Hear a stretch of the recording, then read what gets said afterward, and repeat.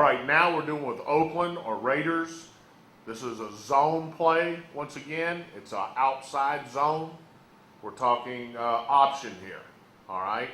Now, the thing to remember, the difference between Oakland and Orlando, okay, is Oakland equals tests. So when you hear Oakland, you got to understand tackles, especially, it equals test, which means the tight end might have to arc to support or the strong safety, depending on whether you're going strong or weak on this thing right here, okay? So, once again, rule-wise, we see our rules. We're zoning play side gap to climb. Once again, technique, we're using our backside hand, all right, to rip through that gap.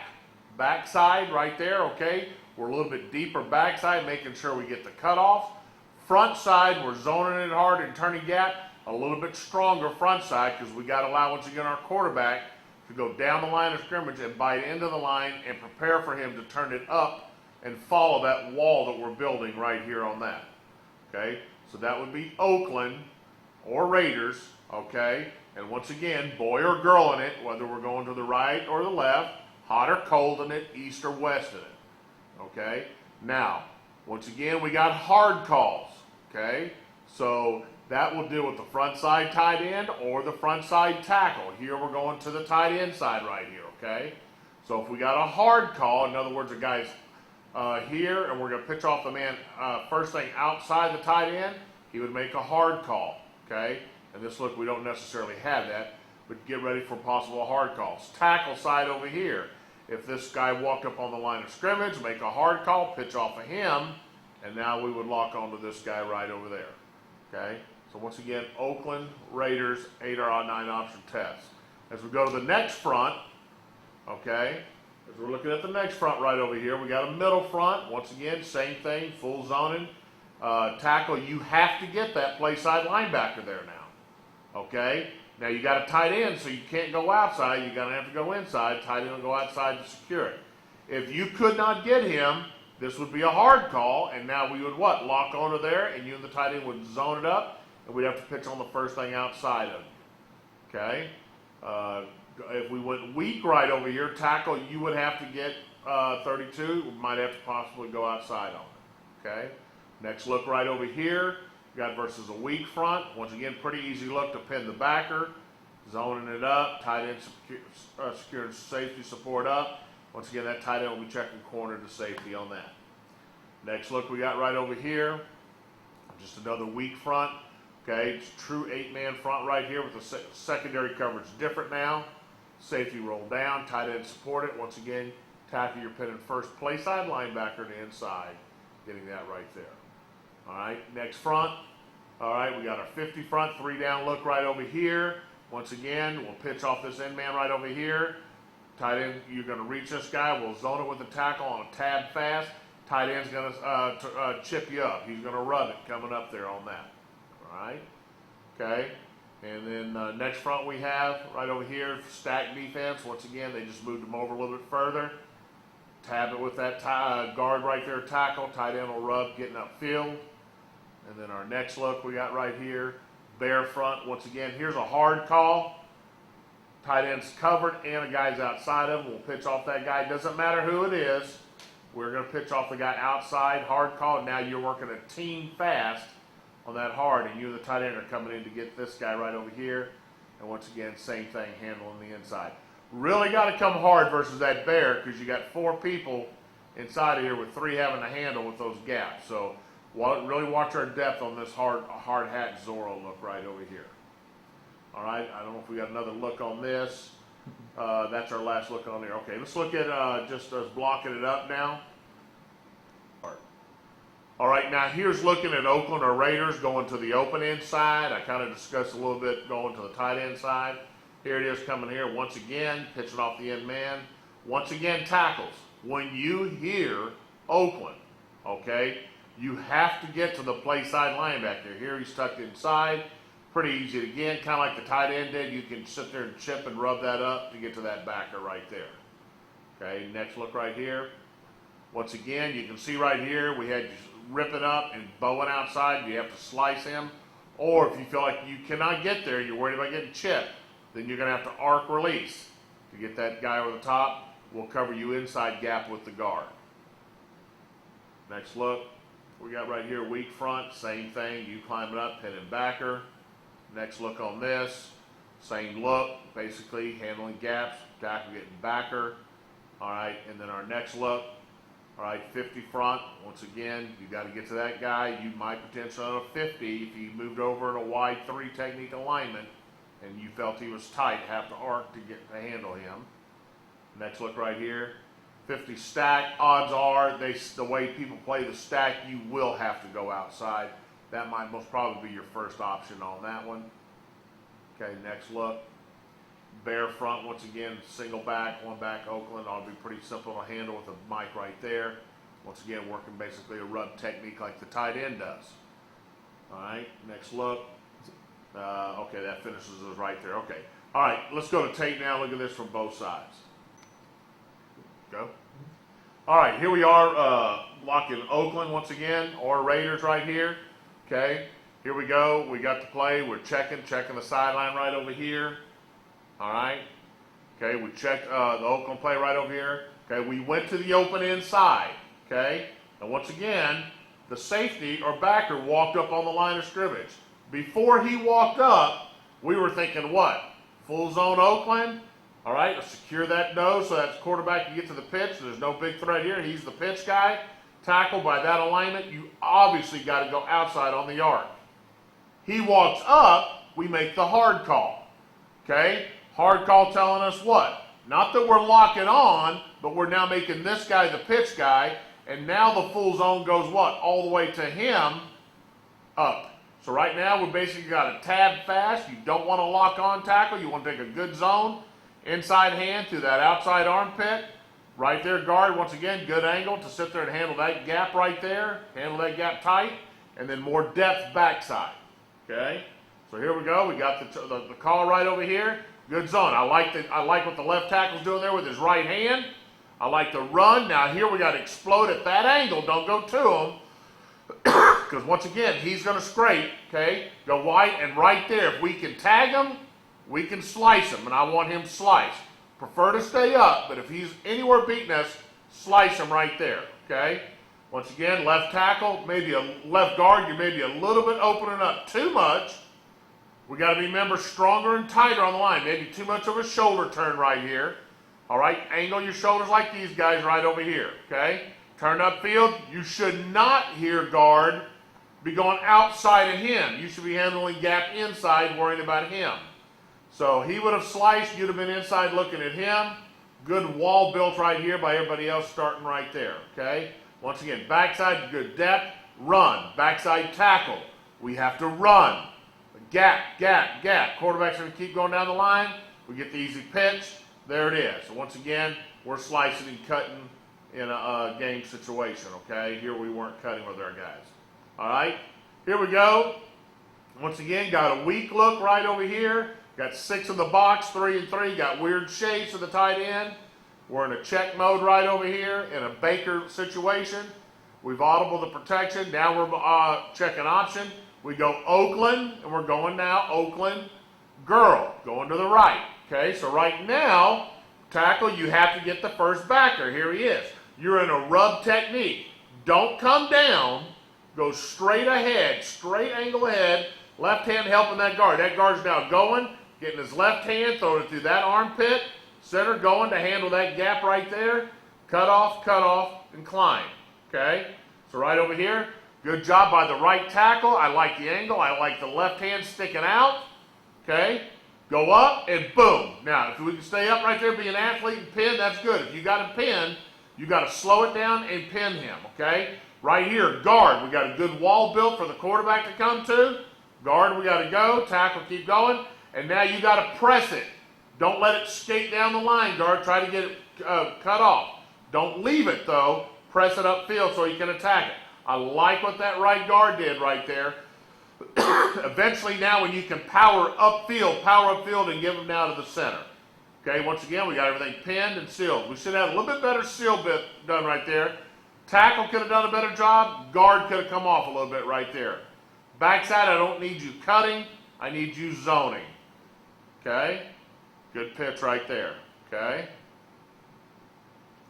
All right, here we go. We got Oakland again. We're Baker in this situation right over here. Okay, we're going to the left. We got Oakland. All right, boy right here. Now, I think there's a guy outside right here, so we're making a hard call right here. Yes, we are. So see, there's the player outside. So once again, we're making a hard call. Now, once again, tackle, step, right hand through the armpit. Tight end's going to what? He's got to get to that person. So he's not going to help you much right there. We got a hard. Y'all handle it and zone it. We do not lock on.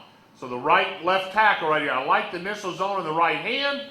I don't like you with your feet coming back inside. Keep climbing that path. Okay? Now, left guard. I like your zone. I'll rip that right hand and try to punch it good and get upfield now, not sideways.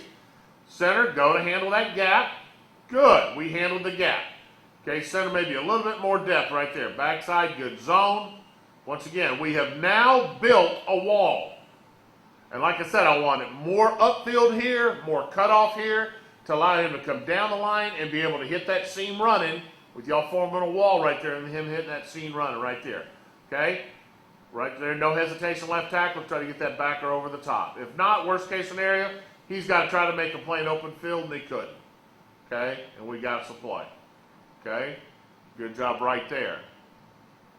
Okay? Here we go in the field again. Okay, we got Oakland right here. Okay? Now, he's outside the box, so you don't have him. Now, you're coming first linebacker head up to inside, so this is an easy deal. So you go, don't step inside, go straight ahead, all right, and get ready to pin him. We ought to what? Secure him. There's no threat. There's not a hard call left guard. Left foot, right hand there, center, go to secure that gap. Full zone that thing up. We got easy pins going right here right now, okay? Okay, left guard, you might have zoned it more than you needed to because there's nothing here to block. You got to see the picture of what you're trying to secure. Don't leave that center quite on an island right there, okay? Once again, we don't chase outside tackle. You should be upfield getting this guy right here. Okay? You go to him. That's not bad right there. Okay? Here we are in game action last year. Once again, he's outside the box, so now we got to get him. A little bit of a threat. I'd go straight ahead, maybe at an angle this way to make sure you get him. Okay? A good angle by the left tackle. Let's climb, and there. Good. If you have to, cut him. Left guard, let's zone. Now, watch your pads or two, how you're raising up. Try to power through and get them off the ball now. Press it. That isn't bad right there late. Good, right there, okay? Once again, good cuts, good pins, and there, we got the perimeter pitch, and we're gone, okay? Here we are again, running now to the right. All right, here's Oakland, okay? Tight end made a hard call with this guy here and the guy out here, so we're going to pitch off of him. We're full zoning this thing up. Okay, right tackle did not have to what? Stop. Left hand through there. Keep your shoulders climbed. Get the next scraper. Get him if he comes underneath tight for him. But I want to build that wall again right there, all right? So that tackle could be right there in that gap securing him. That quarterback comes down the line right now. See how I should have my tackle there. Guard keep fighting through. Center keep fighting through on this guy. And now we're to the pitch guy. He has a choice to make now. We keep it with the quarterback. Now he's running that seam. He's fine. That's where my tackle should have been handling this guy right here. Instead of locked on. All right. And now we're down the gap running right there. Okay. All right. So that right there is Oakland or Raiders. Hard option, full zone option, making decisions on the perimeter whether we're going to go with a hard call or not. All right. Now we're dealing with another zone scheme we have called Orlando. Okay. Orlando, like Oakland, is an option play. The only thing is, when we go Orlando, we've added a blocker. We've added the fullback.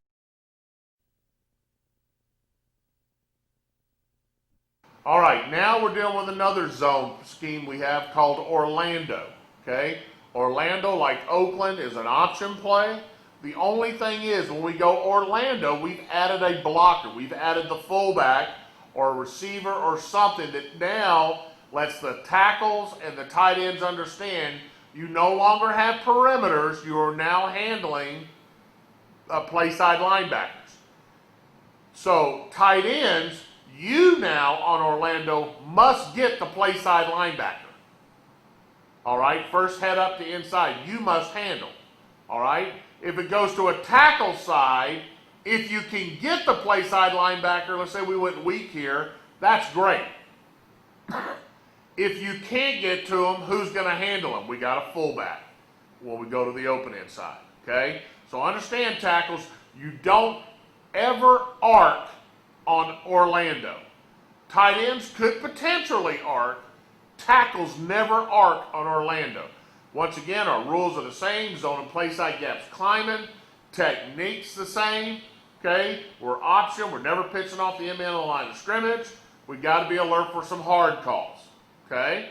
So let's make sure we're handling and doing that. So here we go. Orlando going right here versus a strong front. Okay? Once again, full zone cutting it off. Pressing it front side. Got a tab fast. Working to climb angles. Tight end can give you a little bit of a rub right here to pin 41 to gain safety. Oh, sorry. Didn't want to hit that. Okay. So here we go. Let's go with our next look right now. Okay, we're in middle front now. Once again, full zone, handling gaps, tackle. If you can get 44, great. Tight end has to get him, so he's going to arc it. If he sees you cut him, then he'll climb the next level. Okay? If we went open inside right over here to the left, okay, we went to the left right here in Orlando. Tackle, if you can get 50, great, but always inside release. If you can't get them, the fullback will get them on the outside. So understand how that works. Okay? Orlando, next look right here versus a weak front right here. Now, we would not run Orlando weak. That's something we have to handle as myself calling a play or a quarterback understanding that, okay? If we did, you'd have to get this guy, and that tack fullback would have to handle him. So if I thought you could get a no-brainer, I would call it. But right here, we like to run this play strong. Once again, if the tight end feels this guy's inside, he's walked up, he's a threat, he could make a hard call. All right, if he made a hard call, we'd hard call it right here, and we'd pitch off of him. If the tight end felt like he wasn't walked up, then the tight end would come up. If he felt like you had 11 tackle, he'd climb to 14. Fullback would block this guy. That's how the perimeter works in Orlando. Okay, next look right here. 50, same thing, full zoning.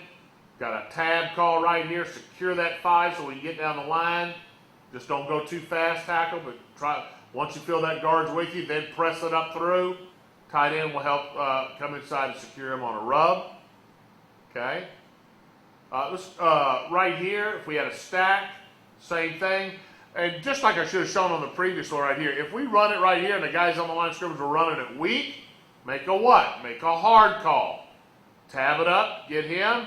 We'll pitch off this guy right over here. Fullback will be outside to secure 66 to the safety. So once again, understand, if we ran it weak right here, left tackle, you'd make a hard call, means he's the pitch guy, had it, full zone it, tab fast, tackle, secure that 5 down so a quarterback can get down the line. If you can get 66, great. If not, fullback will get him, and now you come inside pin 23. Okay, next look right here versus a bear. We go to the right, we give a hard call, full zone tackle. You would actually zone to take over 23 in this drawing right here. It'd be a team fast to get to 24. We went weak, once again, had it, full zoning it, tackle, straight upfield to get 44. If he escaped you, fullback will handle him, you pin to safety. Okay, so that's Orlando. That's both ways running it right there, whichever way to go. A little bit different from Oakland in the sense you do not have to handle those linebackers like we said. Okay, all right, let's see, let's watch a little bit of tape on those. Okay. All right, here's some just some cut-up looks at it right here, Orlando, okay, and some game action. We really love this down in short yardage, goal line situations and all that stuff. Okay, we're going to the right here. Now, once again, here's the pitch guy. If the tight end felt this guy was up on the line coming, he'd have made a hard call. He did not feel that, so he's the pitch guy. So we're going to what? Hat full zone this right here. Tackle guard, y'all going to zone this up. Guard, secure that 4. Climb, get upfield. If you can get him tackle, good. If not, who's going to get him? Tight end will come straight up and handle him right there, 51, okay? So once again, see tight end come up, handle 51. It's a good zone right there by the left tackle and the guard. There it is, go. Tackle, there you go. You're inside securing gap. We got all this pinned. So look what you did. You handled all this right here. Tight end got him. You're inside the tight end, handling all the scrapes, making them all go wide. It leaves the quarterback on the pitch guy. If he takes him, he'll pitch it. All right. Fullback's outside for support. There you go. You got that cut right there. Tight end gets a better cut right here, which he does. We're good enough. It's a kick and a score. Nothing left. Option's one of your best friends, I'm telling you. Secure those gaps and give them time to run it, okay? All right, here we're running Orlando. Okay, we're running it to the left right here as you look at it. Once again, here's the pitch guy. We're going to full zone gaps to climb, tackle, straight ahead, okay? Secure that to climb. Once again, you get upfield to get this guy right here. Tight end right here is going to come up and get that linebacker. You zone, climb, get this linebacker. Good. We got him, we got him, got him. Guard, you got to keep coming. Can't get beat across your face. Once again, you form a wall. We isolate this guy. Who do you want? You took quarterback, we pitch. Fullback's on the perimeter. Bam, there's the cut. Bam, tight end gets a better block here. Guard and tackle get a better block here. There's nothing left. So we got to do a better job with the tight end, tackle, and guard to take care of these three to form that wall and just leave it a total field run for our tailback right there. We'll get good blocks on the perimeter, able to score. Okay? Here we're going to go one last one right here. Orlando going to the right.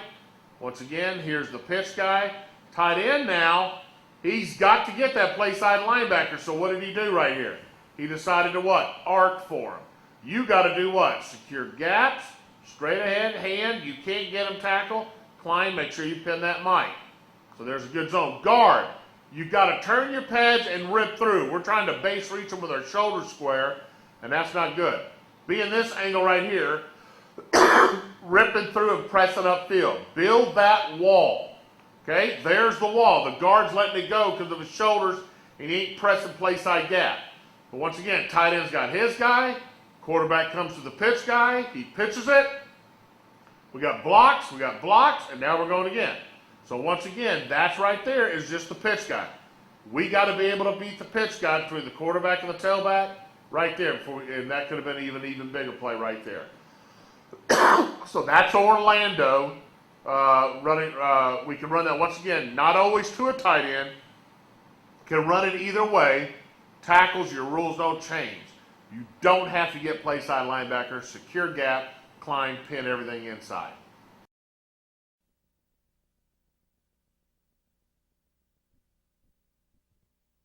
All right, now we're talking about our base zone, inside zone play. New York, okay? And once again, it could be Giants, it could be Jets, it could be Knicks. There's a lot of names that we can call it, okay? It equals our 44 and 45 zone. Okay? Once again, this is a man zone concept. All right, we're zoning these people, but our rules are responsibility. So we got to get front calls from centers. But bottom line, tackles, you're zoning to number 2. Guard zoning to number 1. Centers, you're zoning 0, and you got to make auto front calls, okay, to handle our situations on that, okay? So right here, when we run New York, you have an auto front call center unless what? Middle. Okay? So what we're saying is you will always, if we go girl, hot, east, 44, whatever we say, if we're going to the right, you know right now when you break the huddle on New York, you're thinking right, unless they give us a middle front. Okay? They give us a middle front, that overrides it when you're going to the tight end side. So here we got New York, all right, right here we got a strong front, auto front call, making a right call. So now we get our counts, okay? Well, you said right, so the first guy to the right is a Shay knows, so there's 0. Guard 1, tackle 2, tight end 3. Backside, if that guy's 0 on a right call, then the next guy middle over is going to be yours, right? So there's 1 and 2 right here for the backside. Okay? But that's our calls right here. Now, instead of looking on this deal right here, we're going to go with what we did this spring, all right? And we're going to actually physically go through every block, make the calls, and see it versus the different fronts.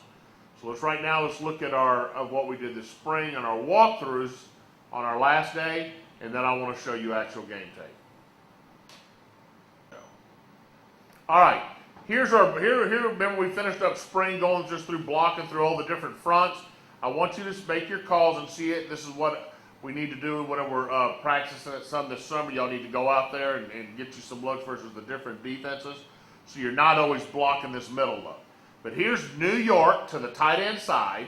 So in this instance, we're going to run girl to the right, okay, or 44. New York, we're running our zone right. Versus a middle front. So once again, you got a middle. So here's your count. 0, middle. 0, 1, 2, 3. 1 and 2 backside. Okay? So here would be New York girl.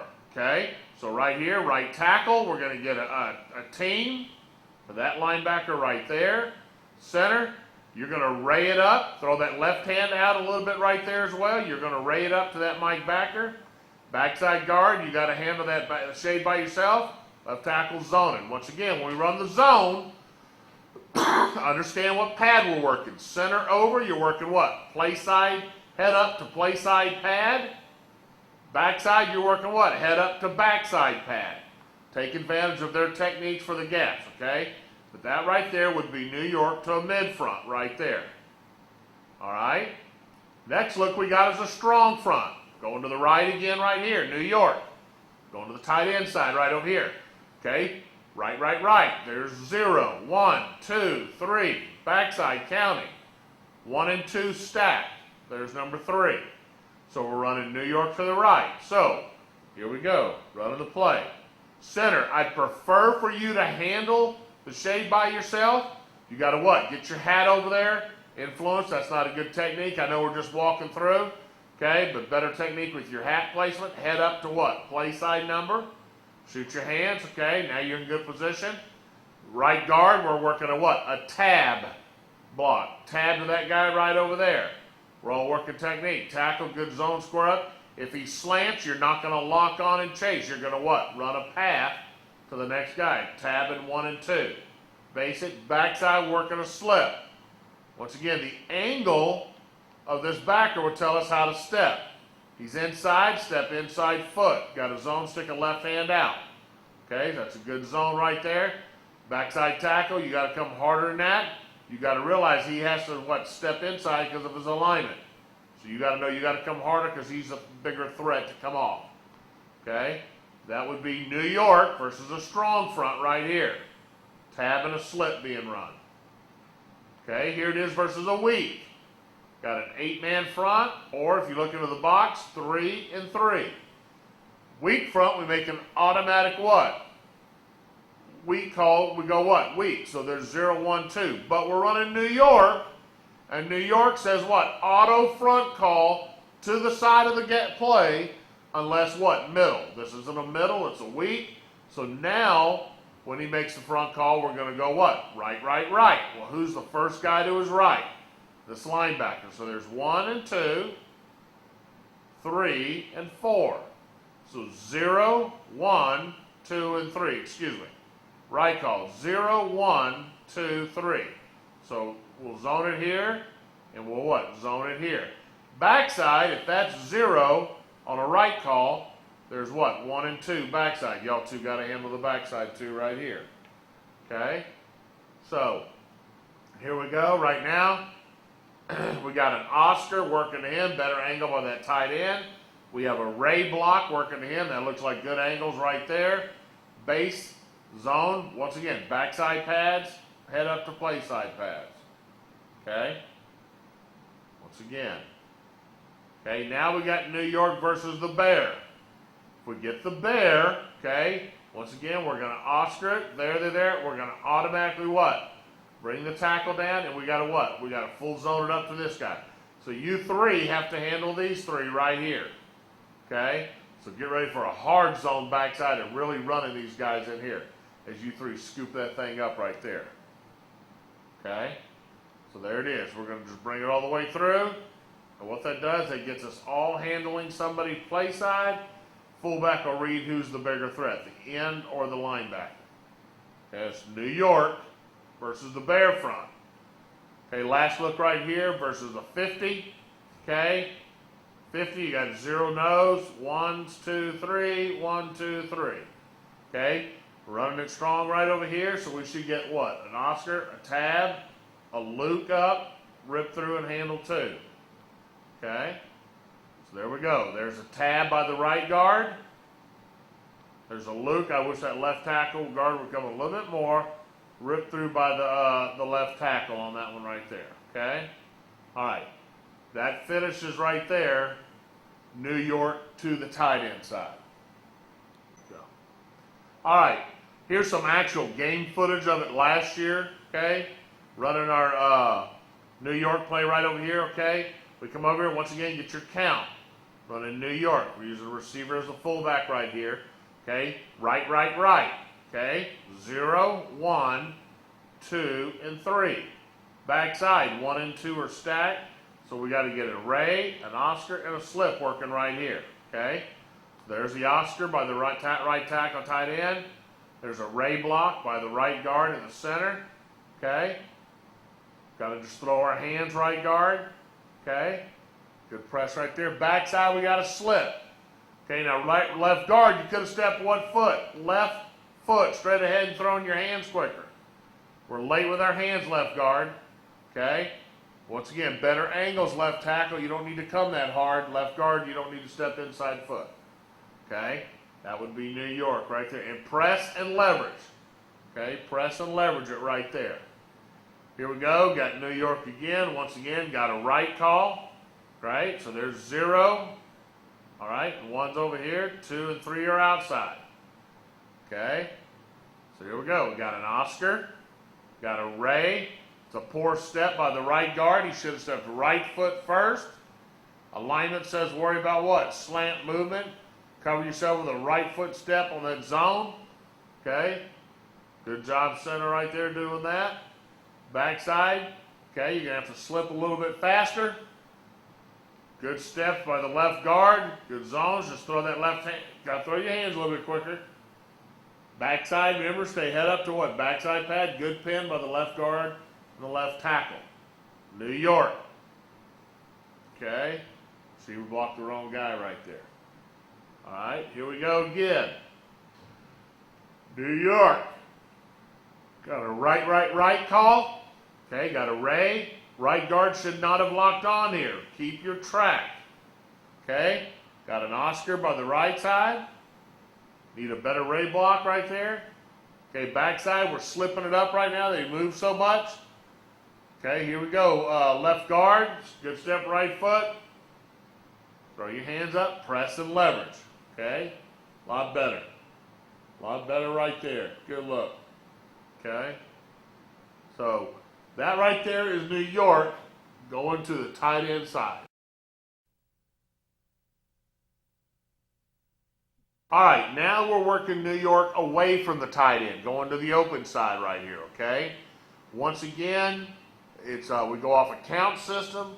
The center's rule here is going to be an auto front call, no exception for the middle, okay? It is total auto front call because we've got to sit there and handle this play side. We don't have anybody else come over like a tight end to handle.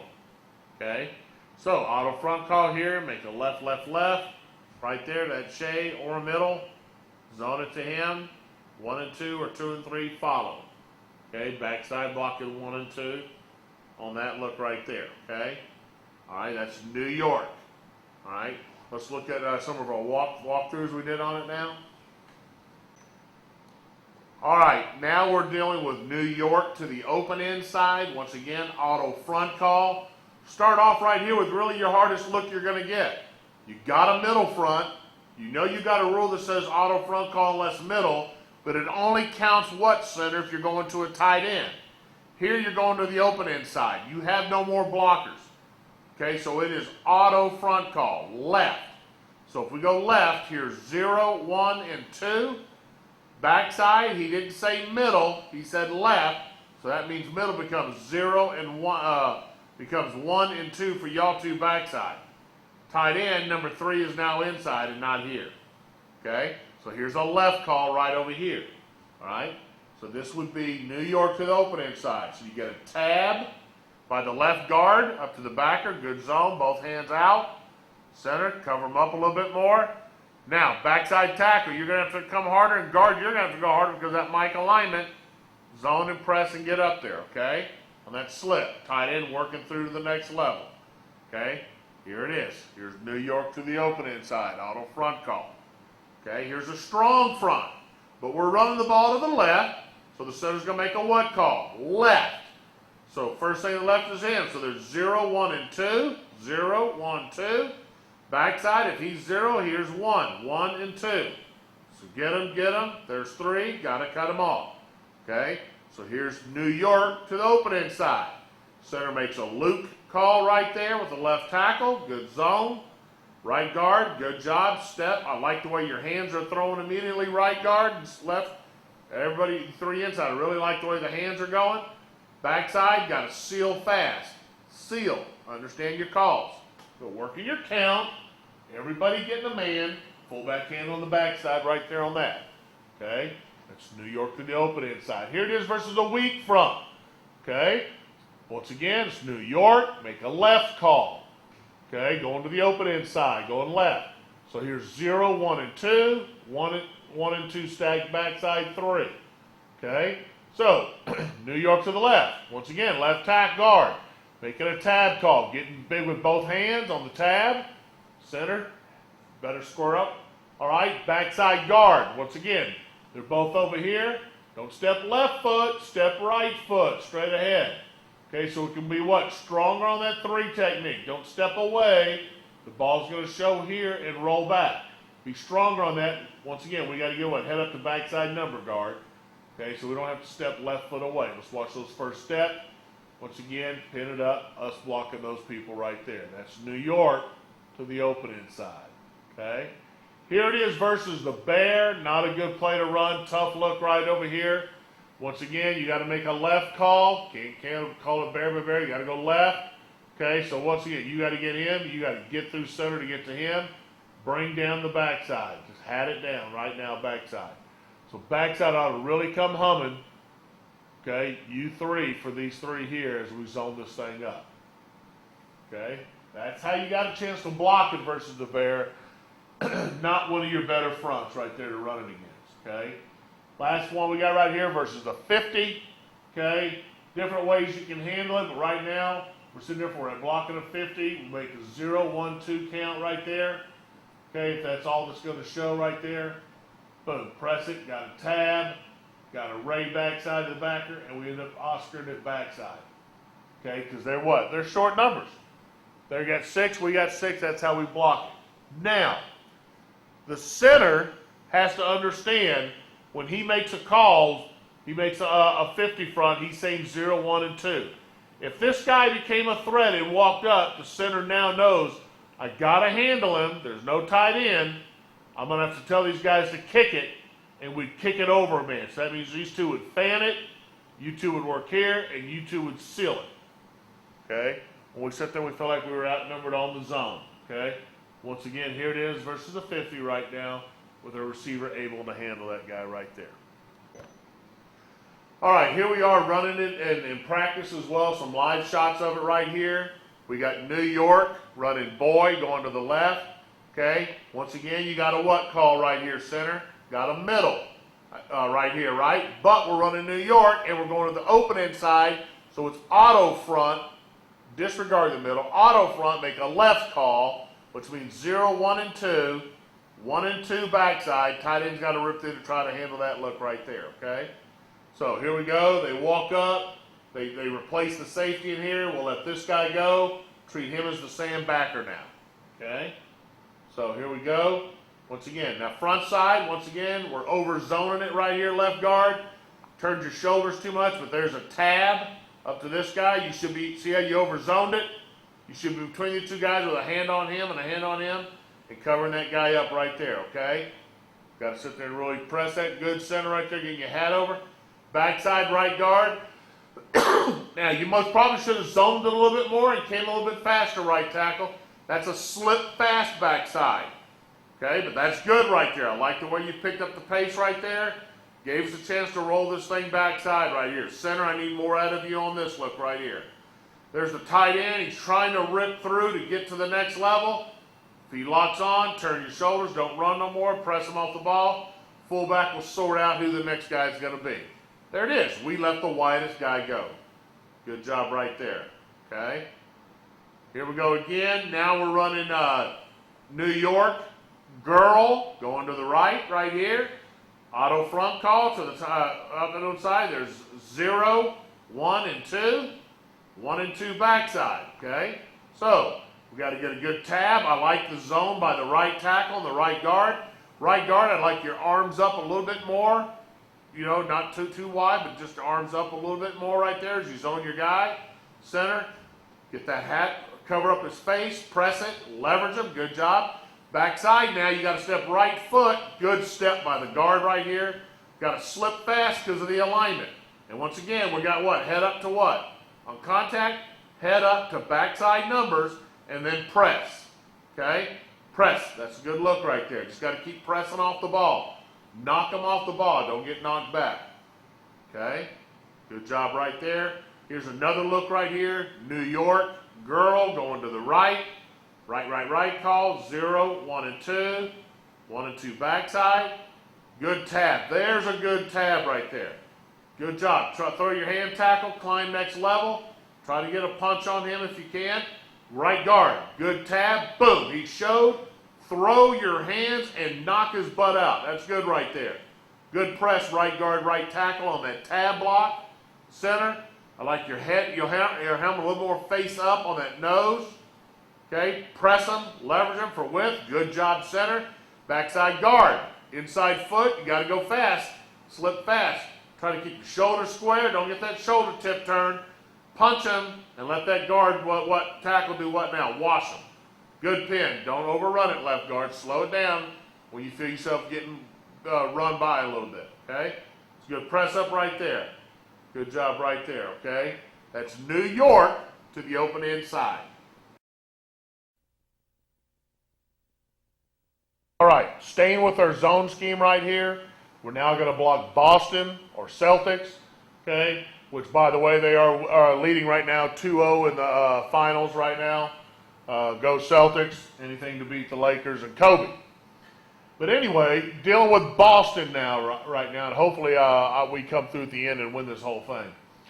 But dealing with Boston, it's a zone play. It is identical to New York. Whether you go to the tight end side or to the open end side, your rules are identical, okay? The only difference is the backside tackle and guard have got to be a little bit aware of what we're doing on Boston. On Boston, we're going to come back and read the backside defensive end. If he wants to squeeze it, the quarterback will read that squeeze and keep the ball, which means we'd like to pin this backside backer here. Now, there's going to be some defenses you just can't do it. You got to hope you get them with flow. So what we added right here is alert to chase. So here, if we were running Boston girl, all right, now you got what? A right call, strong front, got a right, 0, 1, 2, 3. You got a tab, running it because it could be a New York handoff. You got a slip, stepping it the exact same way according to alignment. As you zoned and hand this off, if all of a sudden as you were zoning you felt that linebacker chase, then that means you got to come back and start chasing them, guard or tackle whoever came off the 3 technique. Let's not turn the 3 technique free. But understand, that's what you would do on that. You're in a chase mode right there. Okay? So that would be Boston right now going the tight end side versus a strong look right here. Okay, next look right here. Okay? We're sitting there, we're looking at Boston versus a middle front. Okay? Once again, auto front call unless middle. You got a middle, so make a middle call because we're going to a tight end. So we got a team block, a base, a loop or a ray, depending on alignment, and the center's fill in there. Backside ripping through. Now tackle.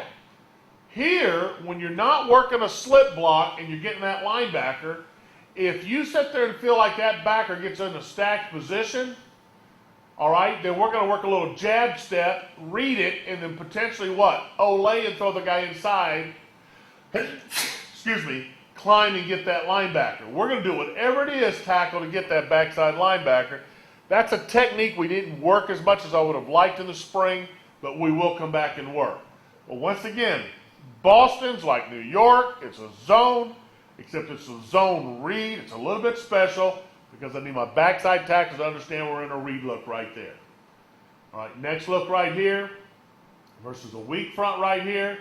Auto front call right, 0 and 1, 2 and 3. Y'all working an Oscar to the corner or safety. Backside zoning it through. Once again, tackle. You're not in a slip call, so now you what? If this backer moved over, you could potentially come outside to get him on the read call right there. All right, next look right here.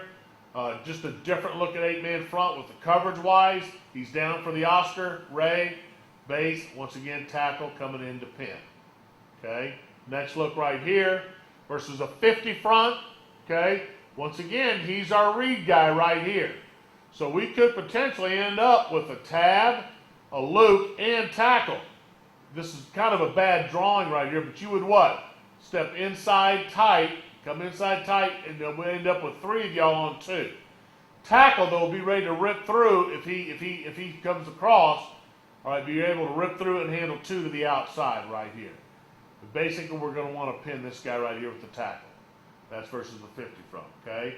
Next look, okay, if we got the stack, once again, got a stack call right over here. Okay, we're going to make a right call right over here, 50 stack, okay? So we got 0 and 1 stack, okay? 1 and 2 here, tabbing it there. Got a loop, tackle. Right here, we got you coming inside, but if you felt they were stacked, we'll work that jab technique towards if you step and he slants, jump outside and get him. If you step and he comes outside, go get him. And we'll work that technique a little bit more early in camp this summer when we'll report. Okay, next look right here versus a bear front. Once again, read the end man right here on Boston. Okay, got a right here call. Got an Oscar. Okay, ray it up. Bring these 2 down right there. We're locked onto the 3 technique on a hat call. Pitching off the end man right over here or the read right there. Okay, that's Boston going to the tight end side. All right, now Boston going away from the tight end now. Means the tight end's backside, and he's going to help us on this read. Now, it doesn't change for you tackle backside. Boston's still a special play. We still got to lock on. The only thing is the tight end now potentially could come in and help you, but it really doesn't change you at all. So don't let Boston change you whether you have a tight end backside or not. Okay? We're still getting our auto front calls. There's no tight end, so it's auto front, left, 0, 1 and 2, 1 and 2 backside. Once again, tackle right over here. Okay, if we're in a technique right here, you could jab and play this guy right over here if you felt they ever got stacked on you. Next look right here. Okay, we got a middle front right here, but we're going to make an auto front call because there's no tight end, left, 0, 1 and 2. 1 and 2 backside. You're caught into a slip now. You just, both you and the guard now have to alert to a possible chase. Luking it up, handling these 5 in case it's a handoff. If it's a read, try to help as much as we can on the redirect of the linebacker. Okay, next look right here. Got a weak front right here, left call. Got a loop there, slip. Once again, locked into the slip. All right, doing that. Once again, tight end could potentially tackle us, come help. Don't count on it. Make sure you're handling the zone part of Boston. Next look. Just another look at another weak front. Still the slip back side. Different coverage right there. Tight end's going to go handle that support immediately, keeping him the read call. Now tackle, you don't have a tight end helping you because he declared. That's why I said don't ever count on the tight end helping you on Boston. Next look right here. Got versus a 50 front right over here. Once again, tight end's going to arc to support that Sam. Pitch off of him, rip through. We'll double this thing up right here. We'll zone handle gap and climb on this 50 look right here. Always that first down right there is going to be our pitch guy right there. Okay, next look right here, right? Stack look right there. Once again, we'll tab it, we'll ray it, tackle. Once again, you might have to work that jab technique to get to this linebacker right here. Don't count on the tight end. Next look right here, finish with the bare front. Once again, we'll big it, loop it fast or ray it fast, bring that backside tackle down, tight end there, and we'll pitch off that guy right there, handling that look right there. So once again, Boston is a zone play for us, slight little change with the backside tackle, and possibly the guard if we got to really be alert to that chase technique for the read part of it. But treat it like New York in your mind. Think that we're handling it to the tailback. All right, quarterback will take care of everything else for us on that. All right, now getting started again with another zone play we have of our zone scheme, talking about Rocket. Rocket is basically like Orlando with a hard call almost. It's a full zone. Front side, we want to be reaching hard with our backside hands, pressing it front side, backside, making sure we're getting it cut off, and then pressing upfield. Now we do have a number count on this, as you can see. Number 2 zone, 1 zone, 0 zone, all that stuff, just like we do on New York. The only thing now is this is a lot faster, like Oakland and all that stuff. We have to get to these people. So right here, for instance, we want to tab fast, slip fast, but we'll full zone this in case we get any movement, let these 3 get up. So almost make a cowboy call from the center here, cowboy it up, center back, and handle that. But this thing's a good hard zone press upfield and just a hard stretch to the tailback on this play right over here. Here you see it up against a strong front. Here would just be an Oscar base reach here, but you will tab fast that one. Go to the next one right here. Here we got a middle front right here. We're going to team fast it, ray fast it instead of base it. Most probably the better thing. Handles movements and allows us to get this 3 technique reach. So I would ray fast, I'd team fast, ray fast, and I'd most probably slip fast just in case you got any movement to maybe get that guard through and get that tackle cutting that 2 shade if you came behind him. Okay, next front right here. Got a weak front right here. Really the front you like to run this against. Once again, we'll get a team fast up here. Now here, you can really team it fast, secure that in as you come up, because we should get a ray fast right here. Although we're working to the backside guy right here, I'd still like to bring that center front side right here. So most probably drawing wise, this isn't exactly what I'd want. I'd want a ray fast and then the center work his way back to number 99 right there. Backside, excuse me, once again, we said it is a full zone, so we most probably wouldn't do a tight rip through as much as we do an inside zone up to the backside 33 on the scrape right there. Next on this right here, a 50 front right here. Once again, we'll Oscar the 5 and the 9. Base reach by the tight end. Tab fast right here, loop fast here. And really backside, instead of bigging that like it's drawn, we'll probably just rip through with that backside tackle. Once again, making this play look basically like Oakland, Orlando, good hard full zone.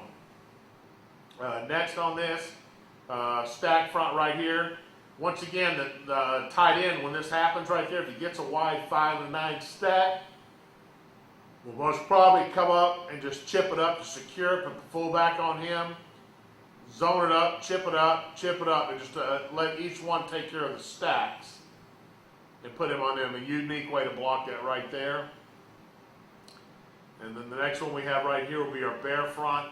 Hard call it right there, team fast the guy up, full zone it up. Most probably just give a hat call here center and work a ray fast there center. So hat it and reach it, and let's team fast it up to 24, and we'll put that fullback on that edge guy right there. Okay, basically I have a block right there. We have some good examples in games right now of running this, and let's look at those right now. All right, just looking at some game clips of this right now. Right here, just trading a tight end right over here. Just trying to gain some advantages of a pre-aligned technique.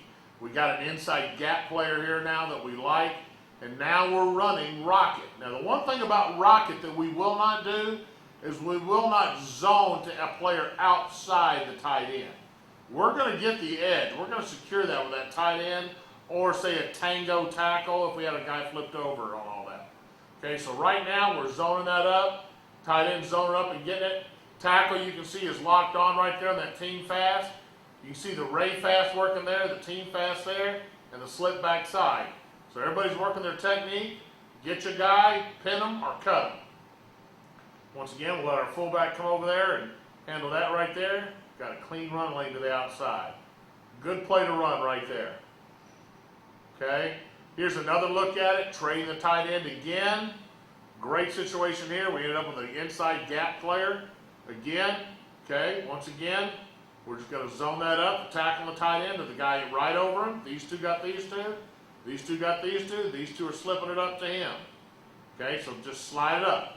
All right, let's make sure we have the gaps. The right guard maybe went just a little bit too flat right here. Okay, we want to hard reach it and press upfield. Okay, and get that going right there. That's a good lock on by the left tackle. Good hard reach, come back and pin.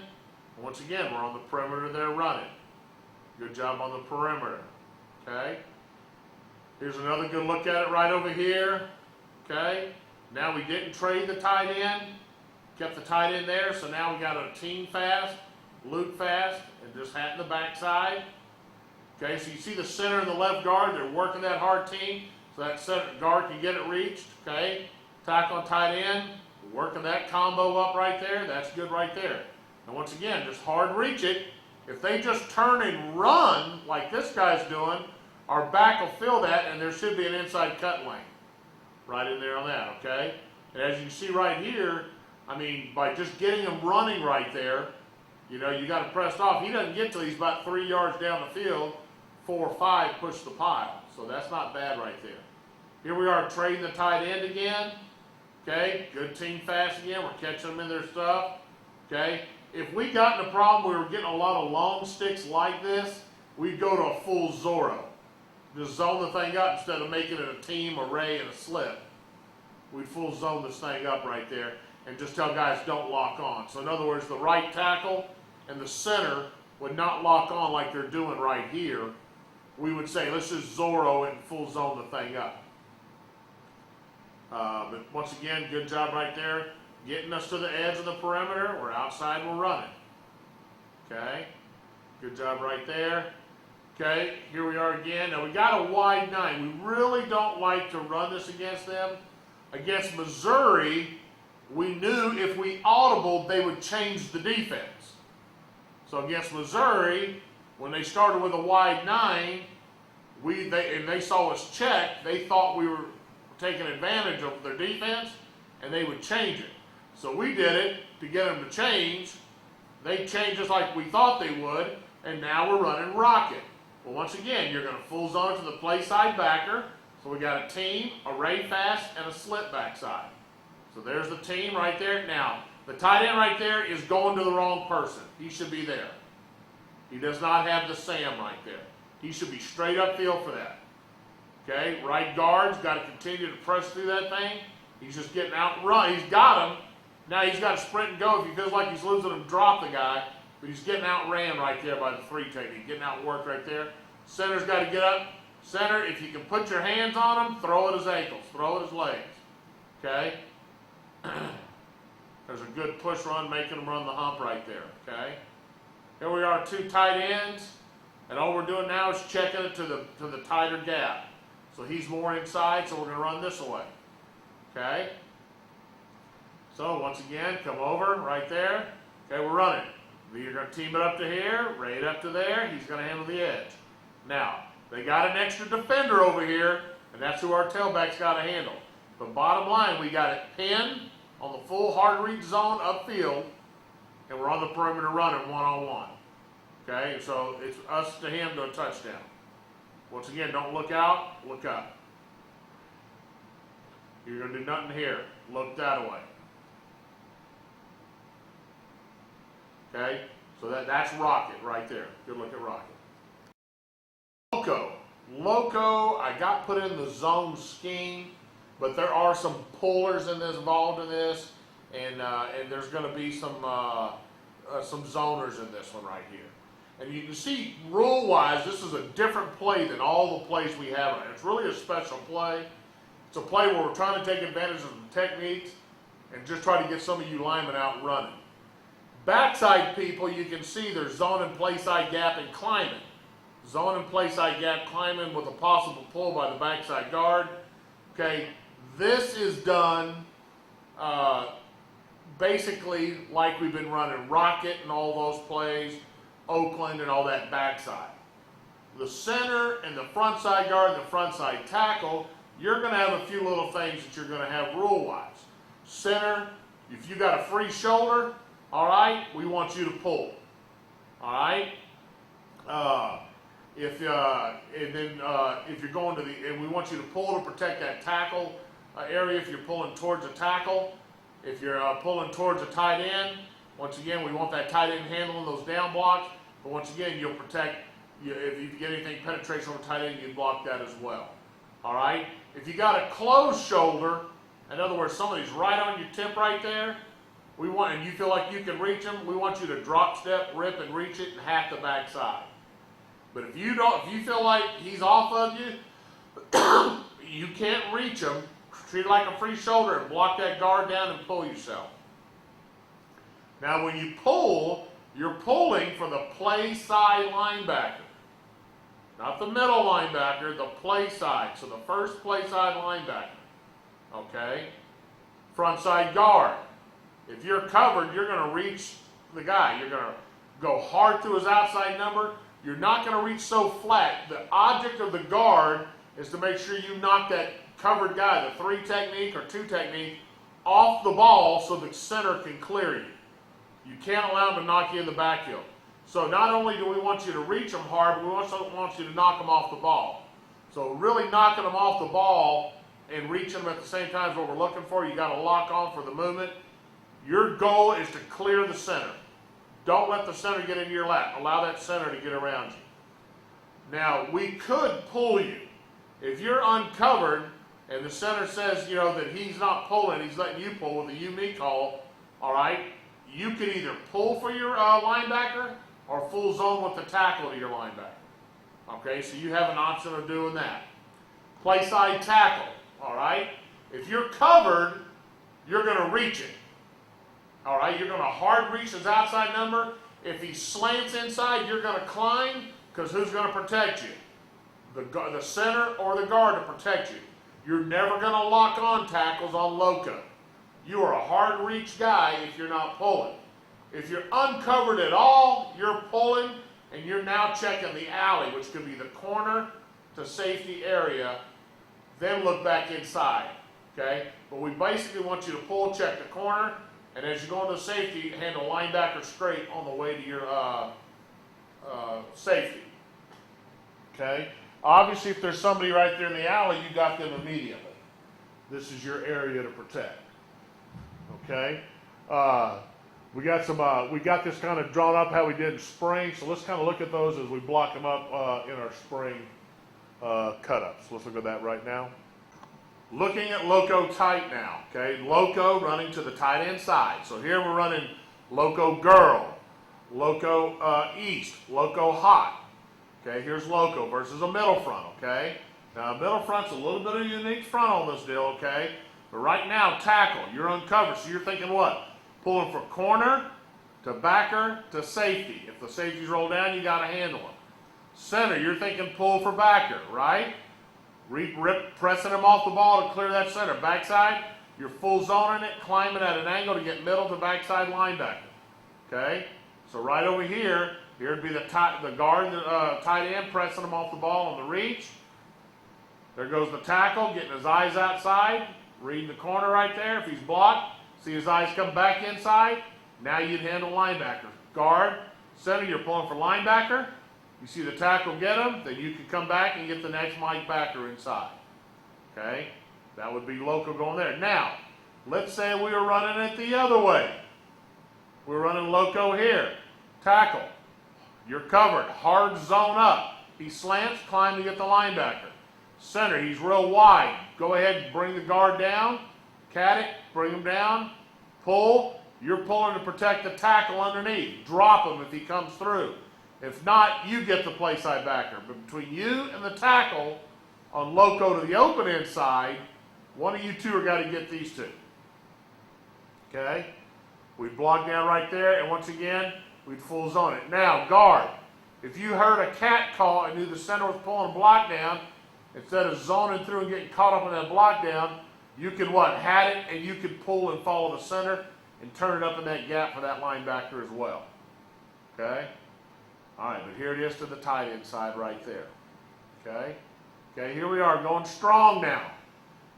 Two ways you can handle this, okay? First way right here, the center decided to base it. Now, right here we got a 5 and a 9, so reach it and reach it.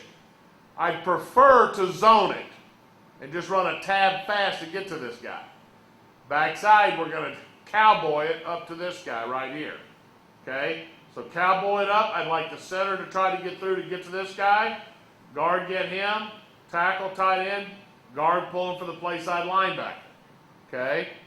So that would be right there loco, just having the one puller. Or you can come back versus a strong front and just zone it. All right? Everybody doing the same, and now instead of pulling guard, we'll zone you up to handle that guy, cowboy the backside and press it upfield and handle it that way. Most probably the better way to handle that look right there. Okay, now we got it versus the weak front. Okay, once again, tackle, you're uncovered. All right, block, block, pull, check support. Center, play side backer. You two, full zone it and get through. One of you get through at an angle to get the backside backer. That's a good press through by the right guard. He's pressing off the ball. You're not jumping sideways. Okay, tackle. Get your eyes outside. There's somebody in the alley. You grab him. Center. Come around, play side backer. There he is. And we'll drop him right there. Backside guard. Press. Now, try to press upfield and get through. Tackle. Take him over if you see all that body. Versus a bear front right here. Okay, right here, we'll Oscar that thing out right there, okay? Press it up right there, and we'll just full zone this thing up and Zorro it right there. Just try to ray fast it up to that guy, Oscar that thing out right there. So if somebody stems on us late, that's how we got to handle that. Okay, here it is going to the open inside versus a strong front. Hard zone reach, if he slants, you come straight up and get the backer. Okay, base reach, press off the ball to clear the center. Center, you're pulling for the backer, but as you pull, you protect that tackle inside. Okay, so as you pull, protect that tackle. If you feel like he's beating him upfield, drop him. The tackle's going to continue zoning up. He's not going to stop. Okay, backside, we want to hat it. Okay, guard, we'd like to get you through, up for him. If he's beating you across your face, drop him. Tackle, run at an angle to try to get to him. Okay, here's loco versus a weak front right here. Okay, once again, we most probably should tab fast this right here. All right, make it a tab fast instead of a pull by the left guard. There's a drop, step, and rip by the center. Just basically cowboy it up. You three, rip through that nose at an angle to get this backside guy right here. Okay, we pull the left guard right here. We could also do what? We could Zorro you. We could zone you up. Was probably the better way to handle it. Versus the bear front right over here. Once again, reach it, reach it. We'll be hatting this one right here. Okay? Just full loop fast it up and hat the backside. Alright, so that takes care of loco. Alright, got a few looks here for us to see loco being run. Okay, right now, as you see, I got a tango tackle. Okay, so I got tango L. Here's the tight end. Flip the tackle over, trying to get a bigger body on those defensive ends. Okay, now you become the tight end. You're locked on. Your goal now is what the guard has. Knock him off the ball so the what? Tackle can clear you. Don't reach sideways where you pick off the center or anything. You got to knock him off the ball and crush him. Okay? That's the key right there on that right there. Okay? So here we go. Okay, that tackle did what? He reached it wide. That's wrong. That's a wrong reach right there. You're going to get who picked off? You're going to get the center picked off. See it? He's picking off the center. So that's wrong by the tackle that's in a tango. Once again, when you're tango, your tight end rules, you're not full zoning like you would as a tackle. Okay? So, tackle, once again, you're not looking in there. Your eyes are wrong.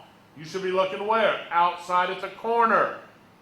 Then to the linebacker to safety. Okay? You just lucked out here is all you did. Make sure your eyes are outside. Center. Pulling for play side. Linebacker. You saw the free player. Drop him. Hopefully you'll be free next time and you'll be running the alley blocking the backer of the safety. Backside. Once again, let's full zone it. Full zone it. Okay? Press it upfield. Get upfield. That isn't bad. Okay, here we go. Checking the play. Okay. All right, here we go. Running it to the right. Tight end. Press up. Good press by the tight end. Okay, tackle. Boom. Now I see your eyes looking outside. There comes something. You saw the corner blitz. Good job, tackle. You got him. Blow him up. Can't hesitate. Receiver's wrong on this one. That is a great job by the right guard. He ain't reaching sideways. He took a hard press outside and knocked him off the ball. We're able to clear the center. Backside, full zone. Okay, let's make sure we're cutting them. Press it upfield. Okay, guard, center, you got to be ready. You almost shot. Should have a better cut than that. Okay, there you go. Good, right there. Not bad. Good little play. Okay, here we go. Got loco. Run loco. Here we go.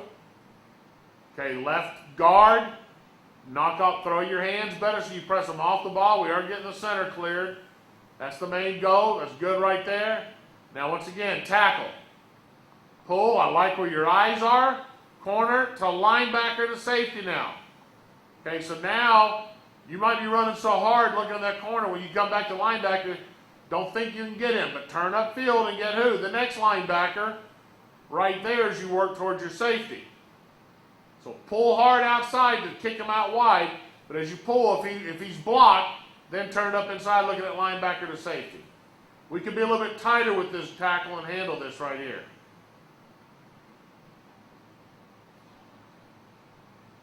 Okay, here we are again. Good press off the ball. I cleared the tackle. That's the key, guys. Clear these two guys right here, and we got to play. Okay, tackle come out, drop them. Center come out, drop, drop. There you go. Drop both those guys right there. That's a pretty good job right there. Bam, bam, got the perimeter running. Okay, here we are.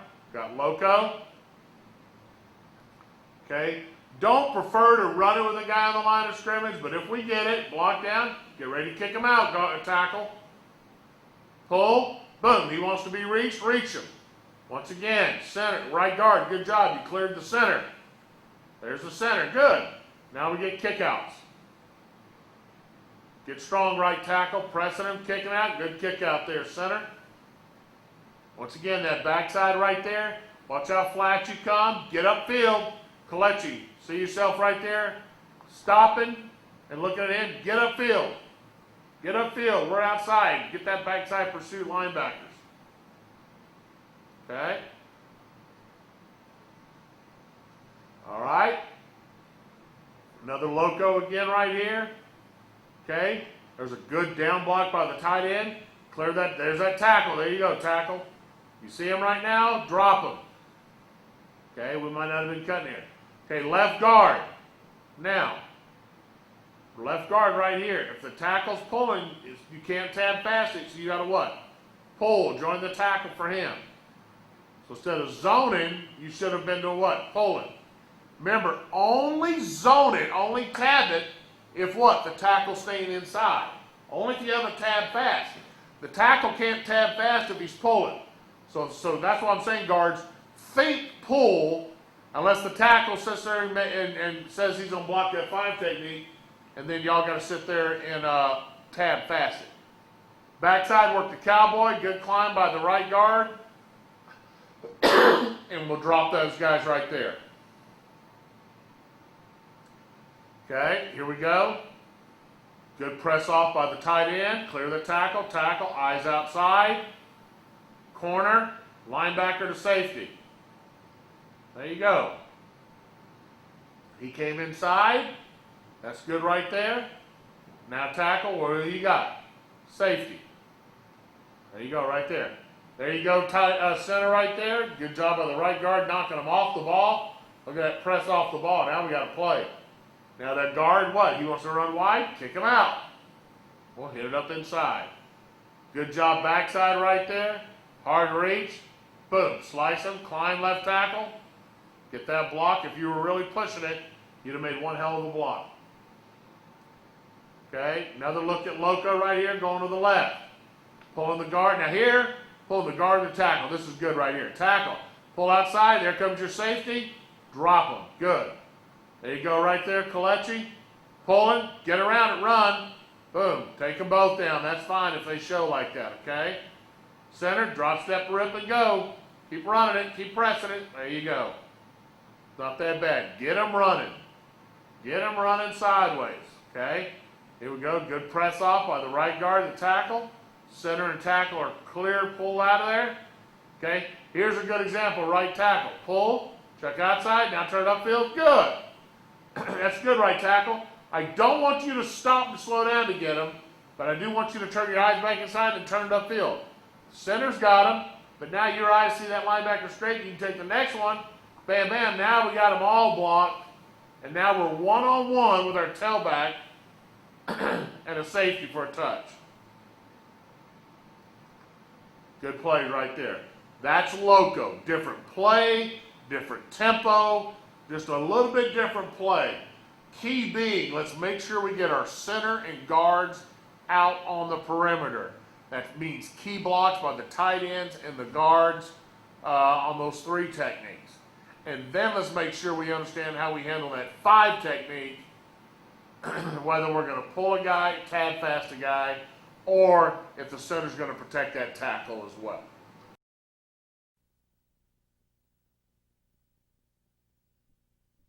All right, in the zone family, but like Loco, just a slight little change, and really the only change is the front side tackle on this play right here. Everybody else is a full zone, just like you would run Orlando or Oakland or Rocket, all right? And once again, your rules reflect that. Zone play side gap climb, zone play side gap climb, see it all the way across. Tackle front side has a different rule. Pulling for the play side linebacker, okay, to the safety, okay? So, right now if we were looking at this right here, blocking wise and everything, we would see right there it's just a total full zone, block down, pull and going. And pretty much against every front it's like that. So it's just a zone gap climb looking play. Getting the perimeter, getting the edge. Key being the tackle. Tackles, you were doing exactly what you did basically in Loco, except you now work inside to out. Tackles, you're now pulling to handle the play, first backer over you to inside, and once you see him block your pin, then you climb to the next level. Okay? So this is Tennessee. All right? So let's look at it on just our cut-up tapes and see how we feel about Tennessee. All right, here's just some cut-ups of us running Tennessee live action. Once again, fronts really don't mean nothing. It's getting good stances. Great stances right here. We're going to full zone this thing up like rocket all the way. All right, guard. Understand you're getting a down block, so you want to get through if you can. Protecting those gaps for the toss. Tackle. You're pulling for that first backer over you. Okay? So pull around it, get depth around it, handle him wherever he goes to the next level. Okay? So here we go. It's a good zone. Only thing I'd say, left tack guard maybe a little bit tighter. The guy's got a long stick. You ought to hit him a little bit more with your shoulders, your chest, and what? Really turn him over to that guard, climb upfield and try to get this backside linebacker. Okay? Here we go. Left tackle, pull. Let's make sure when you pull, you got your eyes on your guy. You ought to be able to feel this. Okay? Blocking him just like that. Okay? Here's another look at it right there. Okay? Tennessee. All right. Here we go. A little bit different look right here again. Once again, left guard, you got to power through. You're a little bit slow. Right guard's passing everybody up right there. Left tackle pull. See the box. There you go.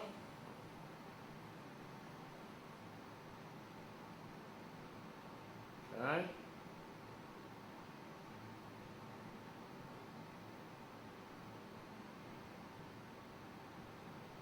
Okay. Here we go. Once again, down block, powering through with that guard right there. Okay, jump the formation. Okay, there's the down block. Right guard, once again, power, try to get through, try to get it off. Good job by the right guard. Everybody else, pull and follow suit. Right tackle, pull, get upfield for that safety, kick him. Oh, don't pass anybody up now. Pre-snap, read it. This guy wants to come. Okay, he gets right over you. Pre-snap it, get the kick right there.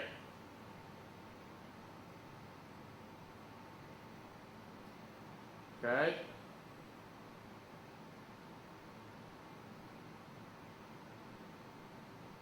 Okay, a little bit of a hesitation by our down block and tight end. Good power through by the right guard. Press, lead it upfield. I really like what that right guard did right there. Good angle by the center. Good angle. Good job. Tackle once again. Pulling. Make sure you're looking for that place right backer. Good block right there, really. You come around, hit that guy. Good pin right there. Okay, so that's Tennessee. Like to run that predominantly out of a bunch set, posse, cluster. We'll do some motioning in and running it as well. Here, Pittsburgh, which is our power play, or Steelers, boy, girl. Okay. Here you see drawn up, you got Pittsburgh girl. Once again, it's a gap scheme. Understand on gap schemes, you're going to have rules, on inside rules, and it's all designed about double teams and where double teams are taking us to, and working everything back at angles and gaps and kicking things out. So, first of all, rule-wise, okay, start with our backside tackle. You're going to jab and pick. Now get ready for how people play you. That's a good thing to see on film. Study the ends. Anytime you see a jab pick, do they sprint up the field? Do they come at you? Do they try to climb back upfield like our defense does? And you got to dictate how you're going to handle that jab pick. But remember, the jab is all about taking care of the gap. You can't pick out unless you know that gap's covered. So jab to protect the gap, then pick out to handle the defensive end. But we've got to jab. Don't think just you're jabbing your foot in and picking. You're jabbing to take care of a gap. Help a center squeeze a three, run through by a safety, linebacker, slant, whatever. You got to protect the gap. Okay? Backside guard, you're pulling, trapping the first linebacker middle to play side. So it's key for you to hear the front call, whether it's a middle linebacker or whatever. Here's a strong defense. So that's not a middle linebacker. We said strong. So it's not a middle, but a strong. But as you pull, this might not be the greatest drawing right here. We want to think a shuffle pull come through. Now, once again, you got to trap this play side backer. Now, a key to your pull is to understand when you might think a tight pull to a wider pull. The key is if ever you have a three technique and you're getting a Danny call, where the center's blocking all the way back and then he's bringing the guard down. If you hear Danny call or a Danny down, and you know you got a wide three in front of you, pull wider, because that means the double team over here is wider, not tighter, or you got a down block by the tackle by himself, and you got to make sure you clear the inside trash. So on the Danny downs, you're going to be a little bit wider on your pull compared to a regular pull. Center, your rules backside on, handle the backside guard for the pull. Frontside guard and tackle, your rules are on inside. You're going to double team somewhere. The tackle will. You're either going to double with the guard or you're double teaming with the tight end tackles. But you're going to double team someplace. All right? And we're going to get in that technique here in a minute, how we're doing that. This obviously drawn up right here is a block back pull. It's a Danny. We got a tray to 44. Okay? Guard pull to trap there, jab and pick. All right?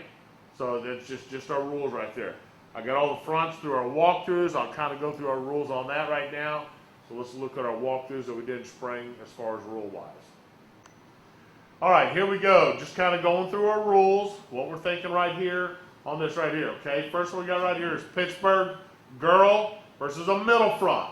So right now you know you're pulling for who? Middle to play side. You got to pull and trap in. Okay, we got a deuce. And once again, we want a sprint off deuce. We want our, if he's back far enough, guards, we want to go like a 40-yard dash straight ahead, all right? And we want to be sliding off, all right, on our third step, okay? So we're going to sprint off right, left, all right foot and sliding off, okay? So we want to get 3 good steps into him before we slide off on that 4th step. Tackle, you're thinking a down block on the sprint off deuce.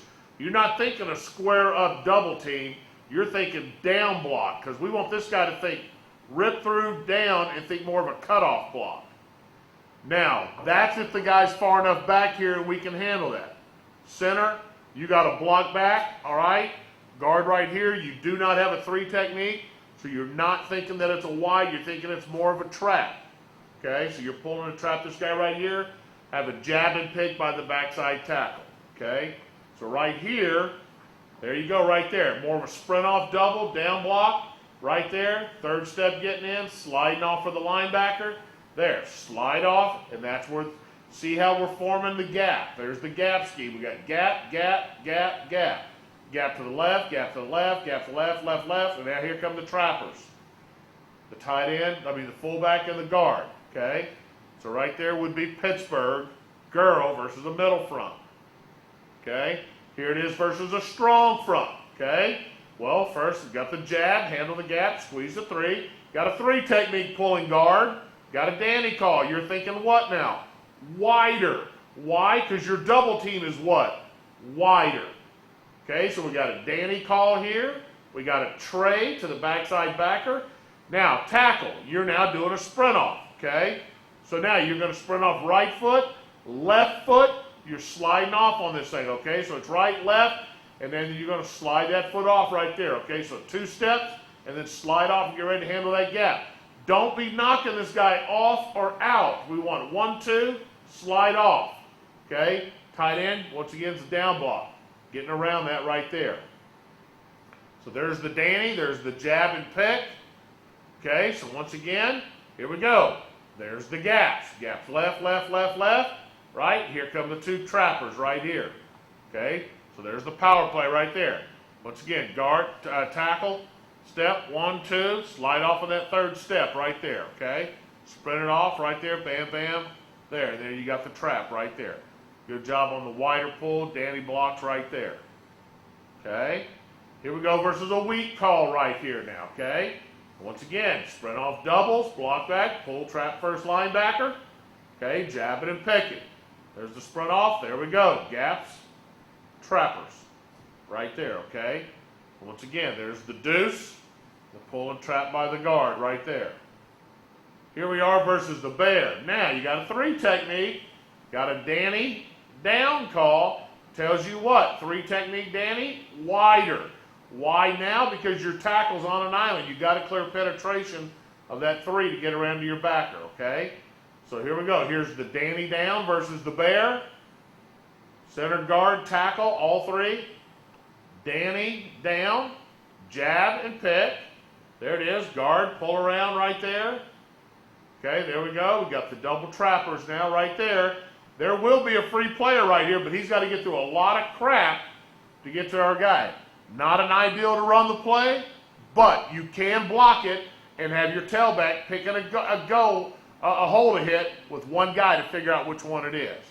So you do have a chance on that right there. Okay, last one right here, Pittsburgh girl versus a 50 defense, 3 down front. Okay, once again, a little bit different right here, guard, in the sense you got a 50, but you got a tray block. So they're going to tray it here. All right, they're going to post it up here to this guy here, jab and pick it, pull trap first linebacker. Okay, so here we go. A little bit wider guard just because of that. There you go. Tackle. Once again, coming off quick. 1, 2. Slide it off. All right. Reading that block right there. Right, there's the post. Secure it right there, center. So center, you're going to post it. Secure the 5 technique right there. Climb to that backer right there. Okay. So that right there is Pittsburgh versus a 50. Okay. Pittsburgh, power play. All right, here it is, live bullets now. Let's see us sitting there running right here, running Pittsburgh boy, Pittsburgh West, Pittsburgh cold. Okay, here we go, got a middle front. Okay, here we go, we got a deuce. Sprint off double team to this guy right here. Block back, pull, trap middle to play side backer. Okay, let's check the double team first. Good sprint off, watching the pads. That's a good job by the guard. Tackle, down block, look at him, throw your hands like a Tex. That's it, good steps, good hands. Good double right there, come off, pin the backers. There you go, right there. Center, once again, step, throwing our hat over just a little bit too much right here. But once again, you want to cover his face, so he has to do what? Pop his face back out, all right, then leverage block him right there. A little bit too much of an influence by the center right here.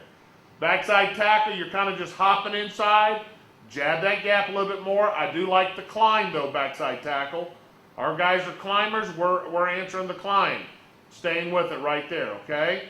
So there's the sprint off. Guard, pull, hit up inside. A little bit wide right here. Hug it tight, okay? Fit it in there for the trap. That's not bad right there, okay? That's Pittsburgh. Boy. Got to press that a little bit more, tackle. Left tackle. Here we go, Pittsburgh boy again against the middle front again. Once again, there's a good press sprint off double team. Spread it off, good job. Pin the backside backer. Good job right there on the sprint off double team. Okay, center, once again, we're bracing ourselves. We're not putting our face in front of his face to make him move wide. Got to do a better job of that so your feet don't drop step on the center or trip our guard. Backside tackle, jab and climb, good job. Guard, better pull. Your eyes are in the wrong spot. You got the middle linebacker. Get it in tighter. And you should be right in here trapping this guy right here. You're too wide, guard. That's why you're non-factor right there. Okay? Here we go. Pittsburgh girl. Good sprint off double team by the right guard. Right tackle. Good sprint off. Now, guard, watch out. They might spook you and jump over. Know when you're sliding off whether you can get it.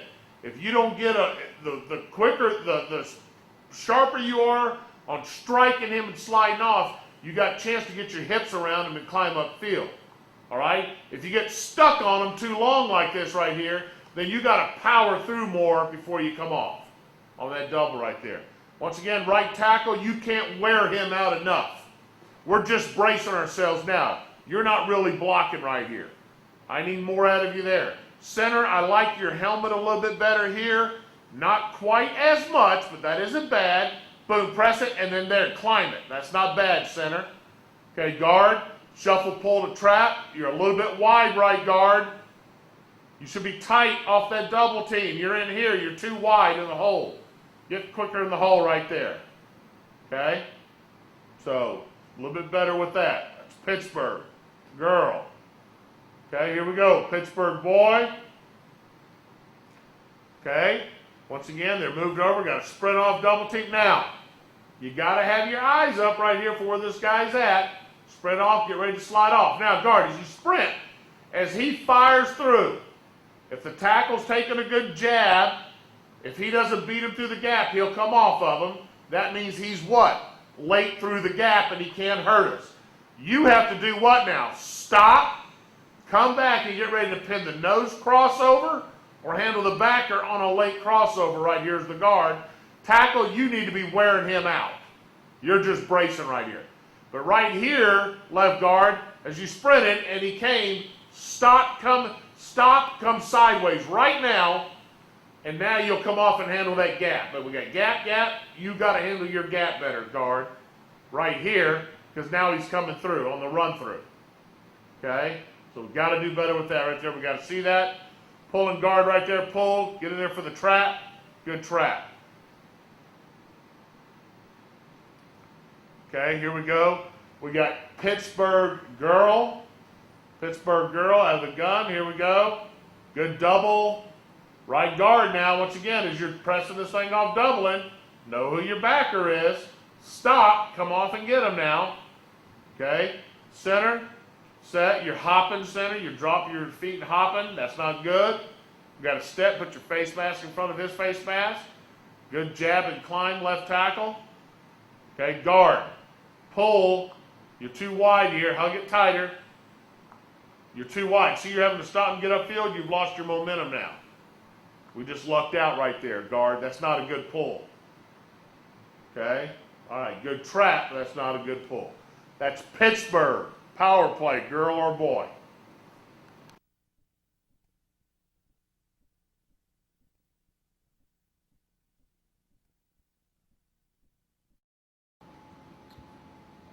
All right, this tape will be our run game tape. I'm going to start off by implementing all our runs. The first run I'm going to do is New York. All right, then followed off by Indy, Loco, Pittsburgh, / Washington, Oakland / Orlando, Tennessee, Dallas. I'll hit our Q runs, kick, Tampa 4 and 5, which is tack. I know we didn't get into that this spring. Ram statue, and then we'll also hit New York bounce and wind back. So let me start off by going through and putting on the board our 44 and 45, which is New York, and it's Boston when we're out of gun. All right, when we talk about New York, 44, from the eye, or from our home position, there's a couple different ways, obviously, that we can do it. If we had a fullback in play here, all right, remember, our alignment is heels at 8 yards with our heels, okay? That's our alignment, always. I won't keep hitting that, but I'm just going to say it right now, just so that we're all on the same page, okay? So that's how we're starting off talking that, heels at 8, all right? And the stance that we just talked about earlier, let's make sure that we do a good job of getting into a good stance, because I just really believe that leads to so many bad stances, I should say, lead to so many inaccuracies in your steps. First off, work against the front that we worked against most of the spring, which is a mid-front. Let's detail it up. All right. 44. If we're talking about 44 and 45, we're going to run 44 to the tight end. Obviously, we can run it either way. It doesn't really matter, okay? It just depends on what we as coaches feel like is the best way to attack a given defense. 44, all right? The fullback's going to run through the inside hip of that tackle. He's going to try to ISO that defensive end as he's closing or as he's running up the field, making sure he's aiming points for that inside number, okay? Tailback. Tailback's going to take what we call an open step, a crossover, and then square up, okay? Quarterback's going to open up somewhere in the neighborhood of, between 5 and 6, somewhere like that, and drive the ball back to us deep. Ideally, we'd like to get this ball back at about 5 yards, okay? 5 yards, somewhere right around there, to give us an opportunity to press the hole and express our runs. So open step, crossover, square up.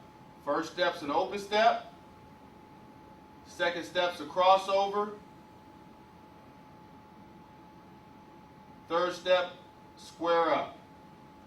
Sometimes you might hear me say, take a J step. Take a J step. The reason why we're doing that is because you always want your shoulders square at the point of attack. Coach, who are we reading and where is the point of attack? All right, we are reading the first down lineman past the center. The first down lineman past the center when we're at home. All right, so in this case, there's no shade, nobody in the A gap, nobody head up on the guard. The next technique that we're going to read is that guy. All right, if he gives us an up the field movement, beating that block to the outside, then we're looking for the first cut up seam on the back side, okay? From here to here to here, okay? That's what we're looking for there. That's how we're doing these reads. If in fact we get a penetration inside the guard, now we're looking for our front side cut. Either here, here, or obviously all the way to the bounce. So that's how we're going to read our plays. Now, as we detail it up, tight end and tackle are working the combo up to the Sam. Guard's working the solo block, and or he might end up with help, all right, on the 3 technique to the Mike. Backside guard may get a little help depending on what call they have going on there, but he has a nose. Backside tackle is working through for the wheel linebacker, okay? Basically, these guys are responsible for a zone. All these guys are responsible for a zone. So as they're working through these gaps, okay, depending on what line calls they have in place, they're going to try to take care of, all right, these zones. Center's got this zone, guard this zone, tackle that zone, tight end that one, and backside guard here, backside tackle here.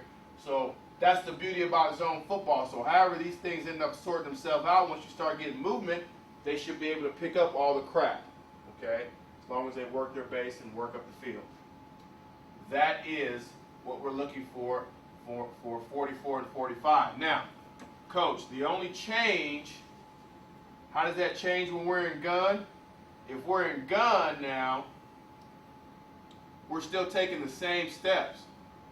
All right, running New York boy over here, or 44. All right, just like we just ran out of I. Remember, we're in the line at the butt of the tackle. Heels at 6 now.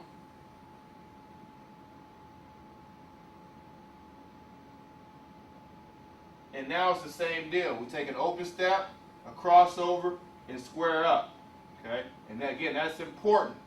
The distance won't be nearly as far as I have you here, but those are steps. Okay? Those are your steps that you're taking. And now our read changes slightly. Still the same concept, exact same concept, but now our read goes from the center's front tip, whichever is right there, on back. We never want to read a guy all the way on the front side past the guard, so now our read goes to, from the 3 technique, when we're at center, or behind the quarterback I should say, now it goes to the backside nose. So there's nothing on the center's front tip. The next thing that we see is a backside nose. That's who we're reading. Same type of philosophy. If he gets upfield penetration here, we're looking for the first cutback seam there. If we get a move to the outside, now we're looking to take this thing front side somewhere, all the way to a bounce. That's how we read our plays. We'll show you that on video here in a second. Okay. That is 44 and 45, and if we tag a Boston to that, that just means the quarterback is reading the backside defensive end, and there's a possibility that he could pull it out and keep the ball for himself. Nothing changes for us for our reads or anything like that. I will say this, when we run Boston, all right, your ball, your fumble. What do you mean by that, Coach? You expect the ball is coming to you on Boston. You always take it. You make that quarterback pull the ball out on Boston. Your ball, your fumble. So if the ball's on the ground, that is the tailback's fault. Not the quarterback's, the tailback's. Your ball, your fumble.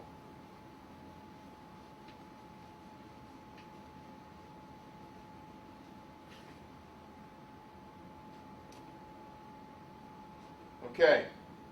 Next play. Next play is Indy. Indy is our ISO series. Indy, the accompanying numbers that go with that is 12 and 13. We run a lot of Indy here. So you have to know how to run these plays.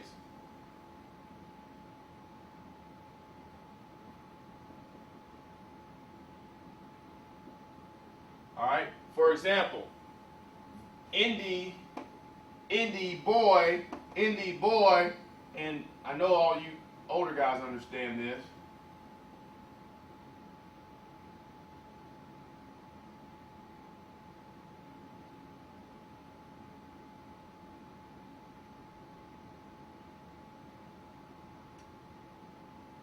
All right. Boy, girl. Boys left, girls are right. Girls are always right. Cold is left, hot is right. There's an L in cold. Hot, girls are hot. Hot's to the right. West, if you look on the map, west is to our left, east is to our right. That's how we know which direction our run is being called. So anytime you hear 12 in the huddle and we got Indy call, all right, or you know 12 is Indy and 12 is also Indy boy, Indy girl, Indy hot, or Indy east. Anytime you hear 13 is also Indy, 13 is also Indy boy, Indy cold, Indy west. Okay, and the same is true with New York. All right, sorry I didn't say that right off the bat. But as we talk this thing through, Indy boy, Indy cold, Indy west.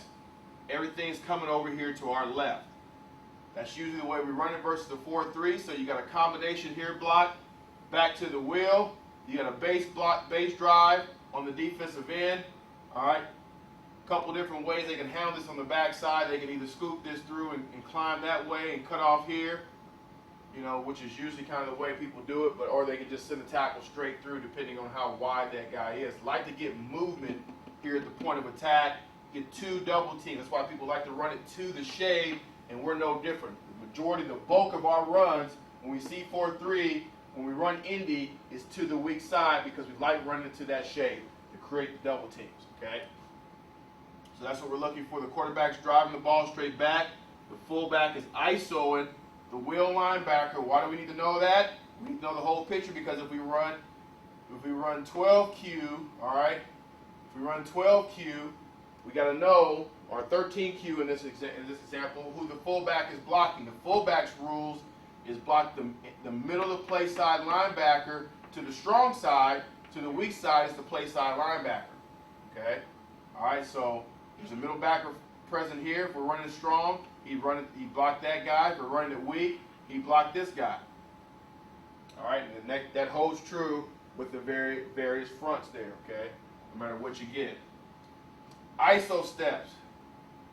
All right, shuffle drop. Shuffle drop. You can't see my feet. We'll show you on tape. Shuffle drop. All right, with our right foot back, and then take a step with our right foot going forward, and we're running off the block of the fullback. Now, versus a 4-3 defense, mid defense like we have here, we also key the mic. We're running off the block of the fullback, but we're keying the mic. Okay. What I'm telling you by that is, if the mic plays hard front side big time here, we always do make sure we express that backside cut, because now he's filling in there. There's a big gap right over here somewhere, depending on where that Sam feels, that the tailback can really exploit if he's got the vision to do so.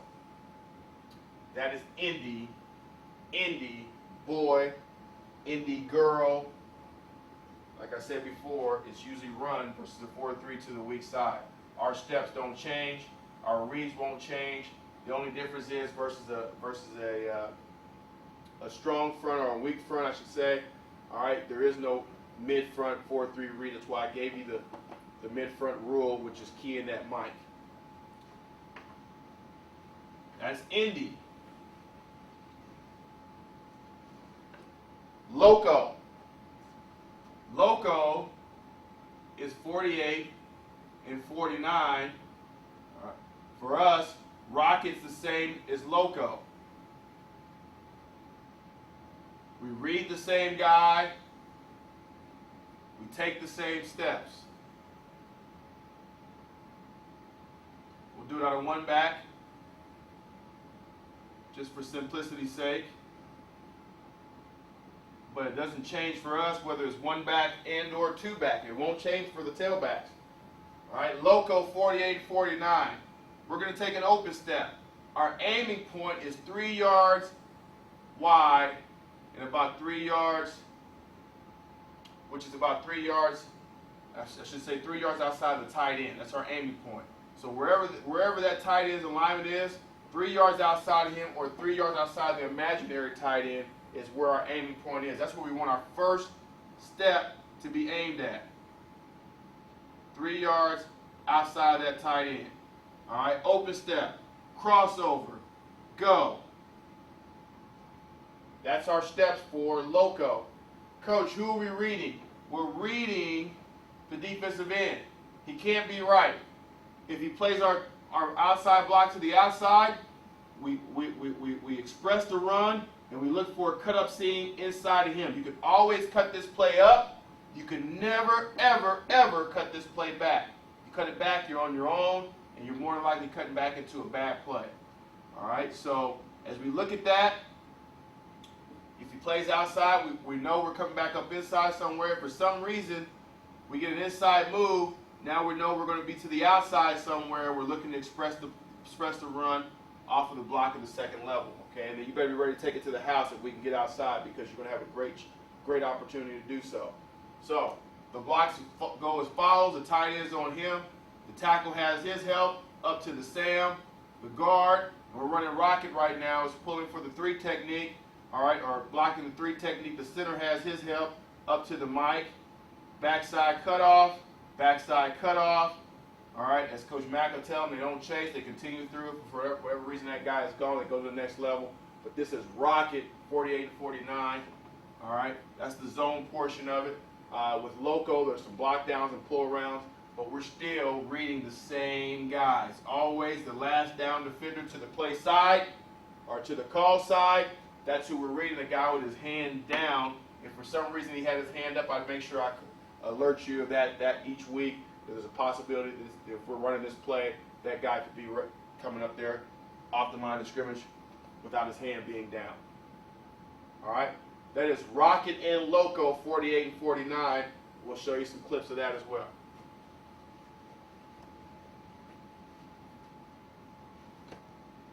Pittsburgh and Washington. Same steps for the tailbacks. Same play for the tailback. I'm going to diagram both of these because it's a little bit different on the weak side, which is the Washington play. All right, but it's 26 and 27, meaning this, on Washington, there's a possibility of a outside cut more so than it is on Pittsburgh. But let's do Pittsburgh first. Pittsburgh's dialed up first. All right. The tailback, all right, the quarterback's going to reverse out.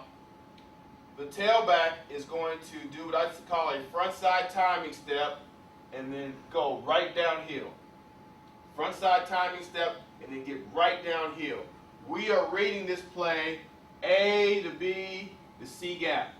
All right, and we never sleep on the backside A gap cut when we're running it to the tight end side, which is Pittsburgh. All right.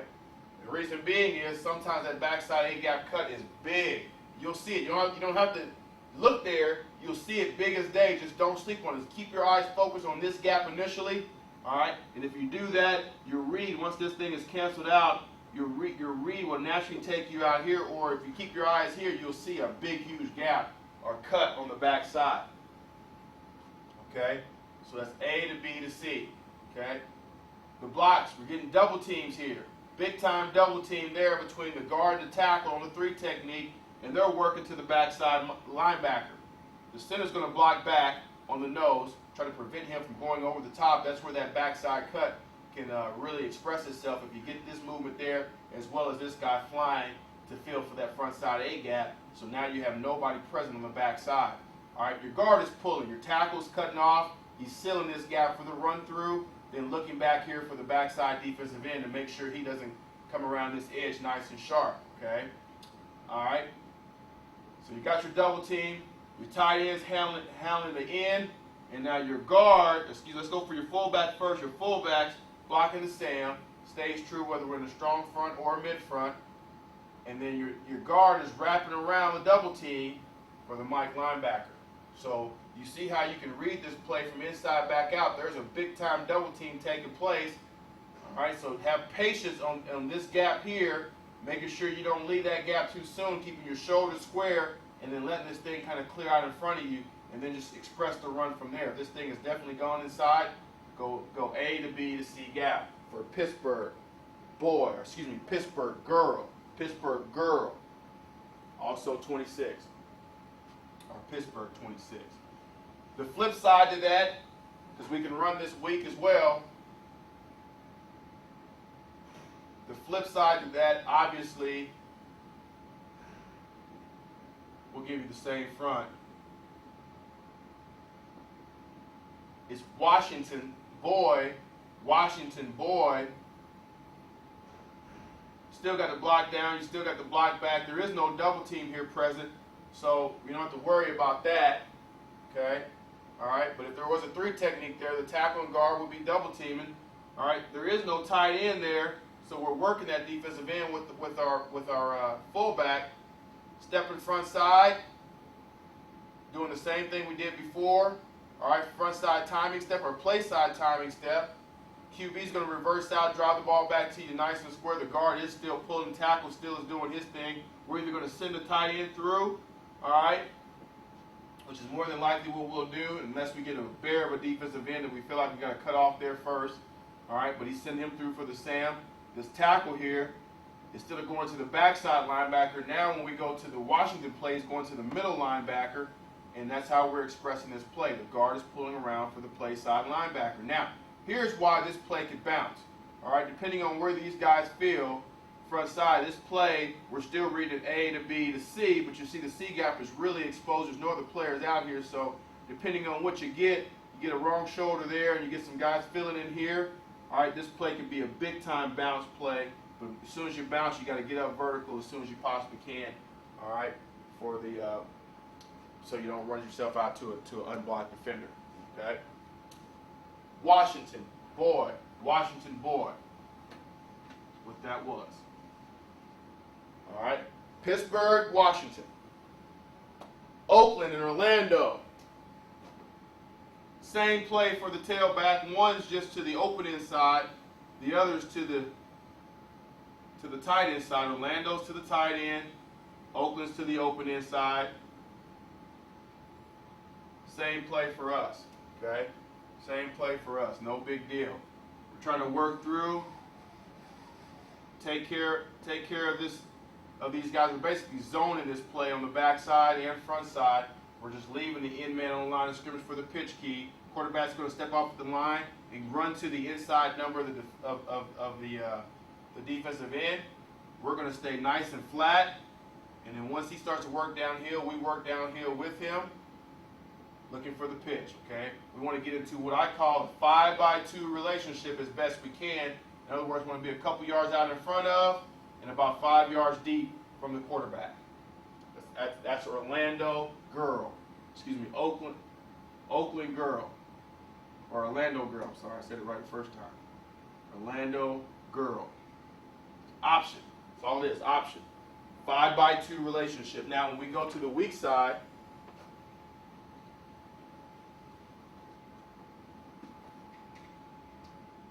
all right, when we go to the weak side, and I did say those backwards, weak side is Oakland, same play, but now let's go out of gun. Let's go out of gun. Still, heels at 6 yards. Everything still holds steady there. Now, the thing that does change out of gun is, you know, we want to get wide right now. We want to have a little bit of patience, all right? But we want to stay nice and flat. I don't want you guys to get any depth off the line. Just get wide right now. I probably did a poor job of diagramming that there, but get wide right now, all right? With a little bit of patience because he's going to come down and attack the defensive ends inside number. Again, looking for the pitch there, all right? That's the pitch key. We're working our blocks, sealing everything else on the backside, and cutting off here, climbing to the next level if there's nobody there present. That's Oakland boy. Oakland, boy. Okay? Again, the key coaching point there for the tailback. All right? Again, we want the same relationship, but the key coaching point is to make sure you stay nice and flat on your departure, angle of departure. Nice and flat on your angle of departure. Initially, when we're in I, we stay flat in I initially, then we kind of come downhill. Here we stay flat, all right, and then let the quarterback create the separation that we're looking for with the 5x2 in terms of the distance apart from both of us, okay? And sometimes it doesn't always hold up as we'll see on film, but you'll see great relationships in terms of us getting out in front and outflanking the defense by staying flat. We'll see all that on film. All right. Tennessee. Tennessee is our toss series for the tailback.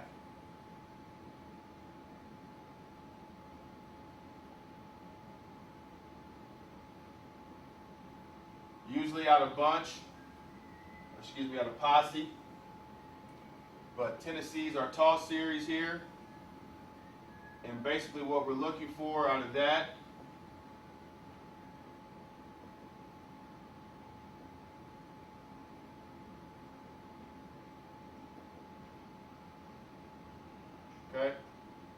is simply this. We want to stretch and puncture. We want to always jab step with our backside foot first and then stretch. Quarterback's going to reverse out and then pitch the ball to the tailback. All right, and we're keying the same guy we do on Loco and Rocket 48 and 49. So all our 48 and 49 plays, we're keying the same guy for where we take our cut. So if this guy here is the guy we're keying, we're reading that block, which is the defensive end. Again, reading that block. If the defensive end, for whatever reason, fights outside, we're stretching and puncturing somewhere up inside of him. If for some reason he's up the field and he gets pinned, now we're looking for these outside blocks to take place. Okay? Outside blocks to take place, whether it's the, whatever action goes on out there, and we're trying to run off of those guys, however that thing unfolds. But it's going to be outside of the defensive end, and we're simply off of his read. So stretch as hard as you can once you get that football, and then puncture off of your read. Stretch and puncture. That's Tennessee, all right? That's Tennessee, or Tennessee girl, or 48 and 49. Okay, we'll look at some examples of that. Simple play. The key for us is make sure we take that quick jab step with our backside foot before we get flat and wide. And don't come downhill when you're running that Tennessee too soon, because then you'll end up getting in that kick out block by your fullback on that corner, on the contained player. So make sure that you do a good job there. We'll talk about that in more detail later as we see it. Dallas is our draw series.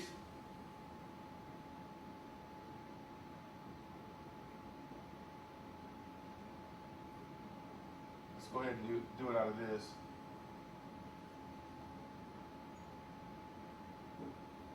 And this is blocked just like ISO for the fullback. Obviously, it's not like ISO for us, but same responsibilities in terms of who people have. We're going through to him. We're selling that draw fake here. He's got him. These two guys, are working to the backside. The guy, we're setting for the defensive end on the backside. We're basically taking draw steps. Draw steps are very similar to our front side timing step for Pittsburgh and Washington. For us, the fullback should be reading the first down lineman past the guard. So if we have a 3 technique there, depending on what he does and which rush lane he takes, we're going to run off of him to the right lane. It's the same guy that you should be reading for your right lane, but you're running the daylight. You run a daylight because you could be getting all kind of twists and all that type of crap. Usually when you run draws, that type of stuff's going on. So you're running off the block of the fullback to daylight. If you see a big, huge gap somewhere, you make sure you hit it north and south as quick as you possibly can on Dallas. This is Dallas girl in this case, or it's 14 and 15. Okay, that's Dallas. Front side timing step or draw steps. and then go. Let the quarterback drop, execute his fake, drive the ball back to you, and then hand it off to you late. Okay? Now we mentioned a couple, we mentioned 1Q run on the ISO.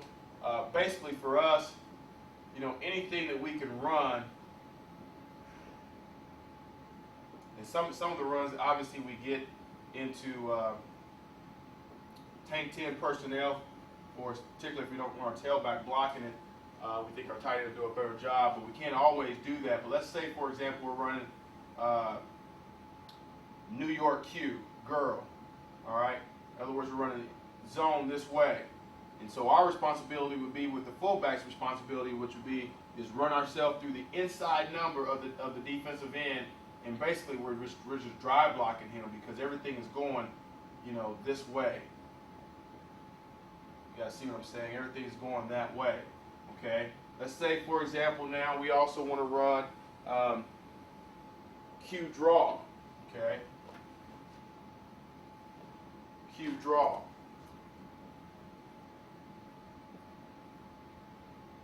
All right, we're running Dallas 14Q or 14Q over here. So now we know at the tailback, if we're running 14Q, I got a line over here to be able to pick up. Fullback's normal responsibility to the tight end. His rule is in ISO, draws the same, middle to play side linebacker. There's a middle linebacker present, so I know I'm running it strong here.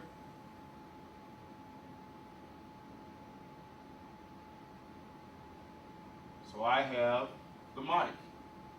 Set it, hit it. All right, that's 14Q. Not a big deal there. Just remember your rules. We don't do a heavy dose of this, but we still need to know it just in case. And then if we had, this is the look that we got it in mostly.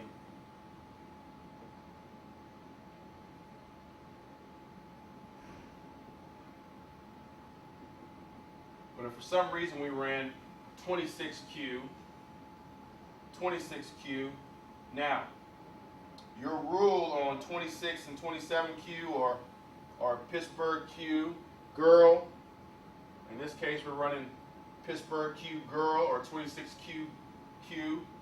All right, your rule is simply this. Tight end's going to gather the defensive end. We're going to work our combination block to the backside linebacker there. Center still blocking back, guard still pulling, tackle still pull ceiling. So the guard is pulling around for the Sam. We have to block our rule. Our rule is simply this. We block Sam unless weak, strong safety. Sam, linebacker, unless it's a weak front, backer shifted weak, then we block strong safety. All right, so now we know it's a weak front. We know we go to the strong safety. Best path, it depends on where this defensive end goes, on how we're going to get there. Path of least resistance.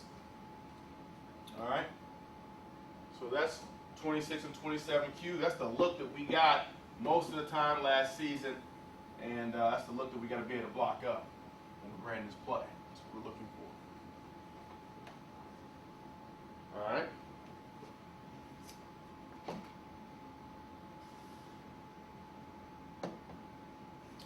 Okay. 24 and 25 kick. We'll diagram 24 kick. We can be in two tights. Doesn't really matter what we're in for the tailback, but basically what we're running here is an ISO bounce. So ND bounce is what we're looking for when we run kick. Okay? And we're going to run that off of the fullback's block on the Sam linebacker. Okay?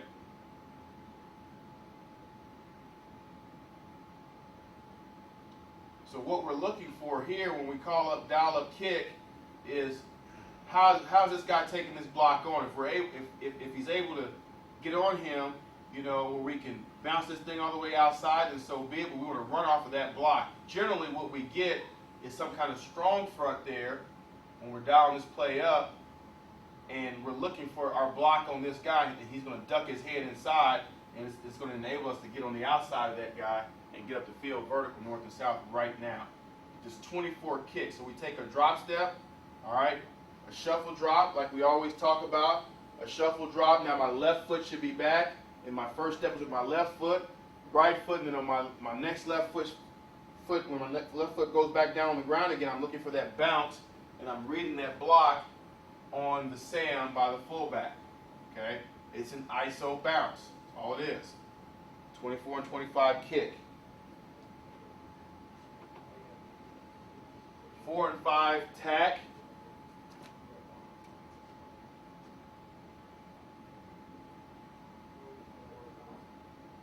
5 tack.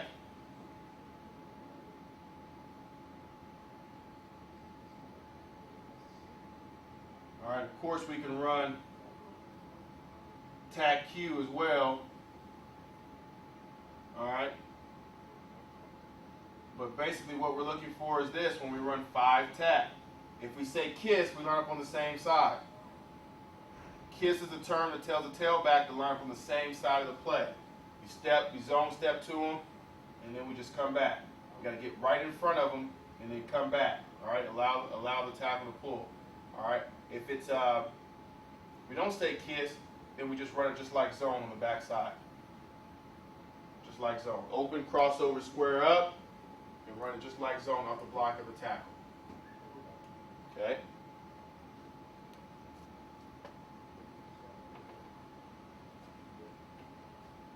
Ram statue. All right, ram statue is basically a gimmick play. All right, we're going to take, and I'll just give you the backfield action here. So I really don't remember what the guys are doing up front on that play, but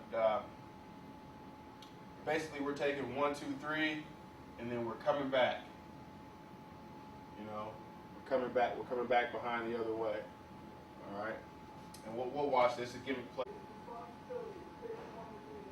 Okay, got some cut-ups here of our runs. We'll look at it and identify each run. We're going to start with New York / Boston.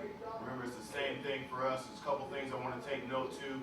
All right, this is a queen set out of gun. Here's what I was talking about earlier, where the tailback aligns behind the fullback, heels at 6 yards. Okay, so we're running Boston, okay, Boston boy or New York boy, doesn't matter. More than likely it's not going to be Boston, obviously, because we have a fullback here on the backside taking care of the read in Boston, but our steps are still the same whether it's Boston and or New York for us, okay? So New York boy, open step, crossover, square up. Not a bad job here of working to get himself square, all right, at the exchange point, all right? All right.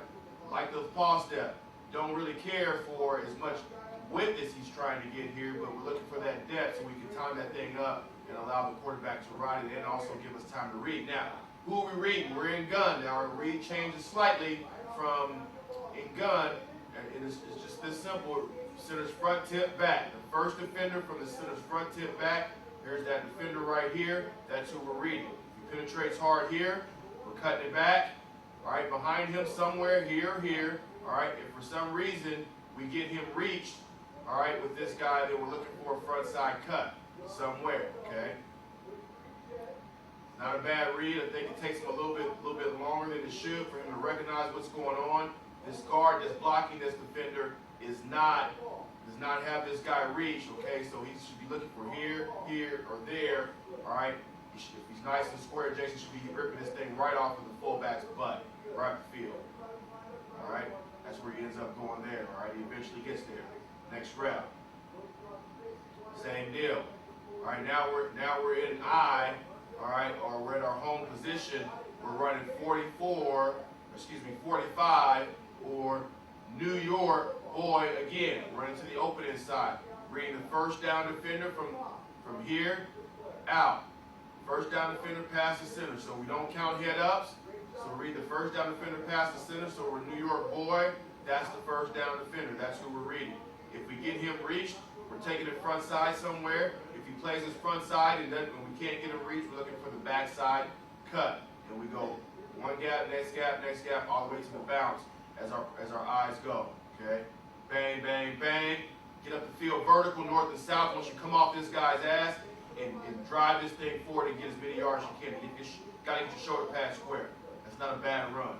All right, let's take a look at this a little bit closer up. Again, this is scales here. All right, open step, crossover, square up. Not bad. Nice job is getting the shoulder pad square. Now get vertical. See that? He's a little bit slow getting vertical here. I know this guy is sitting there, but put this shoe in the ground and get vertical so he can drive this thing forward for a bunch of yards. All right?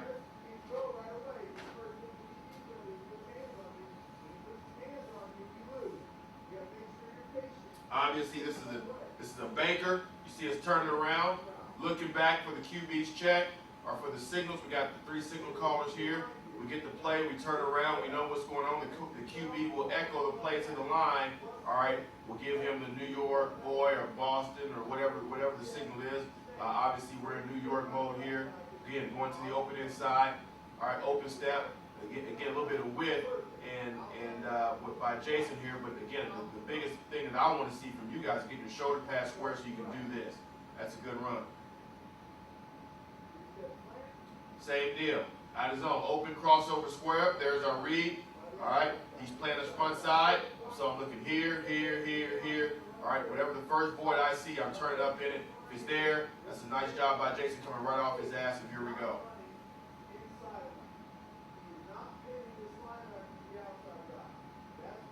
Let's take a look at this one from the close view. I think we got another angle on it. Okay, now we're in gun again. So the center's front tip back. There's the guy we're reading. If we get him reach, we're taking the front side. All right, where front side, first gap, that's the first look we take. If we can get that, we go there. If we don't like that, we go there. If we don't like that, we go there. If we don't like that, we go all the way to the bounce. But as soon as we like a seam, we get up in it vertical and going north and south. Another Baker look again. All right, so we got to know all the signals. They shift late to a bear. All right, center's front tip back. That's still our read. It doesn't change. All right, so nothing really matters there. We got him reach, so we're in the wrong position here. Jason should be thinking as he's coming over to open crossover, square up, he should be thinking that I'm coming all the way out the front gate here. All right, the quarterback should be able to ride him, all right, through this point as he's chasing this center's front hip, okay? On this case, the center's got him reached all the way. All right, that's the scene we should be in. All right, he eventually gets there. Somebody comes in there, now he dips back out and goes to the next scene. Somebody shows there, dips back out, goes to the next scene. Now, I don't like this drifting here. All right, I don't like that drifting going that way. I wish he would be going this way right now, vertical, right off of that cut. And I think we, probably get the same amount of yards, maybe we score,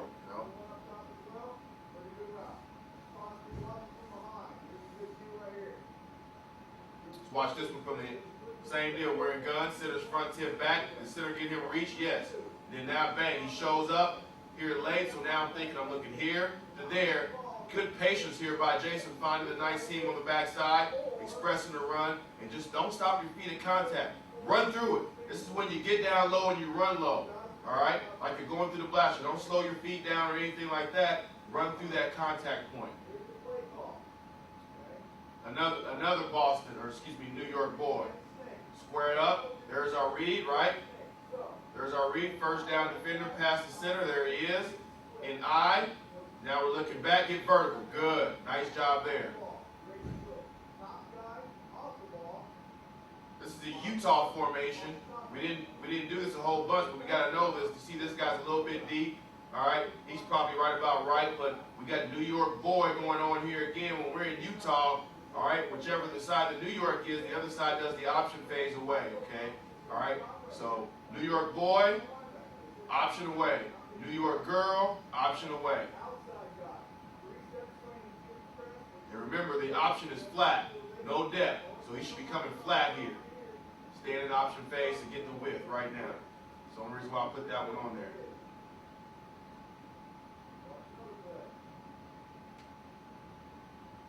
Same to this. Look at this with a close view here again.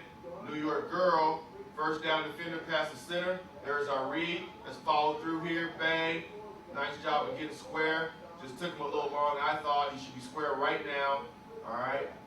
And not going downhill. I don't like the downhill motion by Jason here. with this first step. He should be open, crossover, square up, and let the quarterback drive him back to him deep so he can make this cut easier. Easier. Now get vertical. Use your offhand as a weapon. Nice job. Bang of him hand switching here. Should be nice and tight, high and tight, rip underneath. All right, we got a nice drill tape. We can go back and look at all that stuff when you guys have time. All our drills that we do during the season.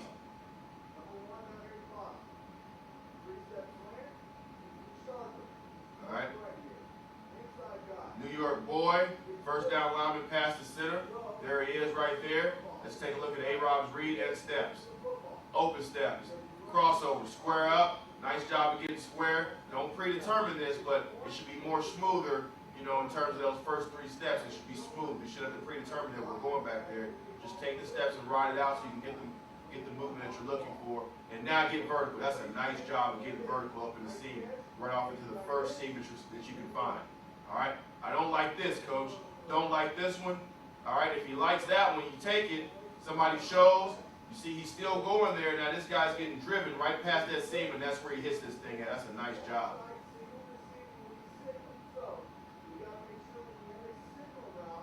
Let's go on to the next one.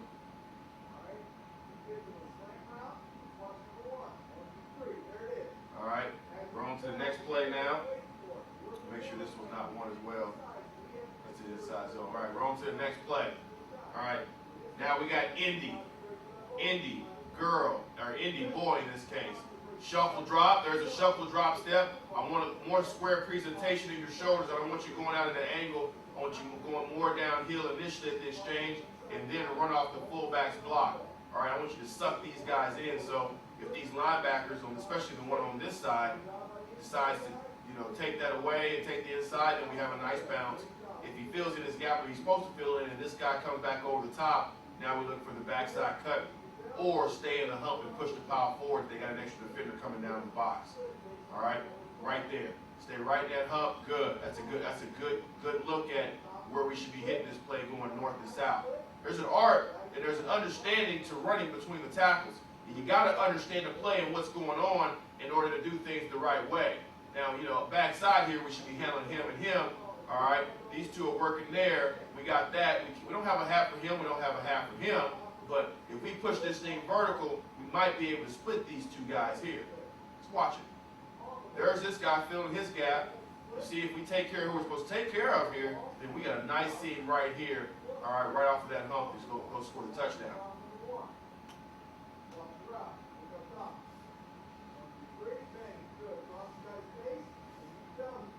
Indy.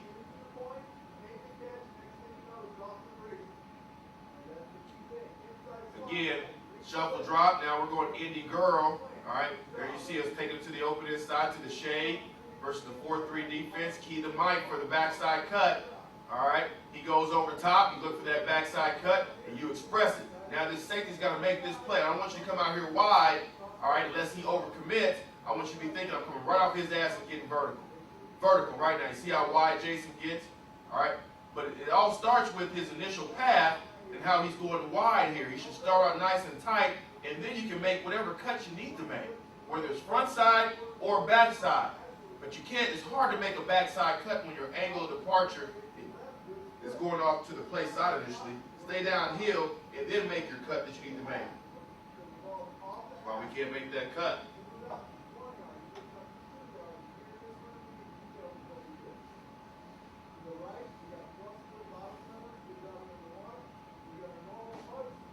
This was just a pretty decent run because he ended up running hard, but point going on here. Still going to the shade. Indy girl, all right.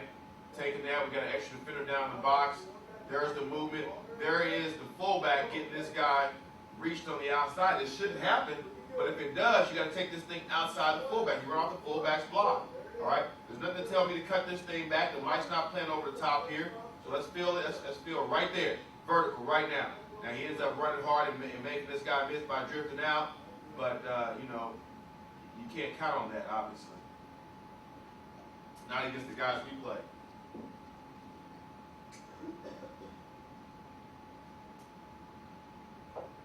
Indy boy. Stay nice and vertical. Good. It's good. That's a good run. This is a good 5, 6, 10-yard run, whatever the heck it is. All right. But the thing is that we do is we stay right in the hump. Remember, we got 2 double teams going on. There's 1, there's 2. All right. So if we stay vertical, allow the mic to go over top, and now we look for this seam. If I don't like that one, all right, and obviously I come back. But if you can't really tell where to go, then stay right in this hump and just push it vertical. I think that's what we do here. Good. Good. Just run. Run. That's a good 10-yard gain right there. Probably put way too many clips on here, but you know, here's one. Let's get to the other view of this one. We can see it from this angle here. All right. This is Indy Boy versus the 4-3 defense again. All right. With the Sam walked up on the line of scrimmage. Now the mic's there. There's a safety down low. All right. So here's a double team. There's a double team. We're working a combination there. There's a good, nice push in the hump. There's a fullback kicking his man out, running off his ass, get vertical in the hole. Outside player has a chance to make the play. Doesn't wrap up because you're running through it, and now go score a touchdown. That's a good job. Now here's a nice job of Jason Scales here. If you notice on this one, there is no departure from the initial angle, which is straight downhill. He can make whatever cut he wants to, but he doesn't have to make a cut because the thing opens up right down the freaking pike. Now go score a touchdown. Don't get caught. Don't get caught from behind. You know, when you run this play properly, and you know, again, you know, JJ here, or I should say question mark, is angled out. His angle departure is out. It should be straight downhill. Now he's got to make a cut to kind of get back in this hump a little bit. He should be here, and then bang, take this thing to the outside. But a good run all together, you know. Good run. We have a pretty decent understanding of what's going on there. All right, next play. All right, here's a Q run. And remember I said, you know, I told you guys that we got fullback rules and responsibilities. There's our play side linebacker. This is just 12Q or Indy Q girl. All right, bang. There it is. There's a play side linebacker. Nice job of getting up on them there. They shifted down to a bear defense. So these guys are going to stay big on big. We got the sole linebacker here. We read the first down lineman past the guard for an entry point. First down lineman past the guard for an entry point. If he charges here, I got to come inside. If this guy charges that gap, then I look all the way in here. But I got to find a gap based off of what this guy does. If he comes inside, then I come right here. Unless this guy comes inside, then I got to come all the way outside. You read this guy to take you to which gap. It's like reading a hole. If that gap is closed, all right, as he's charging that gap, I look to the next gap. All right, if he comes in this gap and this gap is open, all right, I look to this gap, somebody fills that gap, I look to the next gap out. So, you know, we go off of this guy, whether we go outside or in, based off of what he's doing. Let's take a look at this. He's here, so now I'm looking inside. I got a gap inside of him. Bang, there it is. A nice job there. Good read.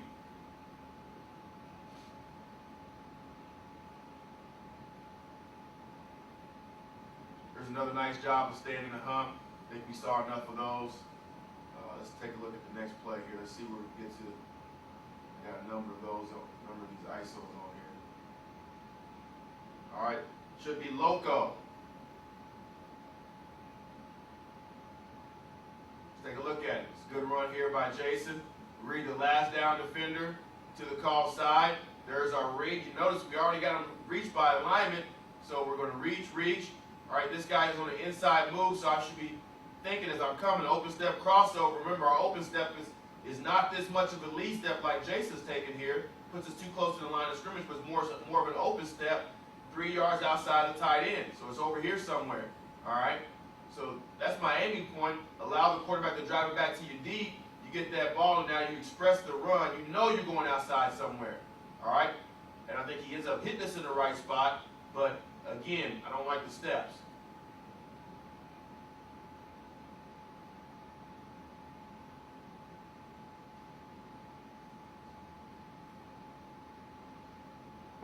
Let's take a look at this one up tight. There's our read. Loco girl. This is a Baker. So we're getting a signal. Again, same type of deal that Jason Harris does, Jay Scales does as well. With that lead step, it should be more of an open step to our target line, which is 3 yards outside the tight end. We know this guy's reached already. Now it's a matter of where do we go off of that block. Okay, I'm still outside off of this block. And if he didn't like either one of these, then obviously he goes all the way outside like he does here. Just beats a ball carrier now. Good finish.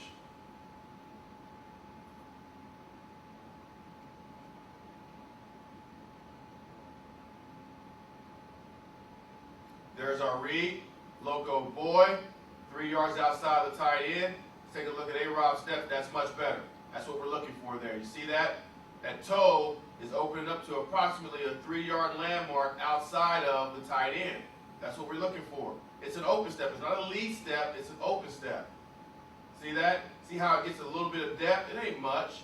Just a little bit of depth as we open to our target line. And let's watch the exchange point here as we go. All right? That's nice and deep. The deeper we get this ball, the better. The ball's on the line of scrimmage. We wanted to get it about 5.5 to 6 yards. 6 yards is best, but 5.5 is acceptable. That's about where we get this ball at. Now we can make whatever type of cut we want to make, whether we're going to gas it and get outside, or if we need to cut up, you can always cut this play up. I don't ever want you to cut it back, but if we need to cut it up, we can cut it up. Now, if you see here, A-Rob takes it to the outside and gets skinny through the hole and drives up for extra yardage. Loco girl, there's our read. Let's take a look at it. Our read gets outside. So now, again, not as good a step as last time here, though, by A-Rob, right? All right, still get the ball fairly deep, but it could be a little bit deeper. And if he was a little bit deeper, he'd be getting about right here. And now he can really express this cut that he's about to make here. You see that? Right cut just made it a little bit harder for him to make by taking the wrong steps. All right, there's more locos. Obviously, when we go outside. See if we got any loco.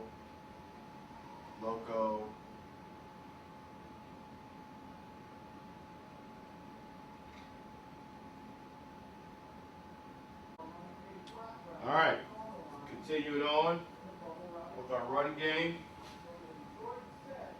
Looking for a rocket. All right, here's a rocket right here, or it's blocked like rocket. All right, there's our read. Got him reached. I'm thinking outside all the way. Got our offhand free as a tool to express the run and finish the run. Nice job. Got to get going now. Once you know it's an outside deal, you gas it.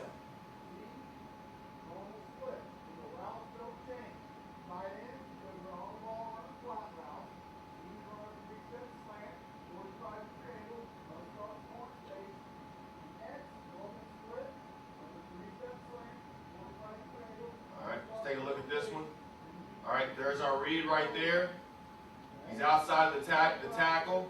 So I'm looking at that thinking for my first cut up seam. There it is, right there. Right in front of your face. Get going vertical, nice move in the hole. Got your offhand as a weapon. All right. Here we go.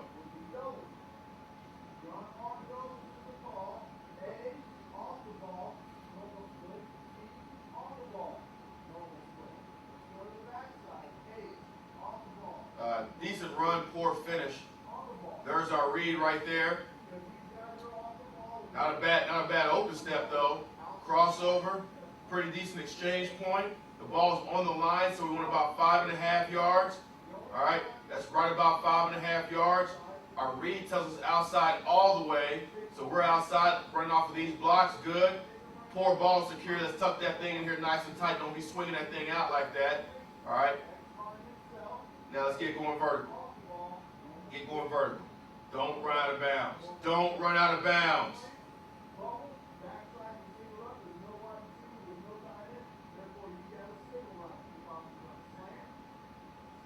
Again, there's our read. He's already outside the tight end, but we got to look at him. Bang. He almost gets him reached, but he widens the hole as he goes.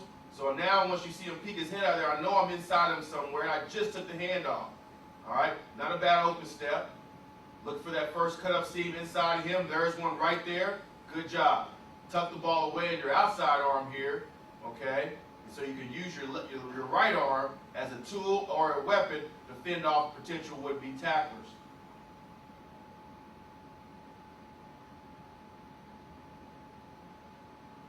All right. You can see our read is the same on Rockets and Locos. These last several have been Locos, Rockets. So our read stays the same on all of those. Let's see what we got here. All right. Now we're into Pittsburgh. Okay, let me make sure this last one went to Pittsburgh too. All right, it's a Baker call. It's a Baker call. Let's take a look at it. Now, Pittsburgh, we front side timing step, boom, boom, with both feet, and then take a step with our inside shoe first as we go downhill. We should be reading this inside to outside, A to B to C. All right? Never sleep on the backside A-gap cut. If you're staying vertical and you're looking at this hole, you'll see this one big as day if it comes available. Let's take a look at it. Pittsburgh. See how A-Rob's shoulders are turned here? I don't want the shoulders turned there. I want them going that way, vertical, not pointed out, vertical. All right? He ends up hitting us in the right spot. Let's keep our shoulders vertical and then make the necessary cuts that we need to make. All right, as we run through the hole. Same thing here. Read it A to B to C. Never sleep on the backside A-gap cut. This is Pittsburgh. Boy. Pittsburgh. Boy. There's our first read. All right. You see that there is a little hole there, but if you don't like it, that's fine. All right. Come on around this thing. All right. Don't like the next gap. That's fine.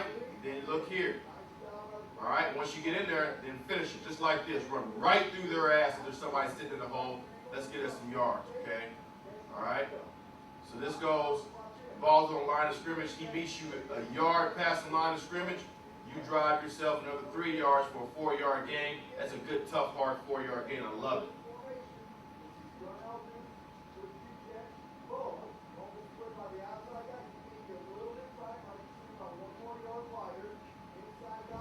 Sometimes that outside cut is going to present itself for you.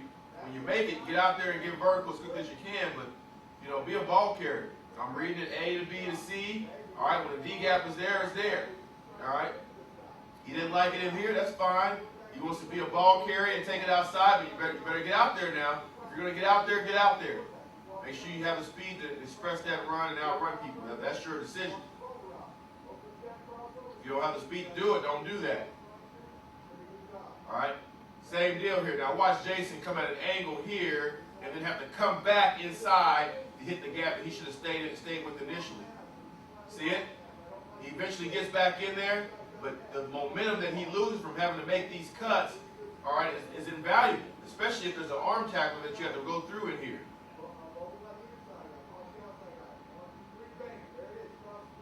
Pittsburgh, boy again. All right, make sure you have the speed to get out there if you're going out there. And again, get vertical as soon as you can. This is the unblocked defender. We got a wide out coming in for a safety. Put your shoe in the ground and go run and score a touchdown right here. Outrun this guy. Don't run to him and make his job easier. Put your shoe in the ground and let's make it a foot race. Let's watch this one up close. A to B to C. It's the Baker call again. Good patience at the top of it. Bang, bang, go.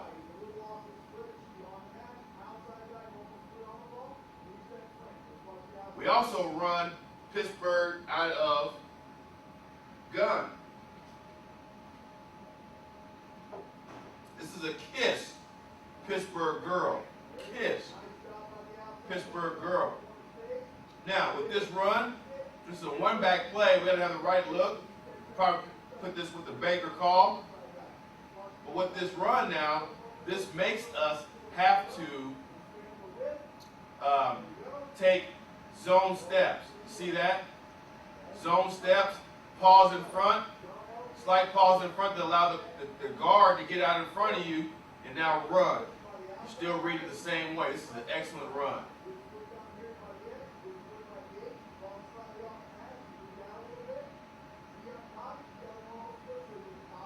watch it from this angle. Zone steps, slight pause right there in front, allow the guard to clear, and now you run. Run right off his block. Still read the same way, A to B to C gap. All right, he didn't like the A gap. Either one, he goes outside, runs away from a would-be tackler. All right, but he still keeps it inside, going vertical. All right, I like the fact that he has his offhand free. All right, as a weapon to fend off some of these blocks in the hole. There's not a lot of traffic in there. He's not running through two bodies.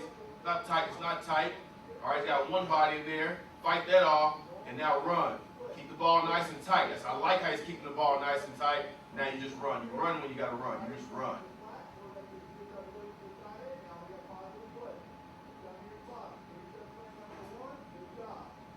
Kiss, Pittsburgh girl. Same deal. Good read by Jason here. Read it inside back out. If he didn't like this cut, that's his decision. Thought he could have ripped it there too, but he follows the guard. All right. Gets to a bigger hole.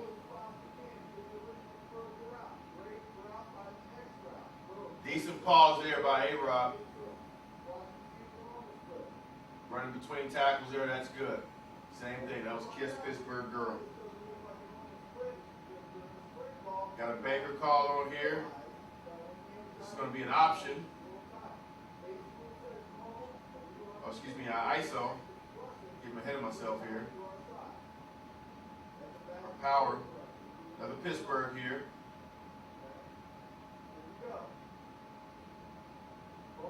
Pittsburgh here, Pittsburgh boy, A to B to C. Still, we got a little angle out by A-Rob there. All right, but he does a nice job of getting back into the gap where I think he needs to go, which is inside, getting down low and fighting for extra yards. Let's see if we can get to another play here.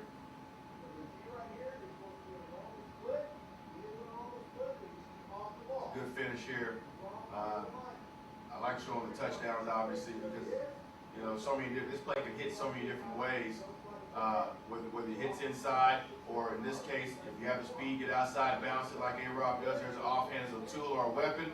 Make sure you have it free to fend off any would-be tacklers there, and then just run.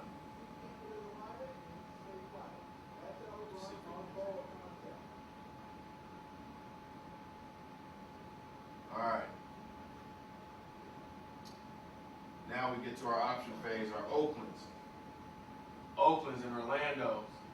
Okay? Oakland and Orlando's are options to us. Doesn't need anything different for us. The only thing that's going to be different is when we're in gun, we're going to make sure we stay tight and stay right flat down the line. Here we come flat down the line as well. Try to get into our pitch relationship, which is 5x2. All right, out in front of everybody and get up the field. This is a good run here by Jason. Decent pitch relationship.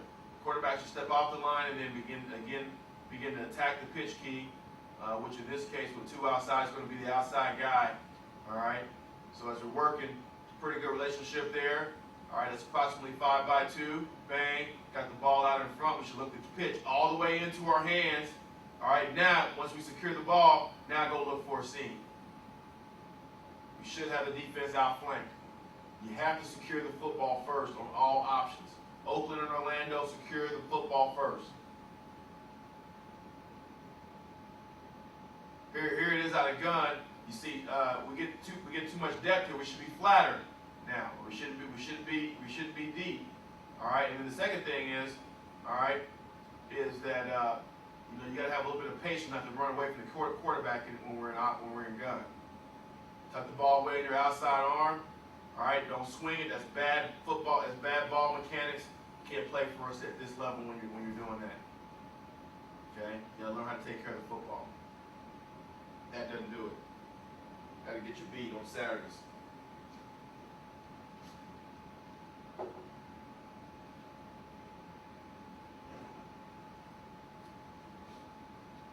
mean, look at all these times the ball is not secure. All right, we do a drill for this. Look on your drill tape. When we're about to put our hand down, that ball should never come away. This is so bad. I mean, such bad ball mechanics. I mean, this is the type of stuff that gets you beat. This is what I call playing hood ball. You might as well be in Division III if you're going to play like this.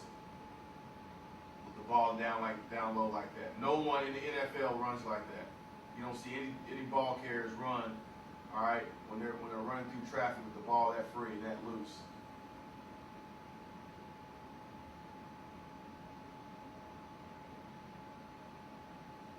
All right, better job here staying flat at a gun. All right, again, don't come downhill too soon. Get the defense out flank. Good finish here. Good finish. Get your pass down low. Be the hammer, not the nail. Get your pass down low. Run through them. Good finish there.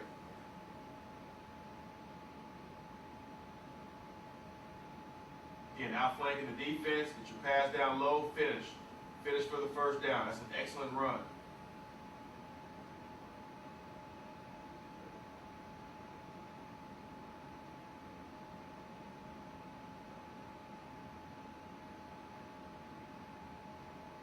Nice job of staying flat here. Pushing for width. Get the defense out flank. Now go run and score a touchdown. Keep your offhand free as a weapon. Let's look at this closely to see if we get it free. I think this is a nice run.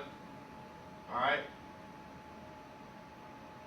Keep that offhand is free. Don't just absorb the blow. If you're going to dip your shoulder, then dip it and rip through there and blow through there on them. Try to fend some of those hits off.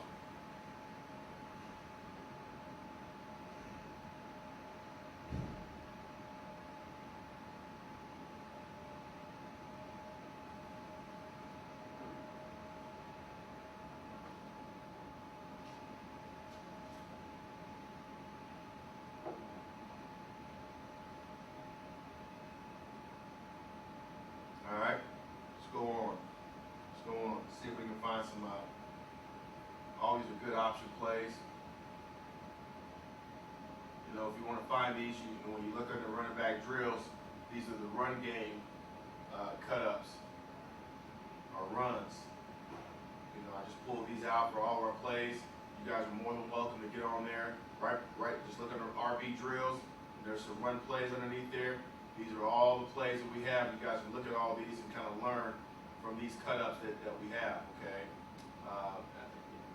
Obviously, we have cut-ups of these actual plays, but I pulled out some of the ones that I'm talking about here in the meeting just for this deal. Here's an example, and I talked about the one where we just saw Bo run the ball where that ball was free, and that drill that we do, we put our hand down on the ground, two-hand touch every 5 yards. All right. Notice the difference here in how tight A-Rob keeps the ball. This is why he's a starter, and how Bo kept the ball. Okay. All right. Got to learn how to take care of the football. I'm not saying that he'll never fumble, and there's never going to be a time where we don't exhibit some good ball security and this, that, and the other. But we train ourselves to do the right things. Okay. We train ourselves to tuck the ball in properly. All right, and keep it in a secure position so we don't enhance our opportunities for our chances for turning the ball over, okay? Because there's already so many other things, there's so many outside factors that go on that we can't control, all right? The things that we can control, the things that we do well for ball security. I mean, there's going to be some times where that thing might just get knocked out of there because it might hit you funny or whatever. I don't know, but I damn sure don't want to be turning the damn ball over because we're using poor ball security things that we could be doing better, you know, like not putting the damn ball away, not tucking it down, you know, nice and tight to your body when you're running and making cuts and this, that, and the other. Those are bad habits that we cannot afford to have. So let's just watch this. Ball goes down, A-Rob's hand goes down. If that ball were to drop right here, this would be a fumble. If this was Bo and the ball was dropping, this would be a fumble, or he'd be on the ground trying to recover the damn football. But because he's keeping it tight, all right, tight. Look how tight he's keeping this to the body. Okay, I'm not saying it never ever comes away because there's a little bit there, but gosh darn, man. All right, this is the drill we do every day. We train our muscle memory to make this and be able to put our hand down and keep running and have enough confidence in what we're doing that ball's not going to get knocked out of there, that we can go score a touchdown and make a spectacular play like this. That's awesome. That's awesome.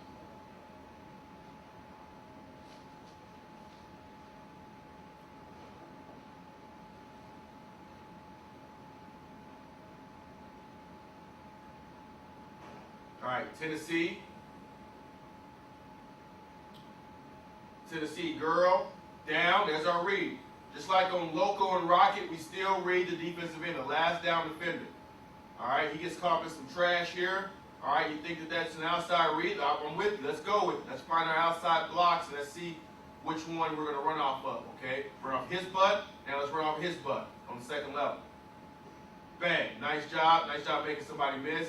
Getting vertical in the hole. We want to stretch and puncture. We got to take a little jab step. You see that little jab step he takes with his backside foot? Now get some width. Stretch. Puncture. Don't be coming downhill while you're trying to stretch this play. Stretch it right now. Open up some seams in the defense. Get these guys running over here, and now slice them. Slice the defense in half.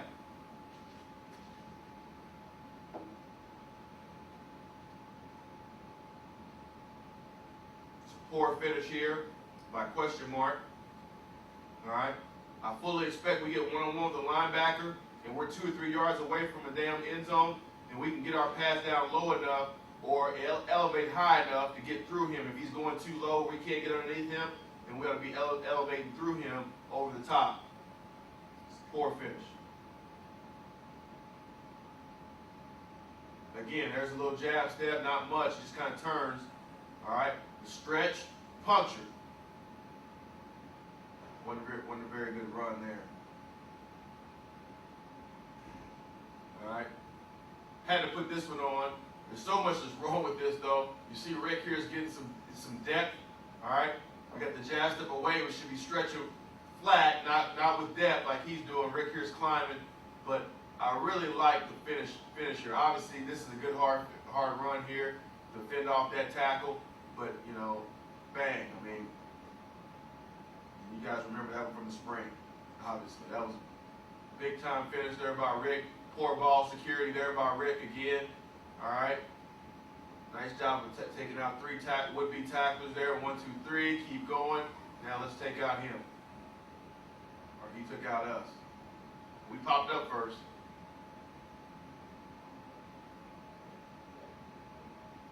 All right. The thing I like about this is the finish. But the thing I want to point out, it's a good finish by A-Rob, just getting vertical and turn this into, you know, rather than a negative play, we end up getting a yard on this. But the thing that I want to point out is, on this, we jab away. We must keep our eyes on the ball the entire time. You cannot take your eyes off the ball, all right, until that thing has been secured, that pitch has been secured. You know what your read is doing. Your read right now tells you, all right, tells you right away, you know where your read is. He's inside, okay? Get a pre-snap read on it, but look at the damn pitch when the ball is coming all the way into a secured position. A-Rob's eyes are downfield right now. That ball is not tucked away. All right, you can't do that. That's a turnover waiting to happen. We had way too many turnovers with the damn toss last year.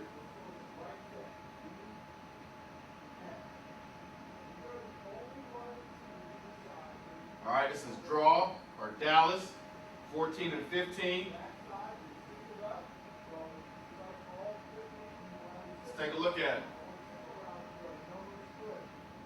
Just like a power step for us, front side timing step, we allow the quarterback to drive it back to us nice and deep, and we're running off of these blocks. Now we're getting a bear hug here up front, but our fullback's taking us to this gap here. Good patience there, get going vertical. Let's finish the run, let's express the run.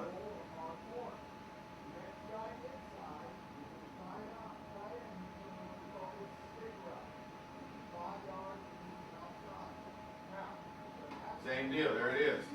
Stand down nice and low, run off the fullback's block, now you be a back. Run the daylight on draws, run the daylight. That ball tucked at the finish.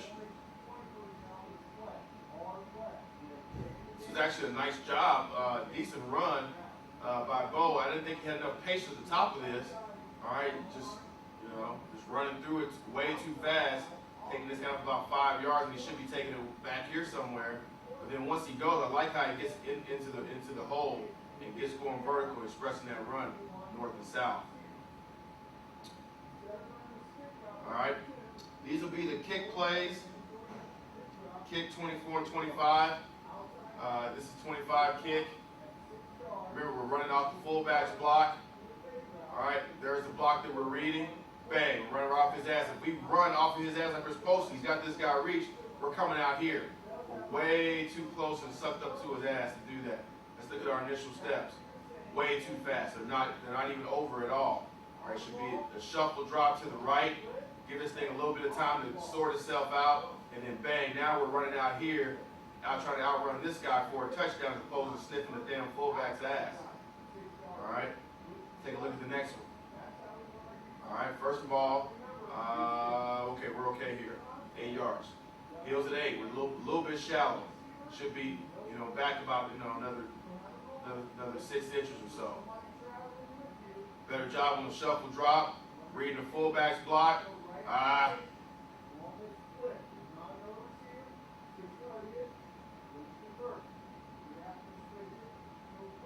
Good hard run though, 3rd and short.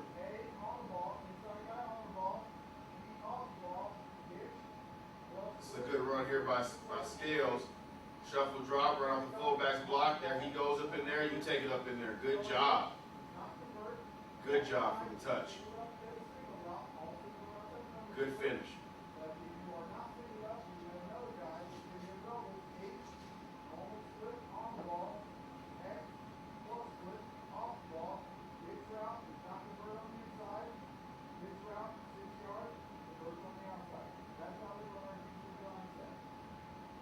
Run off the fullback's block. Good seam inside. Nice job there.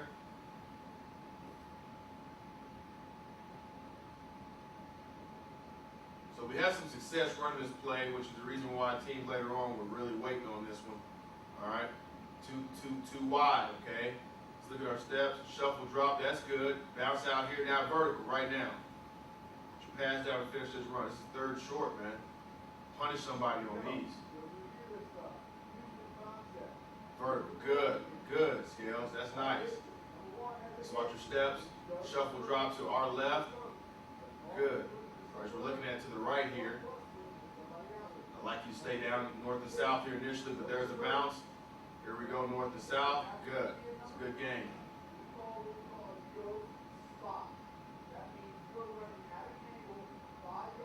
Nice job of getting that first down there, obviously.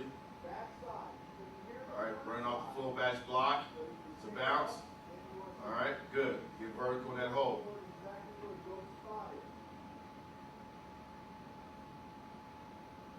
This is a poor run. Nice job of trying to finish it out. That was a poor run. This one shouldn't even be on here. Need to delete this while we got. While I have a chance here.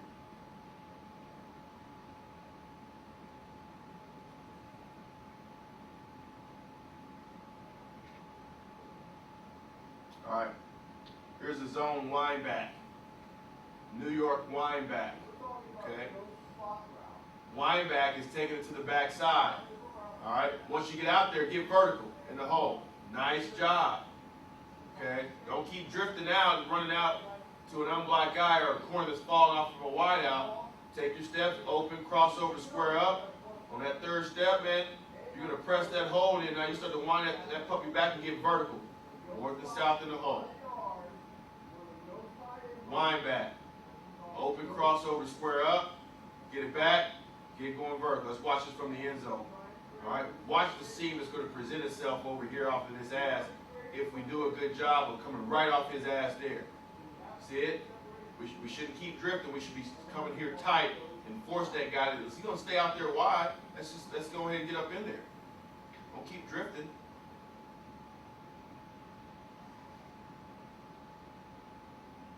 Vertical. Good. It's a good run. 6-7-yard run. I like that. Open crossover, square up. Wind back. Get right through that seam. Get down low. Drive the pile.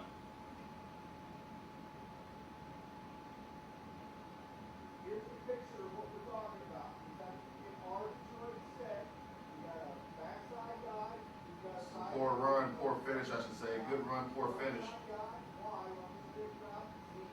I don't like the steps. All right, it's too flat. All right, that first step shouldn't be going that way. It should be going this way. All right, with a little bit of depth, and aim that way, just like we take him out a gun, and then square ourselves up, and then bang, let's hit it. Poor steps, now vertical. See how we're running out toward this guy? We should be running through this guy this way right now. he's looking at him. He should be trying to outrun this guy right now, or power through him with the stiff arm and or flipper, not run right to him.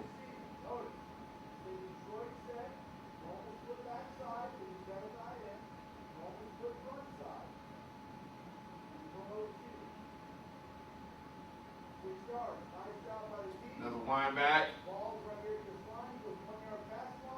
Take a look at his steps.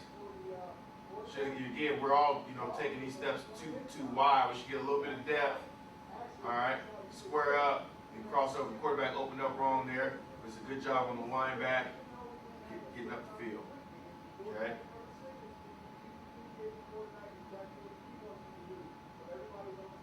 All right. Zone bounce. Now bounce. Vertical. Good. Good. Open crossover, square up. All right.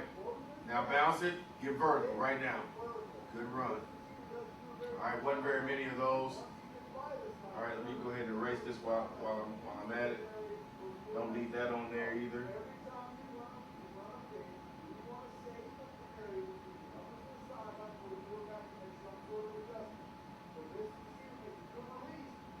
All right, so we ran this a few times against Texas.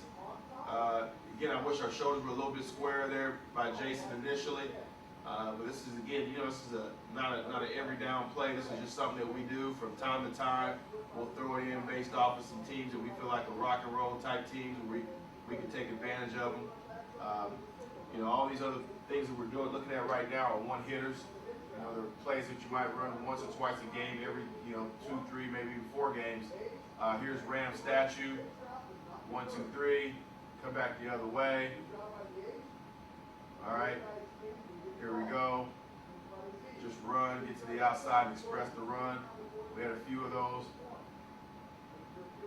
A-Rob took 2 steps here. I thought we said the end there, 1, 2, 3 might have been a little bit better timing because the quarterback's going to come to you a little bit. All right. Let's look at here. Let's look at Jason run this. 1, 2, 3. Yep, that was pretty good there. All right. And get out here and express the run.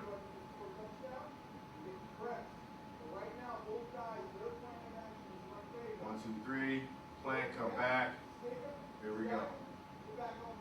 Great job by the Z right here.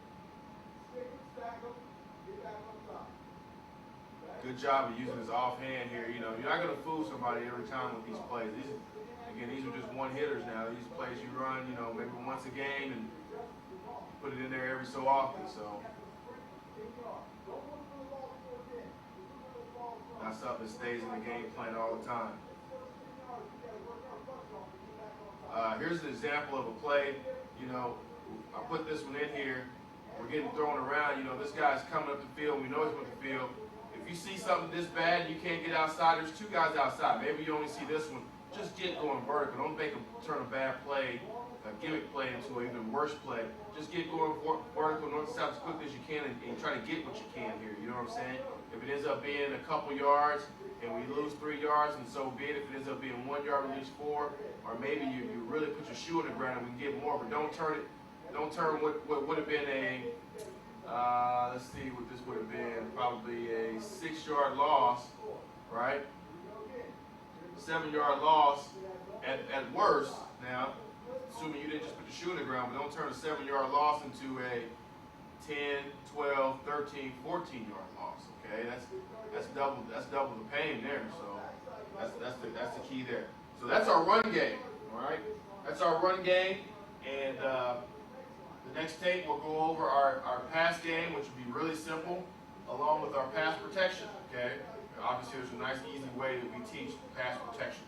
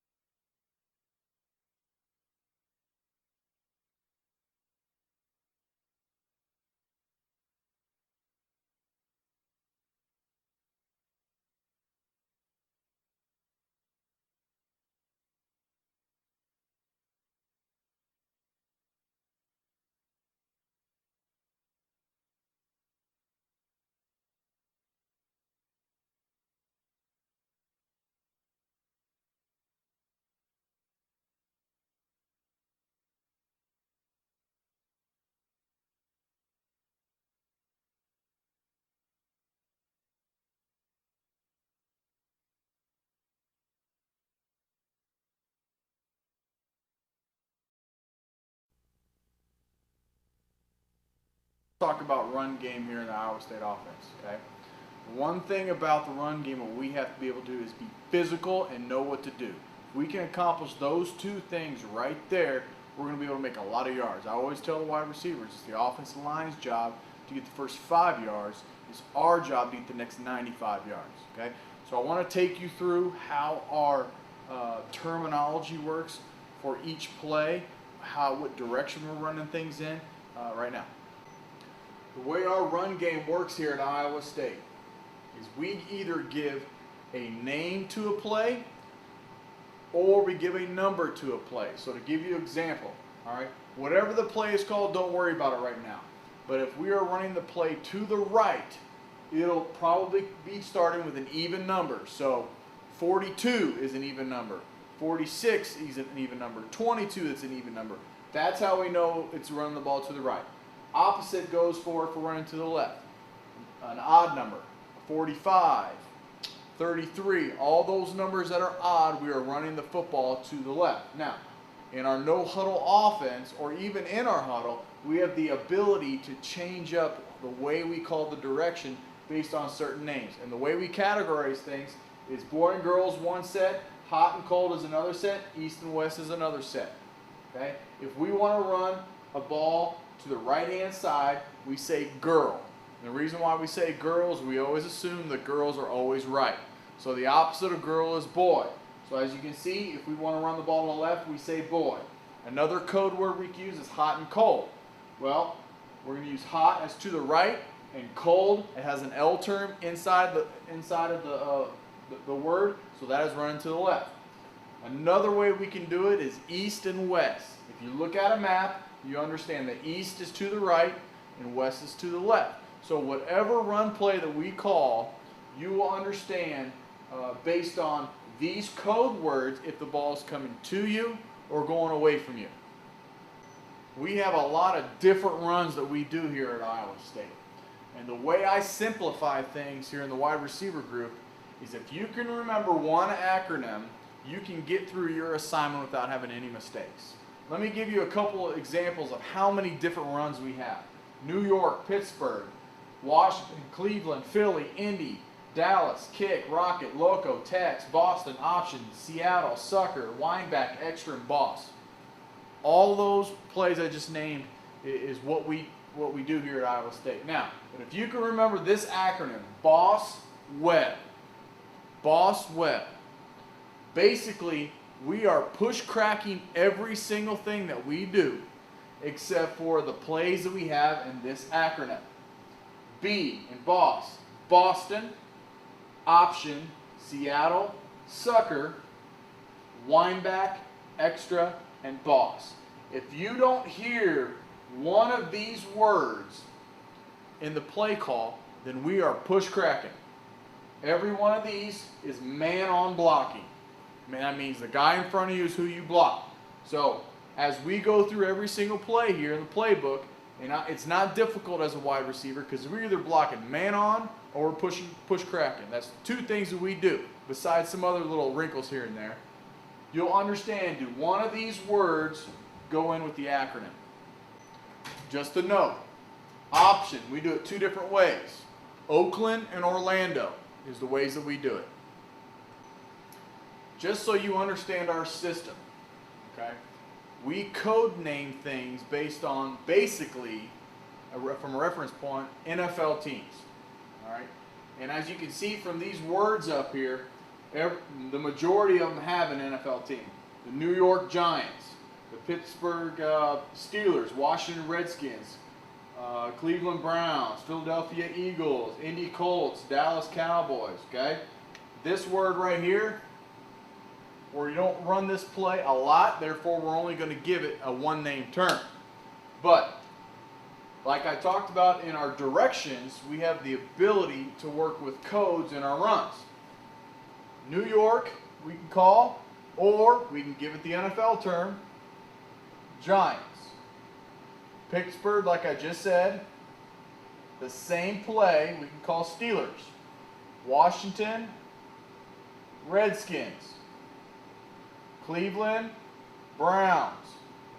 And all of these plays are the exact same play. These work with this one, this works with this one, this works with this, and so on and so forth. Okay? You get the idea of what we're talking about. There's other outside runs that we have. Rocket, Loco, and Tex, which isn't a play that we're going to run 1,000 times a game, so we feel comfortable as an offense just calling it Rocket, not having another word for it. Just calling it Loco, not having another word for it, and just calling it Tex. You probably haven't even heard of Tex before because we haven't run it yet here. Okay, but that's another outside run that we have. All right. Now, I put in the other category we just talked about our Boss Web plays, and here's the next thing. Okay, Boston. To go with Boston, what we say is Celtics.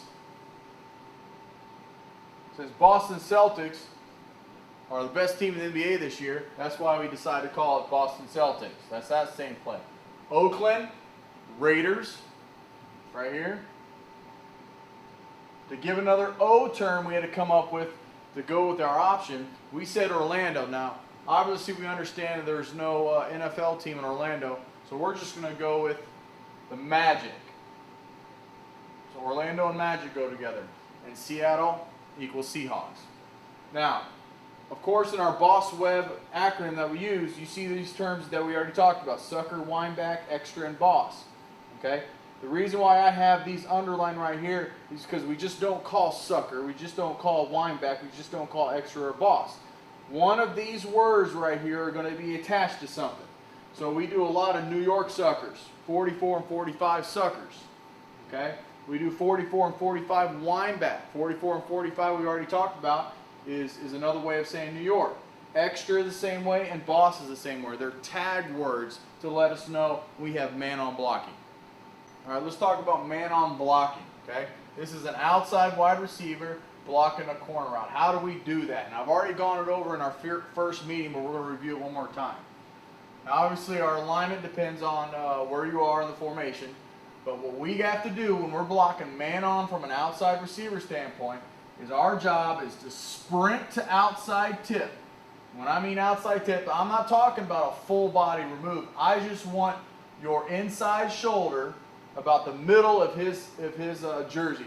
And your outside shoulder should be outside of him totally.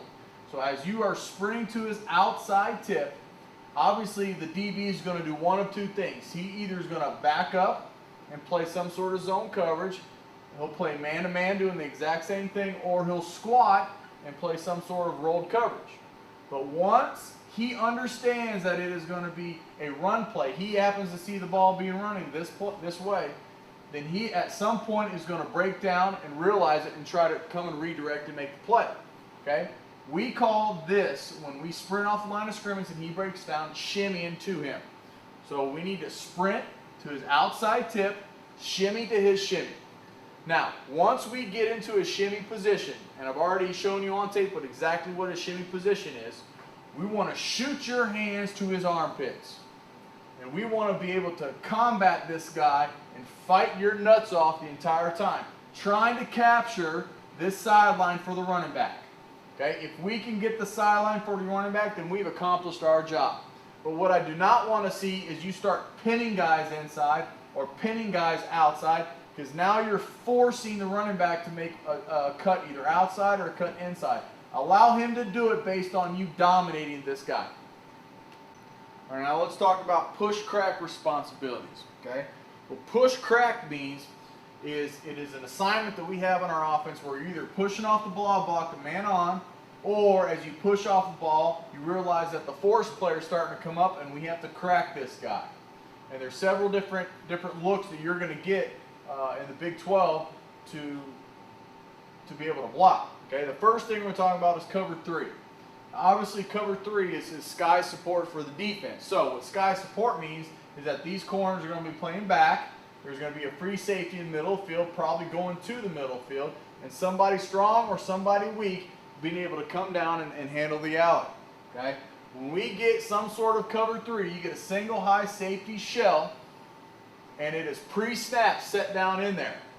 We are responsible for the corner route. If he happens to be an 8-man front, happens to be an alley player, there will be some plays where we're going to ask you to get that guy right away. But if he is in the box pre-snap, okay, we're either going to check out of the play or we're going to give you an assignment to get him. But 90% of the time, a single high safety look, we're looking to handle the corner. That is a cover 3 look. The most difficult look that we'll get on the perimeter is a cover 4 look. You got a corner right there and a free safety to the hash, maybe slightly off the hash. Now, based on this look right here, I call that a disguise look. They can possibly play cover 4 here, or excuse me, cover 2.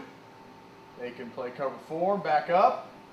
They could possibly bring this guy down, back him up, play somewhere inverted cover 3. There's a lot of different things they can do, and plus they can play man. This is the hardest look you're going to get. Well, your job responsibility is you have to understand who is the most dangerous to be able to make the play come to your way. So as you come off the line of scrimmage, let's give you this example, okay? This guy is starting to creep back. Right now, he is telling you something. He's telling you that he is not going to be a squat player. So who do you think the most dangerous guy is? Well, the safety. So we don't want you to come right in right now because he's not a threat right now. We want you to come sprinting off the football, then come in and grab that safety when you know he's backing up. Okay? Let's say the cover 4 look, this guy's starting to creep down. Well, who's the threat? Is it the corner now or is it the safety? Well, if this guy's starting to creep down a little bit, now he's becoming a threat. Now we'll go and get him. Okay? Understand the difference that what I just said. Before I said he's backing up and he's back. So we got to push off this line of scrimmage and then we're coming in because he's backing up. The other one I just drew up, he's starting to creep down. We know he's a threat. So right now, because he becomes the most dangerous threat, we can come right in and crack him. Okay? That's what we call push and crack. Now, other possible covers you could get, okay, is from the same exact look is cover 2.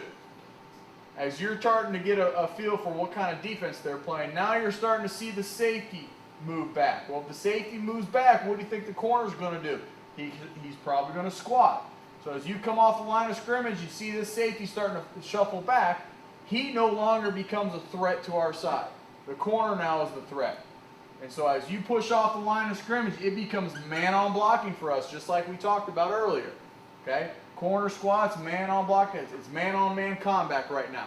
And so you got to defeat this guy, staying outside tip leverage, D'ing him up, man-on-man, and defeat the defender. Now, last one. Okay? You get a corner who's rolled up. Understand that it is probably going to be some sort of cover 2. But right before the snap of the ball, you're starting to see this guy creep a little bit. Well, in the Big 12, a lot of people to the boundary like to play what we call trap coverage. And what trap coverage is a defensive way. It's a defense's way to be able to get an 8th or 9th guy in the box by still having a cover 2 shell. So when we start seeing trap coverage, the first thing you have to do is take a flat step with your inside foot. What that enables you to do is open up your hips and be able to meet this guy at a point where if he happens to creep even further, you won't have to chase him. You would already be able to be in position to be able to block this guy. Trap corner is difficult for a wide receiver because he's already got position on us. Now we got to do like an offensive lineman does and take a zone step to the inside to be able to meet this guy and be able to wash him down. When we see trap and we can execute that block right there, there is a huge hole to the outside. If we execute it, we got a chance to score big time touchdowns. But if we don't execute it, this guy will be in the backfield before you can blink, and next thing you know, he's tackling a running back in the backfield. So we got cover 3 looks, we got cover 4 looks, we got cover 2 looks in trap. Man coverage, you see a guy pressed off man-to-man, 9 times out of 10, they're probably going to be a free safety in the middle of the field. You have a choice. You can either fight them at the line of scrimmage or you can run them off. And when I say run off, I'm saying I don't want to see you in the camera when we turn it on the game film the next day. I want to see you run the guy off. If it takes 30 yards, that's fine. If it takes 40 yards, I want him out of the picture. He should not make that play. All right, we just talked about play side blocks. Now let's talk about backside blocks, okay? Now you're either going to be an inside guy or you're going to be an outside guy. One of the two. The ball's right here. If the ball is going away from you, the inside guy is responsible for the term we use is cutoff to safety. And that's the way I want you to verbalize it in our meetings. Cutoff means is that the first defender on or inside of you is our cutoff guy. If we can go and sprint to his inside tip to be able to block this guy, square it up, and drive him this way, we've accomplished our job. If you block this guy, you've accomplished your job. Okay? If for some reason, as he sees flow away from him, he'll pursue.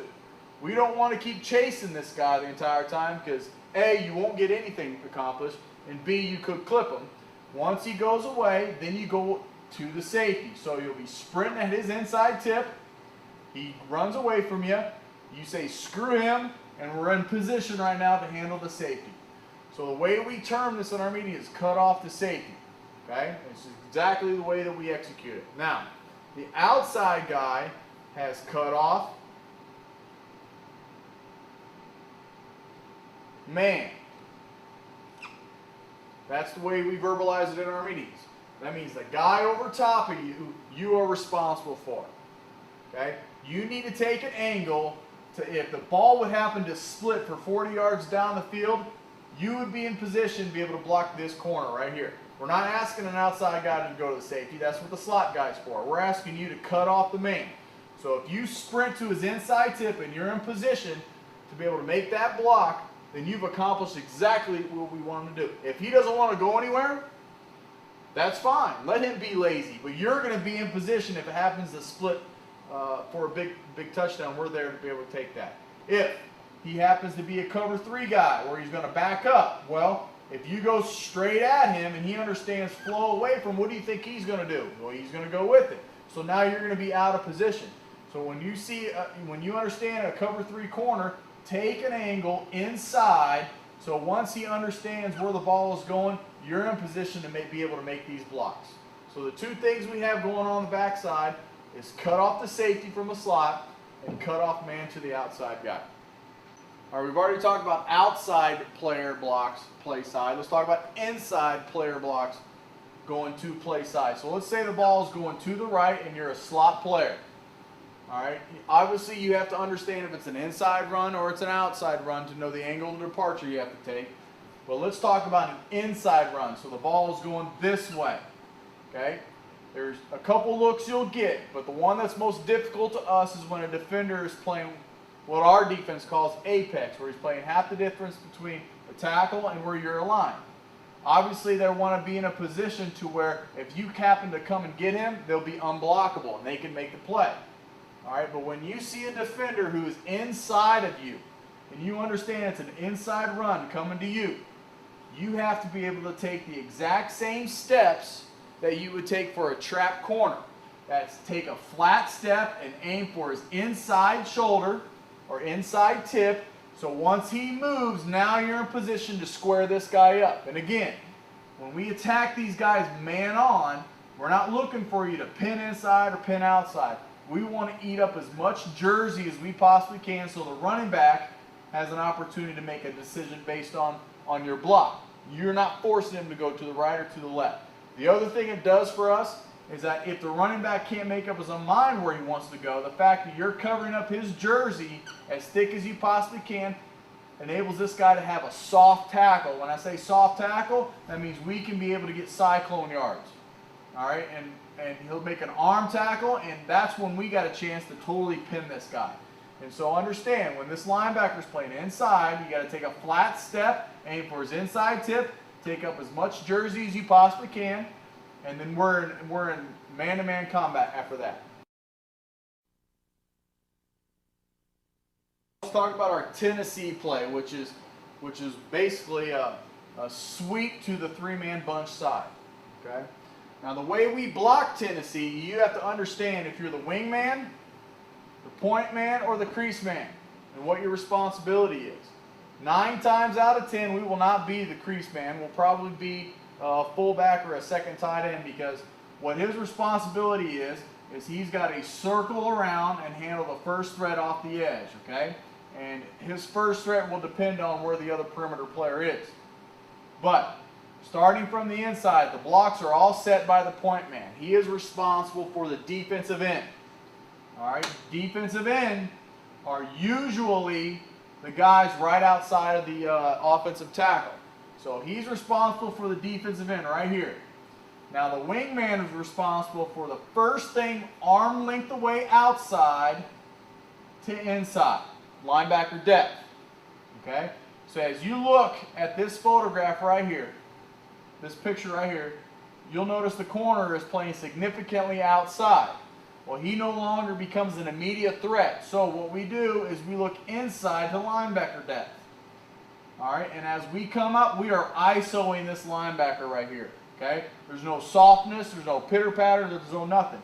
We're taking an angle to clear the line of scrimmage, and then it becomes an ear hole. The worst thing that could happen to us is if he penetrates, now the tackle can't get around at all if you cause penetration.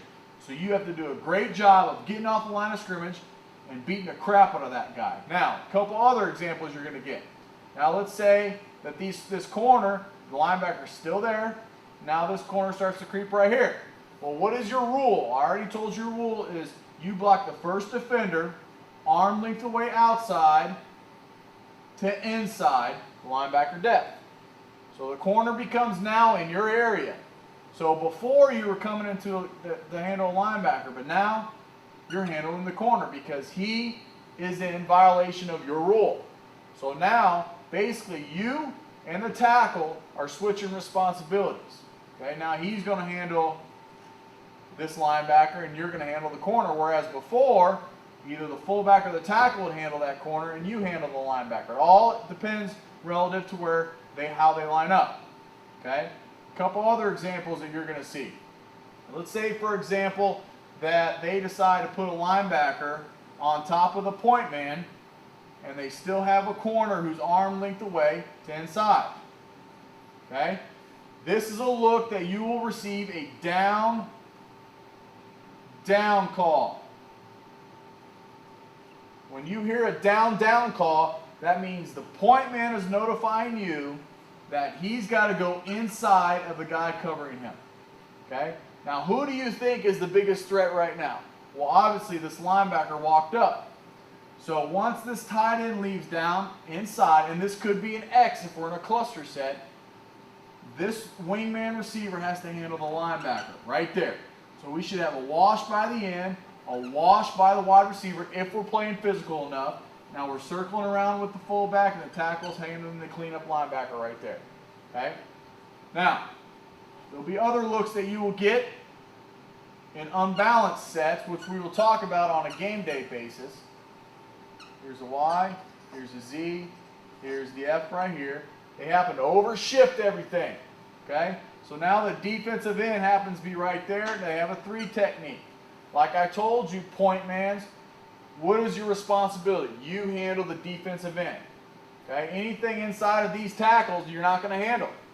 All right, but if he's outside shade of the tackle to where you are, he's considered a defensive end. So now you're blocking here. Now to the Z, it's going to look like a down call, but he doesn't call it. So what is your rule? Your rules handle first thing arm lengths away outside to linebacker depth inside. Okay? No down call, what do? Here we come to the inside linebacker. As soon as this guy gets in a position to where he violates your rule, now he becomes your guy because we always want to be able to block the first threat. That is what we call Tennessee play.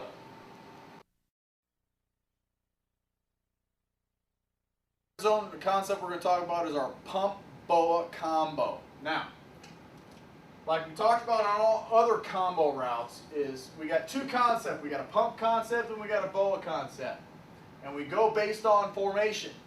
So we got a gun L deuce formation, whatever the protection is, pump boa. So the strength formation is over here, so this is what we're running on the pump side. The boa is happening away from strength. So just like we talked about in the quick game, normal alignment, off the ball, on the ball, 3-step slant, bubble. That is our boa concept right here. Now the pump concept right here, we have what we call normal alignment, and then obviously tight end set right here. We're going to run a 5-yard stick route. Okay, and what a stick route is 5 yards, plant to the outside. And then once we give a little nod to the outside and get the DB coming, we stick our outside foot in the ground and boom, get vertical slightly inside. Both guys are doing the exact same thing. This is our pump concept. So we're trying to fake this safety of this linebacker right here, try to drive on that out route, stick our foot in the ground and go vertical. Same thing out here. It's double pump. Boom. There it is. Now, what this guy has to make sure of is that he does not get a sharp angle inside because you got another guy here. So once you defeat him, boom, get vertical, quarterback, put the ball right here. And let's watch a couple examples of our pump concept. All right, here's a great example of our pump concept. Notice normal alignment. We're going to hug versus a 2 receiver set. We got boa over here. So we got pump, boa. Let's watch the boa concept. There's the bubble. There's the slant behind it. This is our single high beater. This is our 7 across beaters. If we get blitz, we're going to the boa. If we get 7 across, we're going to the pump. It gives us another way to throw a 7 across beater to the boundary. Okay? Watch the route. 5-yard stick and get vertical. Now the inside guy can cross the safety space. That's a good thing. The outside guy does not want to get too sharp. This is a great route right here, making him understand. Try to leverage him to the outside. Stick that foot in the ground, get vertical, and there's the touchdown. Okay? So the way this play is called would be gun our doubles, fake 3-jet, pump, boa. So pump's happening to the right, boa's happening to the left. Watch it again. Well executed by the quarterback and the wideout, and we got another touchdown. Red zone route. Pump, boa.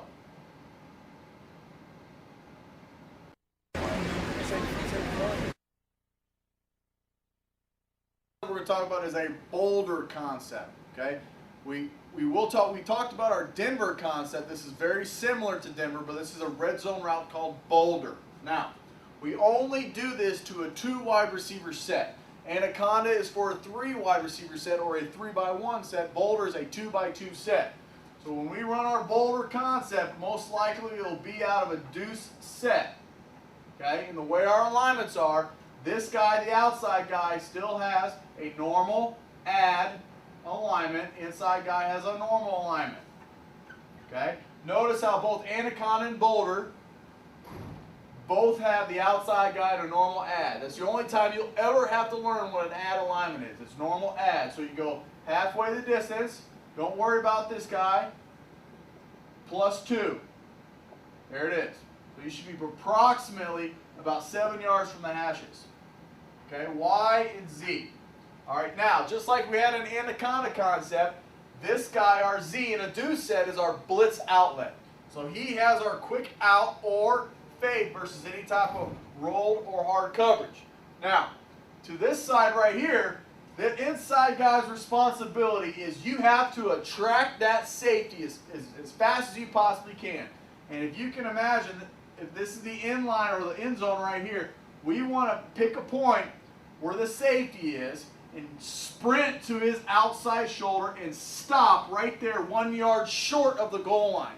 The reason why we want to go 1 yard short of the goal line is behind here we have a 7-step glance route again. Okay? If he winds up taking us, we need to have enough room for the entire end zone to throw over top of him to this backside guy. But if he softens up and you catch the ball right here, you're still close enough to get into the end zone. So it's very important we sprint to that 1 yard line, outside tip of the safety right here, and make it real sudden. So you're sprinting, and it's boom, turn around, look for the ball. As sudden as you possibly can go. Outside guy has a 7-step glance route. Once again, once you get inside of the 8 yard line or the 7 yard line, then we change our steps to 5. Okay? Now running back is going to be running a spot route right here. So, if we run our boulder concept, this is the picture you're going to get. Tight end's going to stay in and help block. You're going to get a 2-man route right here with our blitz outlet. So be ready for it. Here's a couple examples of what we're talking about our boulder concept. Okay? Everything to the field is what we're trying to defeat 7 across with. So watch the inside guys, 8 yard line. Sprint, be sudden. There he is, attracting him. Once you attract him, that's exactly what we want. Okay? Because watch the safety. He starts to bite, boom, throw right over his head. Touchdown. 7-step glance route right here. Get inside the 8 yard line. then we got a chance. Now, if you don't get the ball right away, backside guy or outside guy, and just kind of hang around that back end line, quarterback will find you. Be ready for scramble for this play. Z right here has got a fade route. Notice, watch his feet. 1, 2, 3, 4. This is a great fade route by this kid. Boom. Now climb back on top of this guy. Here's a couple more examples. Good alignment. I like to see a little bit wider. Normal add. 1 yard line. Boom. Track. Now that's sudden. That's what we're talking about, sudden. He takes him. Next thing you know, we got a wide-ass open guy to the outside. Okay? Try to get him to lean to the outside. If you got to stem him to the outside, that's fine. Easy play, touchdown. This is for a 7 across Peter. Backside guy, notice how he goes 4 steps. 1, 2, 3, 4. Plant, get around him. Now, he's going to get beat up because the guy's going to be playing outside and 7 across. That's why we're going over to the 2-man side. Okay, last example. R-deuce formation. Z has the fade or quick out. You notice this is a fade. He'll get beat up every time in this coverage, but this is why we run this combination. Sprint to the 1 yard line, outside tip, be sudden. There he is, wide ass open. Okay, he needs to be a little bit wider. Okay, reset his stem, and there it is, the touchdown right there. Okay, so this is a great play versus 7 across. This concept is called boulder. Boulder, like you're bowling.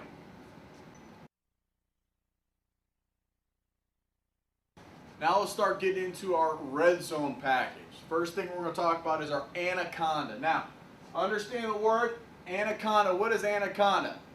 Big ass snake. So, we remember that the anaconda route is very similar to the snake route and what we're trying to get accomplished, but we're just going to do it a little bit deeper. Our alignments for anaconda is we're going to go normal add, which is basically normal plus 2. We got normal here. And then we got numbers to the back side. This is going to be some sort of 3x1 set. If there happen to be a no tight end here and then we're in trips, then the inside guy, the penetrator, is going to basically be on the line of scrimmage. Well, let's do it out of a tray set first. Okay. Now, with the number 1 receiver to the back side, you are our blitz outlet. If we get any type of funky look at all, whether it be cover 3 or blitz, we are going with you through the football. We're throwing you the football. This is our 7 across beater happening over here. But backside X's, you're going to run a quick out, a 4-step quick out versus any type of rolled coverage converts to a fade. So if we get man-to-man, press man, all-out blitz, we are going to take you one-on-one to the back of the end zone for a fade route. So you have to make that play. To the front side is what we call our 7 across beaters. Number 1 has a 7-step glance route. Number 2, 7-step glance route. And number 3, you're in the flat. Okay? So the way this thing works is that if you are outside of the 7-yard line, okay? We say once we get inside the 8-yard line, basically the 7-yard line, is we're going to change our route to 5 steps. But a glance route is always run off of 7 steps. Okay? Now, the closer we get to the end zone, obviously we have to be able to adjust our feet. So once we get inside of the 8-yard line, these 2 routes change to 5 steps. This is the way we would run it versus a 3x1 set. Backside X always has the quick out, which converts these 2 guys, normal add, so basically it's plus 2 from normal, 7-step glance, 7-step glance. Looking for the inside guy to pin this safety right here so we can throw it to the outside guy. This guy winds up getting wide, we'll throw it to the inside guy. Okay? We're looking to pin this safety right here. Now, the other formation that we run this out of is a posse set. It's still a 3x1 set. But our routes just changed ever so slightly just because we condensed. Notice when this guy was out here, we ran a 7-step glance route. We wound up throwing the ball about right there. Okay? But when we get into a posse set right here, we have to widen out for 7 steps, okay, and then stick it and get vertical right after that. So if I draw your alignment right here, you should be slightly outside of your original alignment. When you stick it, you should be right back on top, almost straight up from where you originally were. All right, but we got to do a good job of selling that thing wide, then breaking it. The inside guy's got to fight through the traffic, pin the safety, and run his 7-step glance. Obviously, if we're inside of the 8-yard line, we change all our feet now to 5 steps. Number 3 rule does not change. He's in the flat, and the backside doesn't change at all. Those are the 2 ways that we run our anaconda route. Let's watch our anaconda route right here, okay? This is what it looks like out of posse, just so you know. See how this guy's getting slightly outside. All right, here's one we ran versus Nebraska last year. Okay, notice the flat guy, the point man, and the crease man. Boom, nice. What do you notice about where we are on the field? We're inside of this 8-yard line, so watch this guy. 1, 2, 3, 4, 5, bang. Okay, and then he goes a little bit too far sharp, but that's not bad. We should be completing that ball for a touchdown. The point man, he pins the safety, which is exactly what we want. And backside, we were running something different last year, so don't worry about backside.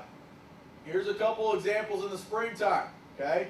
Let's watch out here. Watch the point man first. 1, 2, 3, 4, 5. He's got to get through all the garbage, and then the quarterback's going to throw him the football. 1, 2, 3, 4, 5. He goes a little bit far right here. The Z does. He should go 5 steps. Nope, we're on the 8-yard line, so he should be going 7 steps. This is correct. Okay, and looking for that ball right off of his break. Notice you getting one-on-one to the backside. This would be an example right here now, based on what the defense did. See how they blitzed? Where the guy who's running the quick out route and converting it to the fade versus any type of harder press coverage is where we should be going with the football. Okay? Now, when we're running a fade route, understand, we have to close the gap between you and the DB. Okay? If he's playing press coverage, then think about running 4 foot fire steps. But we got to be able to get vertical for a minimum of 4 steps before we break it to the fade route. Quarterback is going to throw based off where this corner is. He may throw it over top of his head to the back corner, or he may throw it to your back shoulder, which you'll have to just change your body position to be able to make that play. But based on what we see here with this linebacker blitzing, this quarterback should have been throwing it to the backside X. Okay, here we go again. Okay, let's watch this front side safety. What does he do? He widens. Therefore, quarterback's going inside, jump ball, touchdown. Okay? We're at the 10-yard line, 7 steps. 1, 2, 3, 4, 5, 6, 7. There it is. Good. Now, if this safety's starting to widen really wide, then you should be breaking across his face. All right, this would be a hard one for the X for the fade route because they got a double cover. Touchdown now. Here's one more. 1, 2, 3, 4, 5, 6, 7. Bang it. That's a little sharp. Look how sharp he's going. Okay, that's too sharp. We want him more upright, more vertical. Fight through the traffic, get skinny, take the safety out. Tight end's a little too sharp as well. Backside X, you're getting beat up. All right, here is Anaconda in a 3x1 set, and the number 1 receiver is a little wide. He should be normal, add. Inside guy is normal. Backside X, what do you got? You got a quick out, which converts to a fade. All right, so watch number 3. He should be in the flat. Flat now. Widen that guy out. Okay, we're not going to be stopping anymore. We're going to be running a flat route right here. Okay, inside guy, big ass snake, pin the safety. You fix him, boom, touchdown by number 1. A little wide, he's got a 7 step. He goes a little short here. Watch his feet. 1, 2, 3, 4, 5. He should be going 7 steps. See how he breaks and he's open? We want the quarterback to throw it right off the break. Here we go down here to the left. 3-man side. Tight end is going to go to the flat. Okay, this is a busted route by him. We got a 7 step right here by the outside guy. Boom, nice timing, touchdown. Okay, he's got to make this play. The inside guy's got to pin this guy.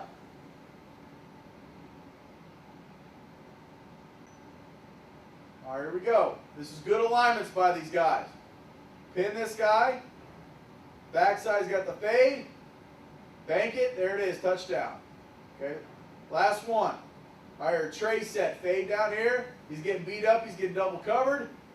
All right, number 3's to the flat. Number 2, pin him. Good. Touchdown. Okay, that is our anaconda concept. Signal for anaconda. Next screen we want to talk about is our Bonnie and Clyde screen, which is very similar to radar and laser. Now, when we do our Bonnie and Clyde screen, it will be 95% to the field. Okay, and once again, the guy who's getting the football has to be off the line. So let's draw it out of a deuce set. When we talk about Bonnie, we talk about Clyde. Bonnie is a girl's name, so it's always to the right. Clyde is a boy's name, always to the left. Okay? So let's line you up in the second half of deuce. So we got a deuce set right here. Okay? When we run Bonnie and Clyde, it's going over here. What this guy's responsible for is the exact same responsibility as he did in radar and laser. He's going to block the first defender over top of the guy who's getting a football. So, in this look right here, is that he will do the exact same thing. If the guy's playing up faster, he's got to go now. But if he's starting to play back, he can take a two-step roll over to block the guy over top. Now, this guy's fundamentals are different in Bonnie and Clyde than they were in radar and laser. We're going right now. So if your inside foot's up on the line, all you have to do is switch your feet at the snap of the ball, and you are coming inside. Where we want this ball to be caught is approximately about 1 to 2 yards inside of these hashes right here. So if we're in normal alignment, +1, since there's a receiver out here, it's going to take you 6 yards to turn inside where the quarterback gets the ball and he's going to throw it to you right now. Okay? That is a Bonnie screen. Now, to the back side, if we happen to have two receivers, let's put an A over here, let's put a Z over here. If we have what the slot guys are responsible for, the back side of the Bonnie and Clyde screen is you are responsible for the first linebacker or alley player outside of the box. You have what we call a cutoff to safety block. A cutoff to safety block. Okay? So if you can cut this guy off, that's what we want. And force him underneath you. Don't let him go over top, force him underneath you. Backside guy has got deep third, deep half rules. So if there's a corner right here, there's a safety right here, we're going to push vertical to see what he does. Okay? If he squats, then boom, turn to the safety. We're trying to go get the safety right after that. If he gets depth, just stay right on him. We'll let the safety go. Okay? To keep your rule the exact same. So we got our Bonnie over here, which is an outside-in screen with the wide receivers. And then we got our backside blocking rules away from the screen. Bonnie. Clyde.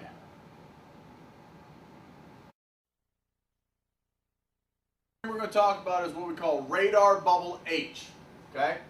Now, this is a screen that we put in the spring. Most likely we're going to run it out of a tray set. Okay? So here's the H right here. Here's the Z right here. To this guy, the outside receiver, we're blocking exactly like bubble. Man on. Okay? Man on. If you happen to get a guy pressed up, you got him. You're shimmying to his shimmy, but we're doing it from inside leverage, not outside leverage. Okay? So we want to sprint to his inside tip so we can pin him to the sideline. Okay? Now where the radar bubble H comes from is that the inside receiver, the inside tight end is blocking radar, so he's blocking first thing over the guy who's getting the football.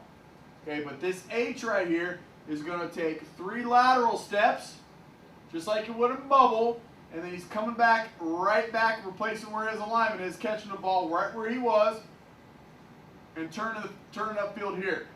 So the way it's going to look is this H is going to start his bubble, 1, 2, 3. Going to stick that foot in the ground and come right back to where he was. We're trying to influence this linebacker to get wide with the bubble. Then we're going to block him from inside out with the tight end. And we're coming right back underneath. You're going to catch it going forward. And now we're off to the races going vertical. So this is what we call radar bubble H. If we happen to run it off of a 3 wide receiver set,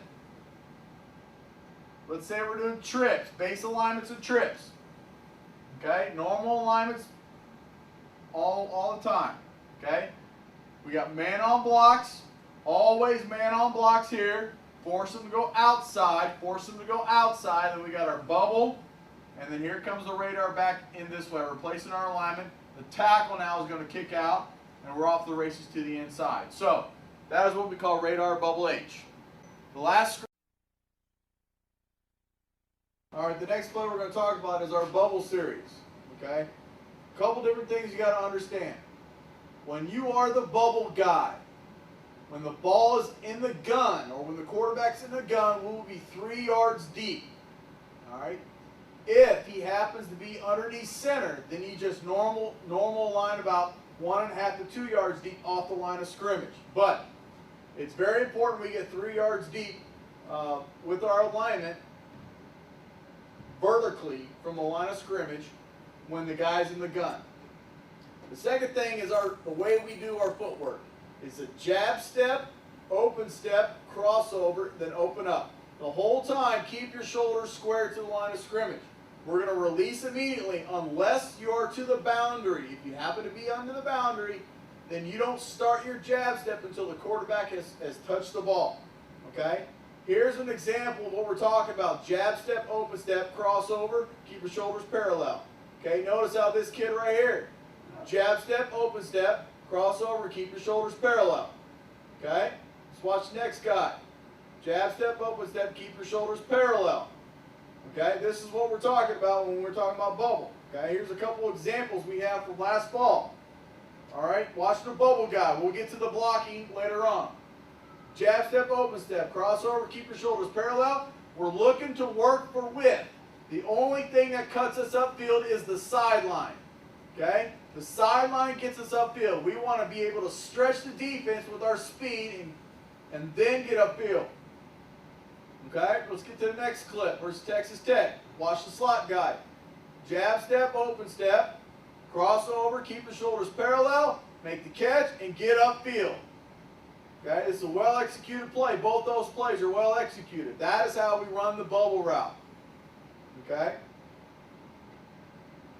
Now let's understand how to block the bubble route. Alright? The first thing we got to do is identify our assignments. Excuse me, let me rewind that. Is identify your assignments. If it is a 2 wide receiver set, meaning like a deuce set to the H and to the X, the outside guy will always have man on unless there's rotation. Okay? Man on is a 2 high safety. If you will always be man on if you see 2 high safeties. Rotation occurs when you get a linebacker blitzing off the edge and off the alley, and then the safety spins down. That's what we call rotation. But if there's only 2 receivers out there, then you will only handle the first example and the second example. Junction is for a 3-man side. Okay? When we're running Rammer Lion or Bubble to a 3-man side, where the guy who's lined up over number 2 is outside of number 2. If that happens, then we are going to what we call junction call, where number 1 will crack him, and the number 2 guy will secure to circle around to handle the corner route. Okay, here's a couple examples I want to show you on how to block the bubble play. Watch number 1 right here. Here's the key. Now, as you sprint off the line of scrimmage, you are going to sprint to his outside tip and shimmy to his shimmy, which we'll get there here in a second. Okay? But the thing I want to show you, notice how there's 2 high safeties. This guy understands he's blocking man on. Okay? Drive him out of bounds. Here's the example versus Kansas State. Okay? Notice, he understands he's getting a rotating safety down. He takes the inside guy, boom, blows him up. This is what we call rotation.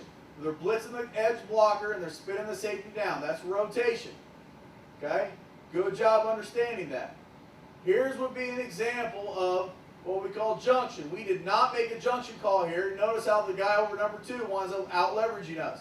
And so in this look right here, the number 1 guy, what happened to be the Z in this formation, would block him. He'll secure it, make sure he doesn't try to penetrate right away, and then wrap around for the corner. That's what we call a junction block. Okay? Now, as far as the technique-wise we use for blocking, the outside wide receiver needs to sprint to his outside tip and shimmy when he shimmies. That means you are running your butt off to his outside tip, and when he starts to break down, you start to break down. That will secure us in order to make us the correct distance away from him. If you're an inside receiver, you're going to arc the power step. Now, where you want to take that arc step is if he's starting to play just slightly inside of you. Okay? If he's playing inside of you, then don't worry about it. You pick a point between your alignment and his alignment, and you go blow his ass up. ISO block. If arc to wrap means if there's a junction, means arc to wrap means you're going to open step with your outside foot. You're going to secure, make sure he doesn't penetrate, and then you're going to wind up sprinting off to handle the corner. Here's what we call our shimmy drill. Okay, this is a short shimmy drill that we use. Here's a long shimmy drill we use. Sprint off the outside tip, shimmy when he shimmies. That's what we're talking about. Okay, let's watch the number one guy down here. Sprint off the outside tip, shimmy when he shimmies. Want to stay on outside tip reference point. Now, if he crosses your face because he's trying to force everything back inside, then you just drive his ass out of bounds. Here's one versus Texas. Okay? All right, I want you to look at the inside guy. Notice how this guy is slightly inside. He's just slightly inside. So this guy needs to sprint off and power step it. He doesn't do a very good job of what power stepping is. And when I talk about power step, I want to see your outside foot tilted and you facing this DB and stomping that ground, keeping your feet on the ground. That's what a power step is. Okay? Now, as far as our hands, when we get into our shimmy position, we want to shoot our hands inside. Okay? Punch the inside hand versus cross face to his out of bounds. And once we got him manned up, we want to be able to base block him and fight him the entire time. Don't lean forward because you'll get thrown. Now, if you get a profile look, you want to blow him up. And when we talk about big brother versus knockdown, that means if he's down, you keep him down. Here's a couple examples. Blocking. Okay, you got man coverage. He sprints his outside tip. He's using his inside arm right here versus man. He shoves him. Now he's getting back on him and driving him out of bounds. Well executed by the outside guy. Let's look down here. We've already seen this example. Okay, sprint to his outside tip. Shimmy to him, shimmy. He cross faces. We're going to drive his ass out of bounds. Here's an example of a profile look. We've already seen this example. He doesn't see him coming. Just knock him out. Well executed by the outside guy. That is how we run our bubble plays here at Iowa State. Ram. Lion. Bubble. So go 45 bubble.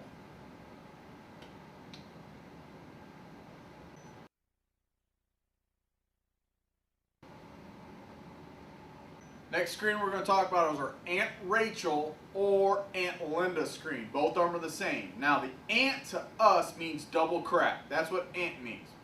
The Rachel screen is talking to the offense line and how they block it. Okay? But we understand Rachel to the right, Linda to the left. So we have, let's talk about just Aunt Rachel for simplistic reasons. Now what I drew up here is an L deuce formation. Okay? Now, with an L deuce formation, the front that you're most likely going to see in the Big 12 is two safeties high, backer, backer, backer, corner. Okay, our base way of running Aunt Rachel is Aunt Rachel Lion. So what Lion tells these guys is the gap left. Okay, it also tells our wide receivers we're going to run the screen where only one receiver is. Well, the screen where there's one receiver, the most common that we run is our laser screen. So instead of calling Aunt Rachel laser, we call Aunt Rachel Lion. Okay? So we just run our laser screen. Now, if there happen to be two receivers out here, Aunt Rachel Lion, well, obviously it's easier to run a line one, so we'll just block man on and run the bubble.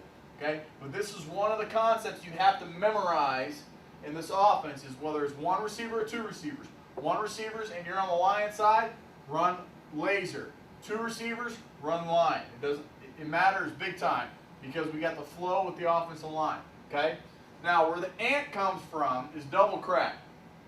Both sides normal splits, both guys normal splits. And what we're going to run on the inside, guys, his responsibility is you crack the first thing inside of the alley player. Well, we identify the alley player as any defender that's outside of the offensive tackle, outside of the box. The very first guy. This is our alley right here, okay? This is our alley player. So since he's cracking the first thing inside of the alley player, what he's got to do is he's got to take an angle, just like he does on the snake play, okay? We're going to attack, but we're going to make it a little bit sharper. We're going to attack his outside shoulder for 3 steps. Okay? After we attack his outside shoulder, we're going to stick our foot in the ground and haul ass to crack this linebacker right here. Okay?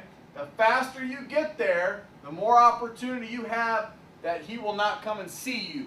If he sees you, then you're going to get a frontal look and then you may have to shimmy down.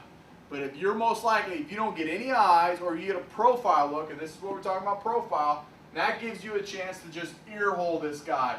Blow him up, knock him up, big brother. Okay? The outside guy, what he's responsible for is the alley player.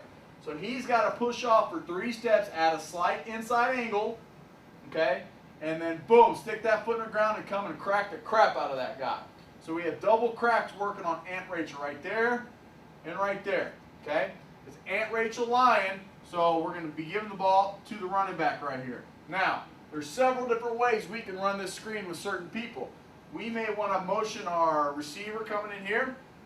Let's go over doing hack L trio, Aunt Rachel to H, 45, which means we're going to run the Aunt Rachel to H, which just happens to be the H going in motion in the trio set.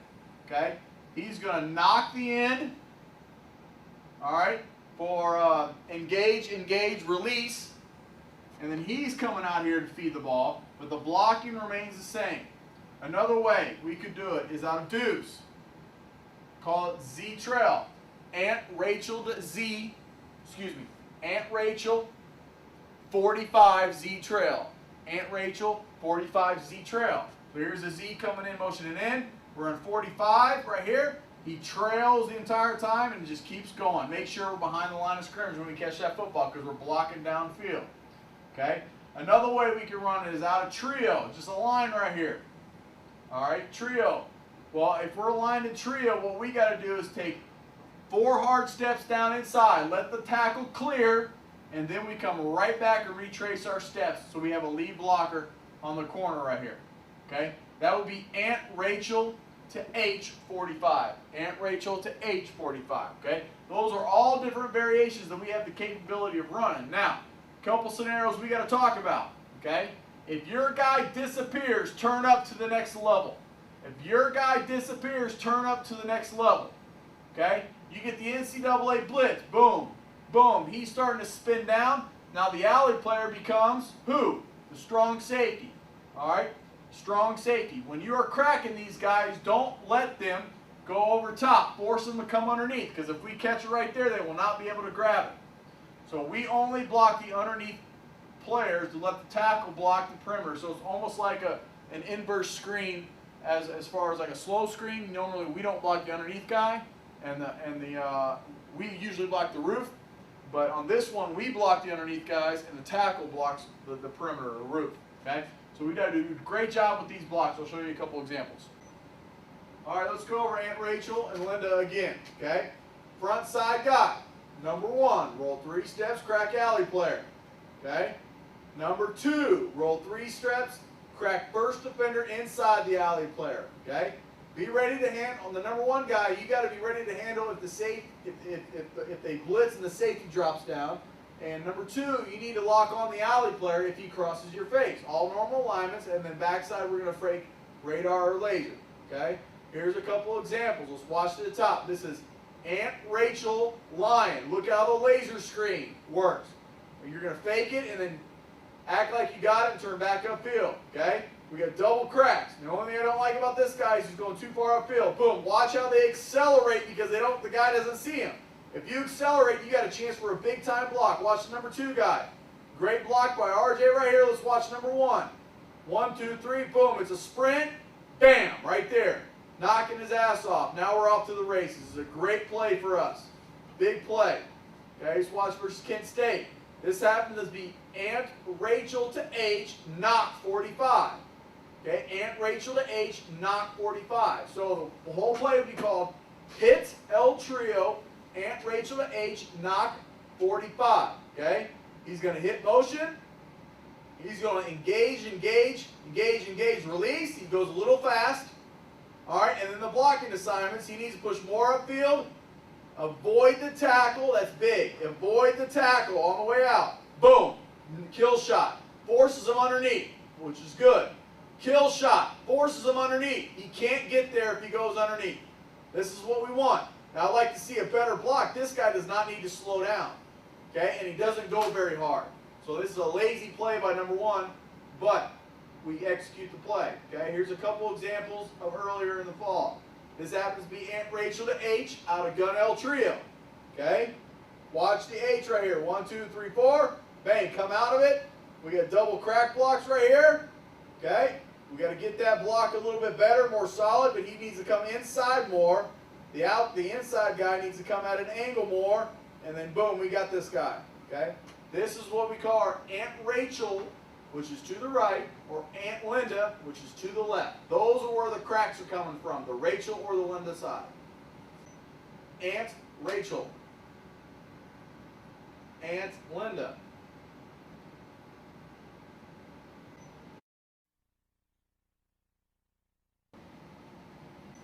Our radar laser screen is what we're going to talk about next. Now, when we say radar, that means the screen is to the right. When we say laser, the screen is to the left. This is an important screen for us because it is a wide receiver screen. Now, I'm going to draw it both ways, okay? So if you can ignore our formation here.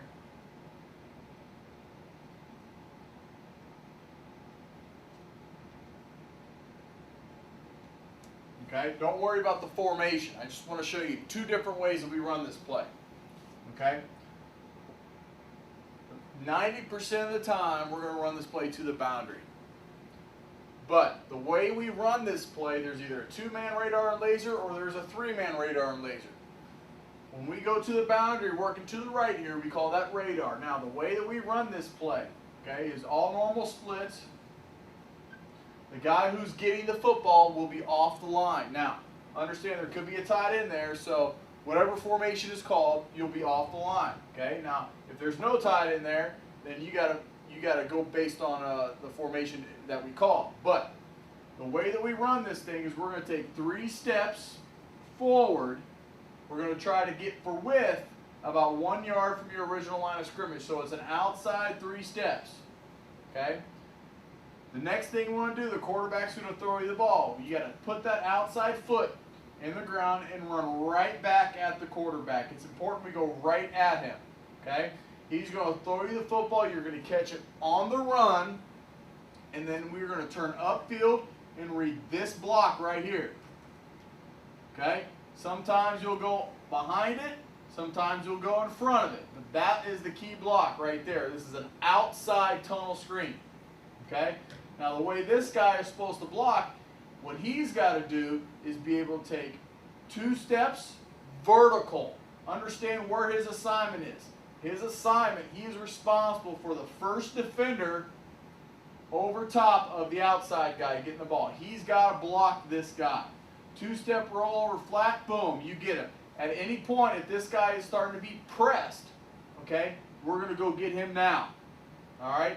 But the whole key, I want you to concentrate here in the summertime of taking 2 steps, roll over flat, and boom, blocking this guy. Therefore, when he pushes off vertical, he sits off in this corner, come right back at the quarterback, and then boom, we're catching it on the run, turning back and getting back outside. Now, that's when we run into a 2-man side. We run into a 3-man side. We're always talking about the radar and the laser being run to number 2. Okay, so if you can take this picture right here, the 3-man radar and laser, to the left it's called laser, and eliminate this guy right here, is the exact same as what we're talking about on the radar. Okay? This guy right here has the 3-step. 1, 2, 3. Come right back at the quarterback, catch the ball. And the number 3 guy here in the 3-man side is responsible for the first defender over top of the guy who's receiving the football. So this would be laser. Now, obviously, we got a number 1 guy. What's he responsible for? Man on. Okay? And we want this guy to be able to go this way around the block, not over top of the block. So you need to get yourself in position where if he decides to come up hard, he goes around you to the outside. So when we do catch this ball right here, and we can make that cut, he's not folding back into the play. Okay? So it's very important now is that we get 3 steps vertical, 1 yard width. Okay? Come right back at the quarterback, catch the ball on the run, and off we go. This is our radar and our laser screen. All right, let's go over this play again. Okay, screen guy, 3 steps upfield, 1 yard outside original alignment, come directly back to the quarterback, burst upfield and read blocks. Inside blocking wide receiver, 2-step rollover, block the man over the screen guy, just like we talked about. If there happens to be a 3-man side, The outside guy blocks man on. Okay? Here's the drill that we do to help us know what our steps are. All right, catch the ball, get back upfield the whole time. Here we go. This is laser. Let's watch up top. Laser out of deuce. All right, watch the receiver. 1 yard wide, come back, catch it. The one thing I like to see is catch it on the run. Okay? Now he's reading the block of the tight end. All right, tight end logs the guy, he cuts inside, and now it's up to you to make something happen.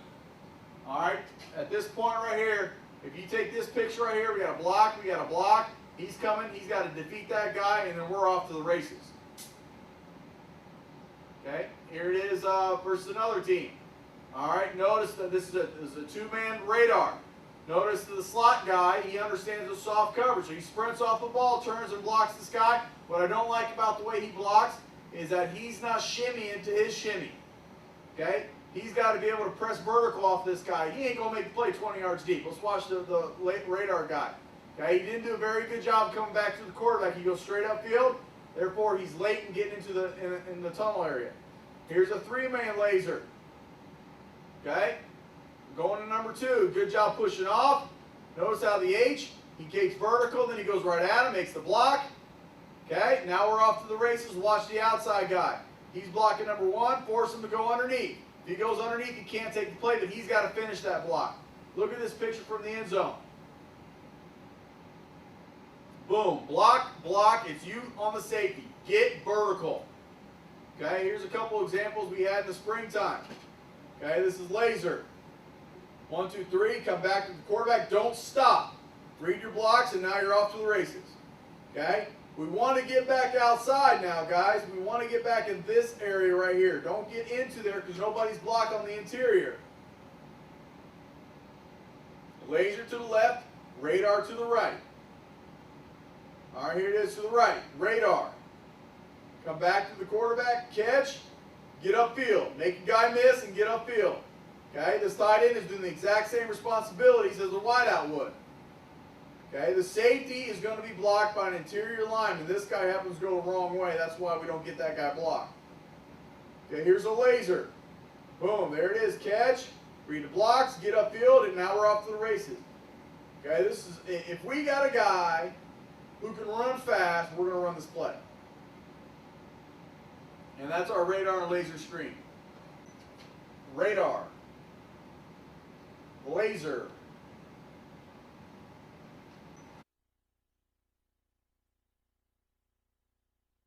Concepts we're going to talk about is our screen game. First screen we're going to talk about is our Ruby and Louise screen. This is our slow screen.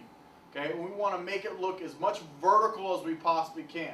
Here's our rule as a wide receiver. Deep third, deep half. Okay? We are responsible for blocking the deep third of the field or the deep half of the field. And the way your progression works is you will never block an underneath guy. That's what the offensive linemen are for. You will only block the shell of the defense. So, if I draw up a doubles set,